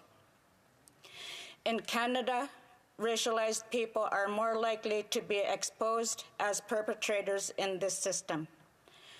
According to the Canadian Centre for Justice and Community Safety statistics, among those who were discriminated against, 21% of Indigenous peoples and 16% of Black people said it was when they were dealing with police, compared with 4% of non-Indigenous, non-visible minority people who experience discrimination. In his debate, the member for Cariboo, Prince George, shared that some 92% of nurses have experienced physical violence in the course of their jobs. When I hear this, I hear the need for all of us to work better together to make overall improvements to address violence as a preventative measure, not punitive. While I completely agree that healthcare workers and first responders must have a safer working environment, they too must play an active role in creating that safe space. The criminal justice system must not be the go-to for this solution. I appreciate the past attempts in addressing this area, including the work from the NDP. Unfortunately, these past attempts may not have been viewed from a trauma-informed lens. These past attempts may not have considered that most of those who enter the healthcare and criminal justice system are because of Canada's continued effects of Canada's genocidal policies. I do not disagree that healthcare professionals are not important. The criminal justice system protects them too. They are not excluded from protections through the criminal justice system. Healthcare professionals and first responders can have any kind of reason to enter that workforce. They do so wanting to help people in pain and helping those that need treatment. As a caring field, we hope as individuals, all of us, to be cared for. For racialized Canadians, unfortunately, this is not an automatic assumption that we can be founded in.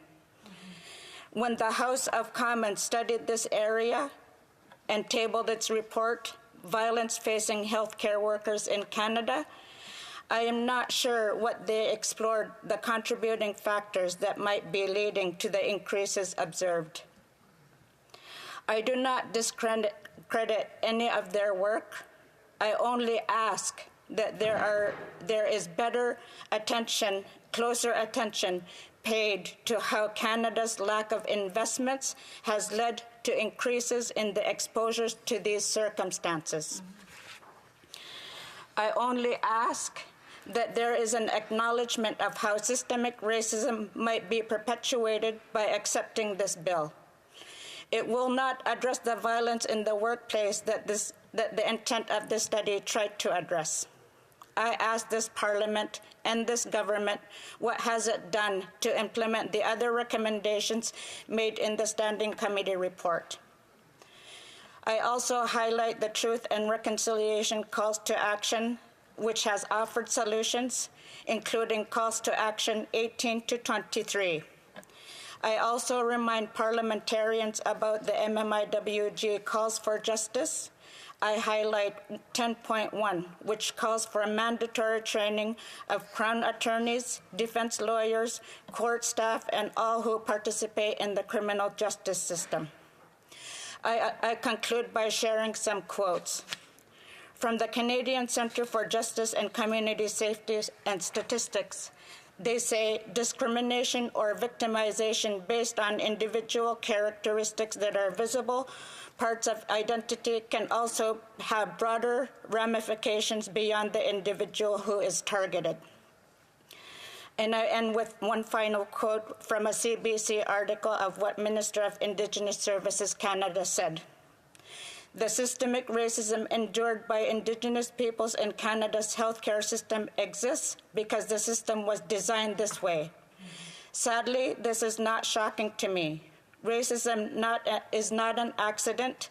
The system is not broken. It was created this way, and the people in the system are incentivized to stay the same. Excellent speech.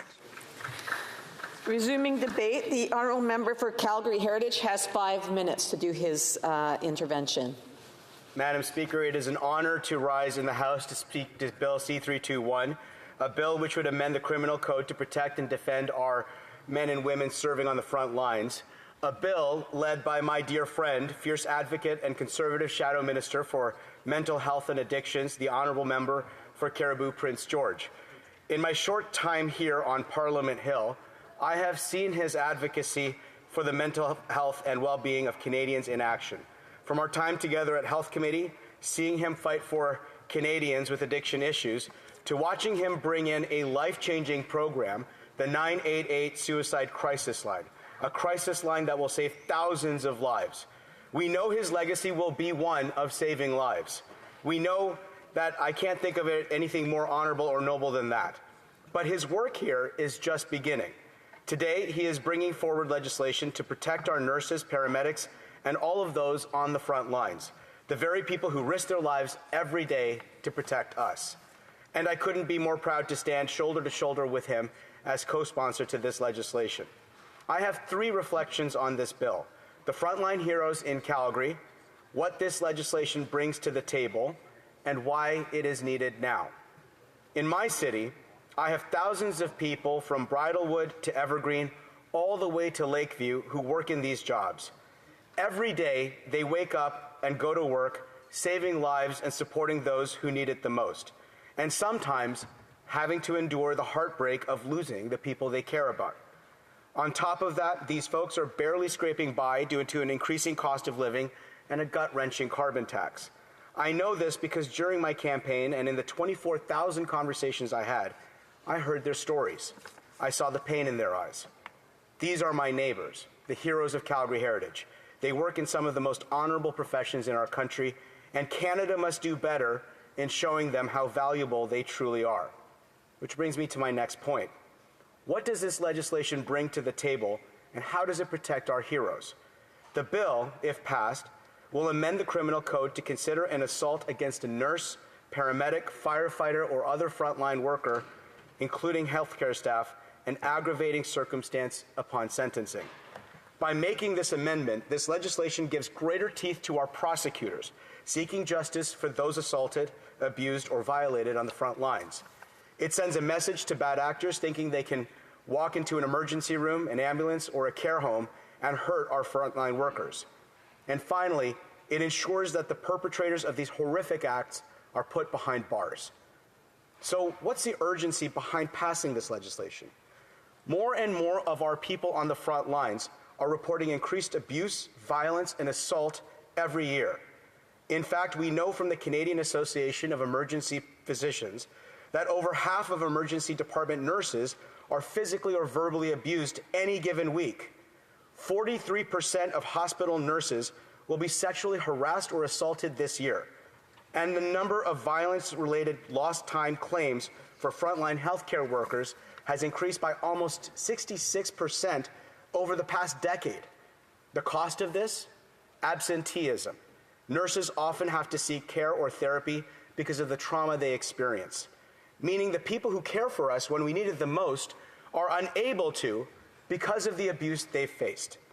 We know that in 2016, the annual cost of absenteeism to nurses, for nurses due to illness or disability, was nearly $1 billion. For paramedics, 75% of them reported experiencing violence, many suffering from psychological wounds in the form of stress, anxiety, and PTSD. Every time these heroes go to work, they know they may not come home. They should at the very least know they will not be subjected to violence or abuse from the people they serve, care for, and protect. So it's time for us to do the same and serve them. Bill C-321 does just that by protecting those who protect us. It is common sense legislation and long overdue. Madam Speaker, to my colleagues across this chamber, this need not be a partisan undertaking. Let us come together to pass this legislation and change the lives of our heroes on the front lines. Thank you very much. The honourable member for Cariboo Prince George has 5 minutes for right of reply. Thank you, Madam Speaker. I want to thank my honourable colleague from Calgary Heritage. I've known him only a short time, but I value his friendship and I really, truly respect the work that he does alongside all of us in this House. Madam Speaker, we've had an opportunity to hear from all sides of the House at report stage. All parties unanimously supported Bill C-321. C-321 is not the be-all, the end-all, but it sends a clear message to the public and the judiciary that protection of those who protect us is important. It sends a message that we need to be standing up for those who stand up for us. We know that 83% of Canadians support making assault against first responders a more serious offence in the criminal code. 8 in 10 Canadians believe that violence against paramedics is a problem in Canada, including 31% who believe it's a major problem. As rates of violence against nurses, healthcare workers, and first responders are growing at an alarming rate, C-321 will provide much-needed support for those on our front line. This legislation is a tangible way that we as parliamentarians can show those on the front lines that we care, that we respect them, that we don't condone violence in their workplace. We need to let them know that we have their backs. We need to let them know that we are listening. Bullying, abuse, racial or sexual harassment, and physical assault should never and can never be considered just part of their job. These workers care for us at our most vulnerable time, and I think we have the responsibility to care for them in return. We need to send a message that violence is unacceptable. Now, Speaker, I really hope we can get this passed as soon as possible. We don't need to have an extensive study in the Senate. We've heard from witnesses. We've studied the matter extensively in committee. What we need now is action. Now, Speaker, a good friend of mine sent me a text this morning.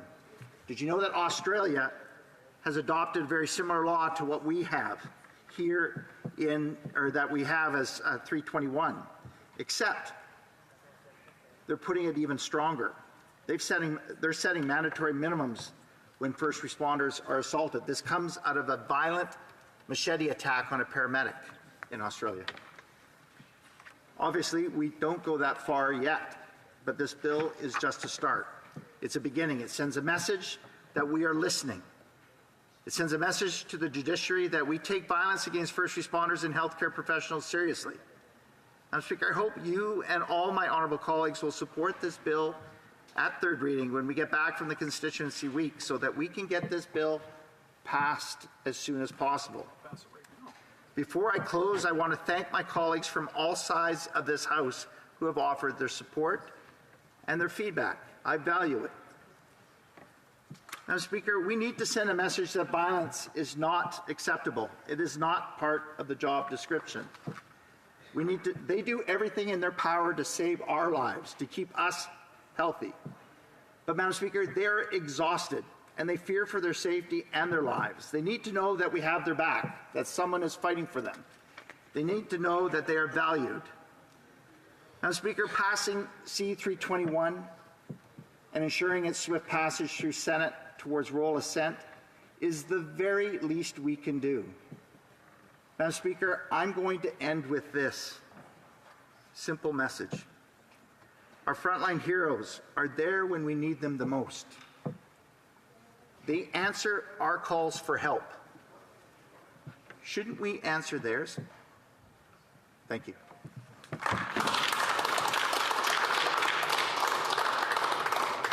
It being 2:29, the time provided for debate has expired. Accordingly, the question is as follows. Mr. Doherty, seconded by Mr. Majumdar, move that Bill C-321, an act to amend the Criminal Code, assaults against persons who provide health services and first responders, be now read a third time and do pass. Si un député If a member participating in person. Request recorded vote. Pursuant to Standing Order 98, the division stands deferred until Wednesday, February 28, 2024, at the expiry of the time provided for oral questions. Comme il est 14 heures. It being 2:30, the House is now adjourned until February 26, 2024 at 11 a.m. pursuant to standing orders. Thank you and have a great weekend and week in your ridings.